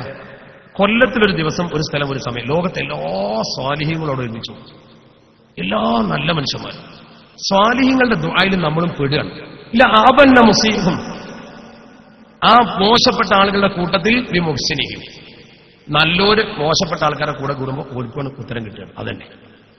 അപ്പൊ ഇവിടെ നല്ലൊരു മനുഷ്യനെ മുമ്പിൽ വെക്കുമ്പോൾ, നല്ലൊരാളെ മുമ്പിൽ വെച്ച് പടച്ച റബ്ബിനോട് പറയുമ്പോൾ അതിന്റെ ഉത്തരം നമുക്ക് അള്ളാഹു തരാൻ കൂടുതൽ സാധ്യതയുണ്ട്. ഈ ഒരു വിശ്വാസമാണത്. അല്ലാതെ നബിയെ പഠിച്ചോനാക്കില്ല. അങ്ങനെ തെറ്റിദ്ധരിക്കണ്ട. എന്തിനാ നബി തങ്ങളോട് പറയുന്നത്? ഞാൻ ചോദിക്കട്ടെ, നമ്മളെക്കാൾ ബുദ്ധിയും നമ്മളെക്കാൾ വിവേകവും ലോകത്തെ ഏറ്റവും വലിയ ഈമാന്റെ ശക്തി കേന്ദ്രവുമായിരുന്ന ബഹുമാനപ്പെട്ട അബൂ ഹനീഫത്തുൽ കൂഫി റഹ്മത്തുള്ള, അബൂ ഹനീഫ ഇമാമിനെ കുറിച്ച് പറയുമ്പോൾ ഒന്ന് മനസ്സിലാക്കണമെങ്കിൽ സൂക്ഷ്മതന്റെ അങ്ങേയറ്റ ഒരു സംഭവം ഞാൻ വായിച്ചത്, ഞെട്ടിപ്പോയത് വായിച്ചത്. അബൂ ഹനീഫ ഇമാം ഒരു വഴിക്കിന് പോവാണ്, പൊരി വെയില, ശിഷ്യന്മാരുണ്ട്, വെയിലിങ്ങനെ ഉണ്ട്, കരിയ മനുഷ്യൻ. ഇപ്പൊ ഇവിടുത്തെ ചൂടെങ്ങനെ ഉണ്ടാവും? കരിഞ്ഞിങ്ങനെ പോകുമ്പോൾ ഒരു കെട്ടിടം കണ്ടു. ആ കെട്ടിടത്തിന്റെ തണലിൽ നിൽക്കാൻ ശിഷ്യന്മാർ ആഗ്രഹിച്ചു. ഉസ്താദിനോട് ചോദിച്ചു, ഉസ്താദെ നമ്മൾ ആ കെട്ടിടത്തിന്റെ തണലത്തൊന്നും നിൽക്കില്ലേ, കുറച്ചൊന്നും തണല് ആയിക്കോട്ടെ. അങ്ങനെ ഇവർ പോയിട്ട് ആ കെട്ടിടത്തിന്റെ അടുത്ത് ചെല്ലുമ്പോൾ ഇമാം അബൂ ഹനീഫ തങ്ങൾ അവിടെ നിന്ന് പോന്നു. ഈ മനസ്സിലാക്കണം, നിങ്ങൾ ആ കെട്ടിടത്തിന്റെ തണൽ ആസ്വദിക്കാൻ പോയില്ല. ഉസ്താദ് പോകാത്തവരെ ശിഷ്യന്മാർക്ക് സംശയം, അന്തേ ഉസ്താദെ ആ കെട്ടിടത്തിന്റെ തണൽ ആസ്വദിക്കാത്തത്? ആ കെട്ടിടത്തിന്റെ തണൽ ആസ്വദിക്കാൻ പറ്റൂല. എന്തേ? അവൻ എന്റെ കയ്യിൽ നിന്ന് കുറച്ച് പൈസ കടം വാങ്ങിയിട്ടുണ്ട്.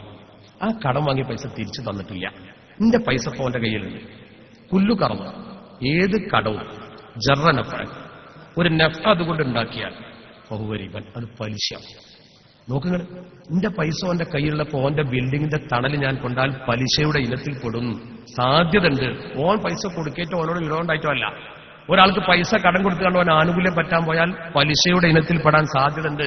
അതുകൊണ്ട് ആ തണലിക്ക് വേണ്ട, ഞാൻ വെയിൽ കൊണ്ടോളാം. ആ ജാതി സൂക്ഷ്മത പ്രകടിപ്പിച്ച മനുഷ്യൻ ദുനിയാവെന്ന് ശിർക്ക് ചെയ്യാൻ പോകും.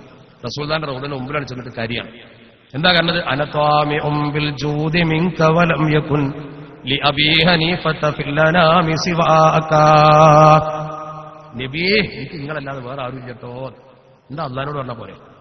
അബൂ ഹനീഫ ഇമാം പറഞ്ഞോണ്ടാ നബിത്തങ്ങളെ മുമ്പിൽ നിർത്തിയിട്ട്. ആദം നബിയാണല്ലോ ലോകത്തെ ആദ്യത്തെ മനുഷ്യൻ. പഴം തിന്നപ്പോ എന്താ പറഞ്ഞത്? അസ്അലുക ബിഹഖി മുഹമ്മദിൻ അൻ തഗ്ഫിറലി. പടച്ചോനെ, മുഹമ്മദ് നബിയുടെ അക്കൗണ്ട് എനിക്ക് പുറത്തു തരണം എന്നാണ്. അതെന്തിനാ അങ്ങനെ പറയുന്നത്? അതെന്തിനാ അങ്ങനെ? അപ്പൊ അള്ളാഹ് ചോദിച്ചു, നിങ്ങളെങ്ങനെ മുഹമ്മദ് നബിനെ അറിയാം? കൈഫ അറഫ്ത മുഹമ്മദാ? അള്ളാഹു എനിക്കറിയാം. അരശമങ്ങനെ എഴുതി വെച്ചിട്ടുണ്ട്, ലാ ഇലാഹ ഇല്ലല്ലാഹ് മുഹമ്മദ് റസൂലുള്ളാഹ്. എന്റെ പേരിന്റെ കൂടെ എനിക്ക് ഇഷ്ടപ്പെട്ട ആളെ ചേർക്കുള്ളൂ എന്ന് എനിക്കറിയാം. അതുകൊണ്ടാണ് ഞാൻ നബിയെ മനസ്സിലാക്കിയത്. അസബ്ത, നിങ്ങൾ പറഞ്ഞത് ശരിയാണ്. അന്ന് കൊടുത്തു കൊടുത്തില്ലേ? അതെന്താ? ഇതാ മനസ്സിലാക്കേണ്ടത്. അപ്പൊ ഈ വിഷയത്തിലൊക്കെ ഇസ്ലാമിന് കാഴ്ചപ്പാട് അത് പ്രശ്നം കാര്യങ്ങള്. ഇവിടെ ഒരു പ്രശ്നം വരുന്നത്, നമ്മളിതിന്റെ വസ്തുത മനസ്സിലാക്കാതെ ഒരു ഹദീത്ത് അല്ലെങ്കിൽ നബി തങ്ങൾ പറഞ്ഞൊരു കാര്യം വസ്തുത മനസ്സിലാക്കാതെ വ്യാഖ്യാനിച്ചാൽ വലിയ കുഴപ്പമാണ്. അതാ പ്രശ്നം. അപ്പൊ സ്ത്രീ പള്ളിപ്രവേശത്തെ കുറിച്ച് പറയുമ്പോൾ ഇസ്ലാമിൽ സ്ത്രീകൾ പള്ളി കിടക്കുന്ന കുഴപ്പമില്ലല്ലോ. പക്ഷെ ജുമാക്ക് ജമാഅത്തിന് പള്ളി പോകണ്ടേ പറഞ്ഞിട്ടുള്ളൂ. അതിന്റെ കാരണം എന്താ? നബിന്റെ കൂടെ ചെന്നിട്ട് പള്ളിയിൽ കിടക്കാൻ ചോദിച്ച പെണ്ണിനോട് എനിക്ക് എന്റെ വീടാ ഉത്തമം നബി തങ്ങൾ പറഞ്ഞു, ഹൈറു മസാജിദിൻ നിസായി കയറു പോയുത്തിഹിന്ന എന്ന് പറഞ്ഞു. അത് തന്നെ അല്ലെ, പെണ്ണ് പള്ളി കയറി കൂടാന്നല്ല, കൂലി കിട്ടാനല്ല ആവശ്യം. കൂലി കിട്ടിയ പെണ്ണിന് കൂടുതൽ പള്ളിയില്ല, അത്രയുള്ളൂ. പിന്നെ ലാ തന്നെ ഇമാലായി മസാജിദ് അല്ലാന്ന് പറയും, പെണ്ണുങ്ങൾക്ക് പള്ളി തറയുന്നത്. അത് ഹദീസ് തന്നെയാണ്. പക്ഷെ ആ ഹദീസ് എന്തിന് എപ്പോ എവിടെ പറഞ്ഞു എന്ന് പഠിക്കണ്ടേ? ആ ഹദീസ് എന്തിനാ പറഞ്ഞത്? അത് ഇമാം ഷാഫി തങ്ങൾ വ്യാഖ്യാനിച്ചു. എന്താ കാര്യം? മസ്ജിദുൽ ഹറാമിൽ ഒരു പെണ്ണ് ഹജ്ജിനോ ഉംറക്കോ ഇഹ്റാം കെട്ടി വന്നാൽ പള്ളി കിടക്കണം, അവിടെ തടയാൻ പാടില്ല. അത് അവിടുക്കുള്ള ഹദീസാണ്. ഓരോ വിഷയത്തിനും ഒരു നബിത്തങ്ങളുടെ ഒരു ഹദീസ് പറയുമ്പോൾ എന്തിനു പറഞ്ഞെന്ന് മനസ്സിലാക്കണം. ഒരു ചെറിയ സംഭവം ഞാൻ പറഞ്ഞ് അവസാനിപ്പിക്കാം. ഒരിക്കൽ നബിത്തങ്ങളെ ആയിഷബീവിന്റെ വീട്ടിൽ ചെന്നു. വീട്ടിൽ എന്തിനാ ചോദിച്ചു? ആയിഷ വല്ലതും തിന്നാണ്ടോ ചോദിച്ചു. ഒന്നുമില്ല നബിയാണ്. കുറച്ച് ഉണക്കറൊട്ടി ഉണ്ട്. അപ്പൊ അത് ഭക്ഷണമായിട്ട് കണക്കൂട്ടിയില്ല. അപ്പൊ തന്നെ നബിക്കൊരു സങ്കടമായി. പിന്നെന്താണുള്ളത് ചോദിച്ചു? കറി വല്ലതും ഉണ്ടോ ചോദിച്ചു. ഒരു കറിയില്ല. കുറച്ച് സുർക്കുണ്ട്. അപ്പൊ ആയിഷബിക്ക് സങ്കടം ഉണ്ട് പറയുമ്പോ ഭക്ഷണമില്ല. അപ്പൊ ആയിഷബീനും സമാധാനാക്കണം. നബിത്തങ്ങൾ ഞമ്മൽ ഉദുമു അൽ ഹല്ലു, സുർക്ക നല്ല കറിയാണ്. നബിത്തങ്ങളുടെ ഹദീസാണ്.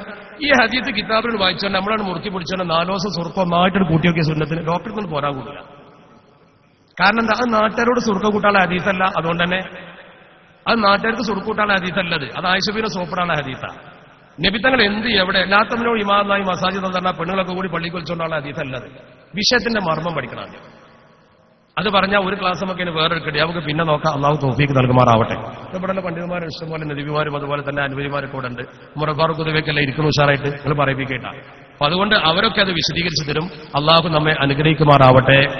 എല്ലാവരും നമ്മൾ മരിച്ചുപോയവർ ബന്ധപ്പെട്ടവർ നമുക്ക് വേണ്ട എല്ലാവരുടെ പേരും ഒരു ഫാത്തിഹ ഓതി ഒറ്റ ദുആ അള്ളാഹു കബൂലാക്കുമാറാവട്ടെ. അൽ ഫാത്തിഹ. അഊദു ബില്ലാഹി മിനശ് ശൈത്വാനിർ റജീം. ബിസ്മില്ലാഹിർ റഹ്മാനിർ റഹീം. അൽഹംദുലില്ലാഹി റബ്ബിൽ ആലമീൻ الرحمن الرحيم مالك يوم الدين إياك نعبد وإياك نستعين اهدنا الصراط المستقيم صراط الذين أنعمت عليهم غير المغضوب عليهم ولا الضالين آمين بسم الله الرحمن الرحيم قل هو الله أحد الله الصمد لم يلد ولم يولد ولم يكن له كفوا أحد بسم الله الرحمن الرحيم قل هو الله أحد الله الصمد لم يلد ولم يولد ولم يكن له كفوا أحد بسم الله الرحمن الرحيم قل هو الله أحد الله الصمد لم يلد ولم يولد ولم يكن له كفوا أحد بسم الله الرحمن الرحيم قل أعوذ برب الفلق من شر ما خلق ومن شر غاسق إذا وقب ومن شر النفاثات في العقد ومن شر حاسد إذا حسد بسم الله الرحمن الرحيم قل أعوذ برب الناس ملك الناس إله الناس من شر الوسواس الخناس الذي يوسوس في صدور الناس من الجنة والناس آمين الحمد لله رب العالمين حمدا يوافي نعمه ويكافئ مزيدا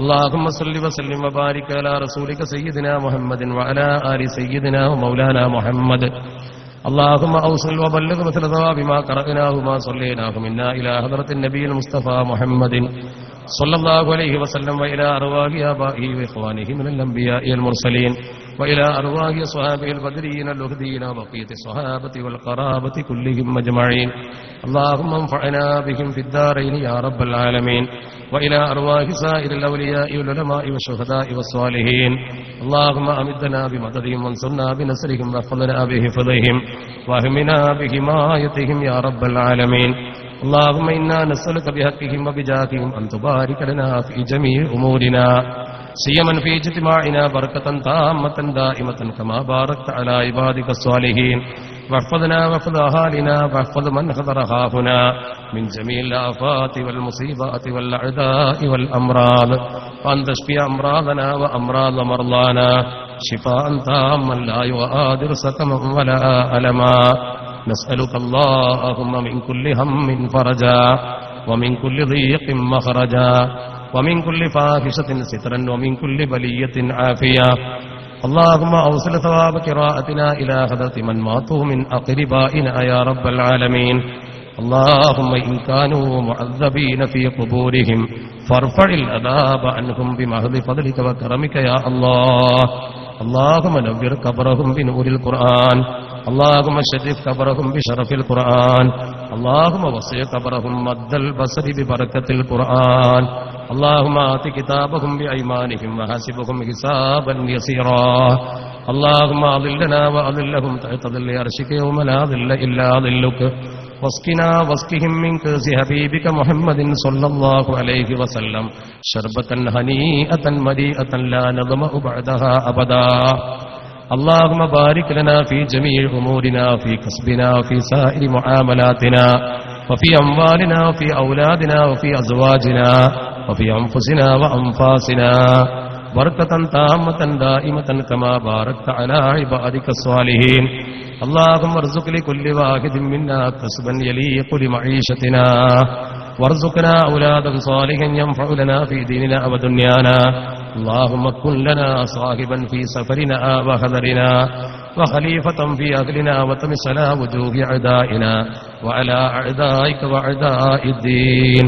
اللهم يا حبيب التوابين تب علينا ويا أمان الخائفين آمنا ويا دليل المتغيرين دلنا ويا غياث المستغيثين أغثنا ويا رجاء المنقطعين لا تقطع رجاءنا ويا راحم المساكين ارحمنا ويا غافر المذنبين اغفر لنا ذنوبنا وكفر عنا سيئاتنا وتوفنا مع الأبرار.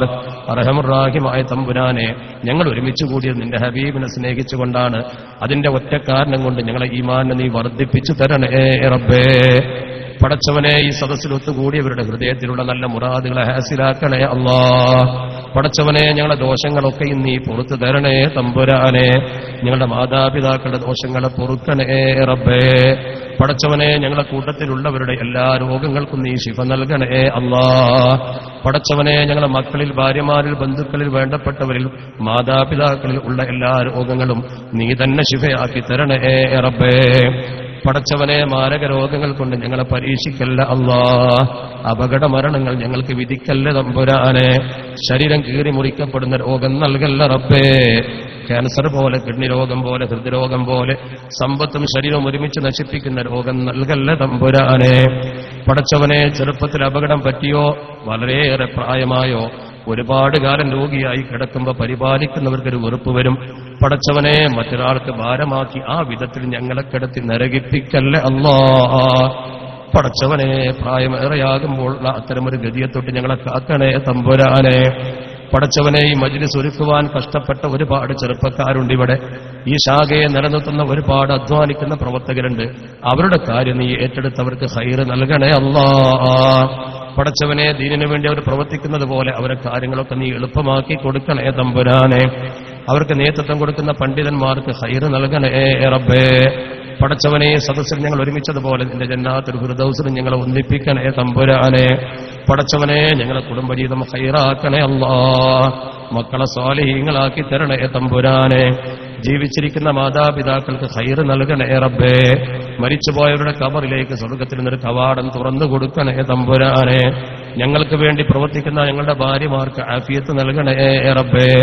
അവരുടെ ഖിദ്മത്തുകൾക്ക് ഇഹത്തിലും പരത്തിലും കൂലി നൽകണേ തമ്പുരാനെ. പടച്ചവനെ, ഞങ്ങളുടെ കുടുംബത്തിൽ സന്തോഷം നിലനിർത്തണേ അല്ലാഹ്. വീട് വെക്കാനും മക്കളെ കെട്ടിക്കുവാനും ഒക്കെ ആഗ്രഹിച്ച് കടം വരുത്തിയ പലരുമുണ്ട്. പടച്ചവനെ, മയ്യത്ത് കെട്ടിൽ പള്ളിയിൽ വെച്ച് കടം വിളിച്ചു പറയുന്ന കടക്കാരനാക്കി മരിപ്പിക്കല്ലേ അല്ലാഹ്. എല്ലാ കടങ്ങളും കടമകളും വീട്ടുറാഹത്തോടെ മരിപ്പിക്കണേ തമ്പുരാനെ. പടച്ചവനെ, ജോലിയിൽ പല വിഷമങ്ങളും അനുഭവിക്കുന്നവരുണ്ട് റബ്ബേ. അവർക്കത് എളുപ്പമാക്കി കൊടുക്കണേ റബ്ബേ. നിയമത്തിന്റെ തടസ്സങ്ങൾ നീക്കി കൊടുക്കണേ തമ്പുരാനെ. ഇവിടെ കച്ചവടം ചെയ്യുന്നവരും ജോലി ചെയ്യുന്നവരും അവരുടെ ബിസിനസ്സിലും കച്ചവടത്തിലും ബറക്കത്ത് ചൊരിയണേ റബ്ബേ. പടച്ചവനെ, ദീനിയായി ജീവിക്കാൻ ഞങ്ങൾക്ക് ഞങ്ങളെ മക്കൾക്ക് നീ തൗഫീഖ് തരണേ റബ്ബേ. ഇന്ത്യ മഹാരാജ്യത്തെ മുസ്ലിംകൾക്കെതിരെ പല നിയമങ്ങളും വരുന്ന ളാലിമീങ്ങളെ തൊട്ട് കാക്കണേ അല്ലാഹ്. പടച്ചവനെ, ദീനിന്റെ ഇസ്സത്ത് ഉയർത്തിപ്പിടിക്കാൻ ഞങ്ങൾക്ക് നീ തൗഫീഖ് തരണേ തമ്പുരാനെ. ഹജ്ജും ഉംറയും ഒക്കെ ആഗ്രഹിക്കുന്ന പലരും ഈ മജ്ലിസിലുണ്ട് റബ്ബേ. മരണത്തിന്റെ മുമ്പ് പരിശുദ്ധ കഅബയൊന്ന് കാണിക്കണേ അല്ലാഹ്. നിന്റെ ഹബീബിന്റെ റൗള കാണാതെ റൂഹ് പിടിക്കല്ലേ തമ്പുരാനെ. പടച്ചവനെ, അതിന് വേണ്ട വഴി നീ ഞങ്ങൾക്ക് ഒരുക്കി തരണേ റബ്ബേ. പടച്ചവനെ, ഞങ്ങളിവിടെ ഒരുമിച്ച് കൂടിയത് നിന്റെ ഹബീബിനെ സ്നേഹിച്ചുകൊണ്ടാണ്. ആ ഹബീബിന്റെ ബറക്കത്ത് കൊണ്ട് കലിമ ചൊല്ലി മരിക്കാനുള്ള ഭാഗ്യം നൽകണേ റബ്ബേ. ഈമാൻ തെറ്റി മരിക്കുന്നവർ ഞങ്ങളെ പെടുത്തല്ലേ അല്ലാഹ്. മരണം വരെ ഞങ്ങൾക്ക് ആരോഗ്യം നിലനിർത്തി തരണേ തമ്പുരാനെ. മറ്റൊരാളുടെ സഹായത്തിൽ ജീവിക്കേണ്ട ഗതി വരുത്തല്ല റബ്ബേ. അല്ലാഹുമ്മ അഅ്സിൽ ഇസ്ലാമ വൽ മുസ്ലിമീൻ വഅദില്ല ശിർക വൽ മുശ്രികീൻ വൻസുർനാ അലാ അഅദാഇനാ വഅലാ അഅദാഇക വഅദാഇദ്ദീൻ. اللهم ألهمنا مراشد أمورنا وأيد جماعتنا وألف بين قلوبنا وأصلحنا بما أصلحت به عبادك الصالحين ربنا آتنا في الدنيا حسنة وفي الآخرة حسنة وقنا عذاب النار ربنا ارحم آباءنا وأمهاتنا كما ربونا صغارا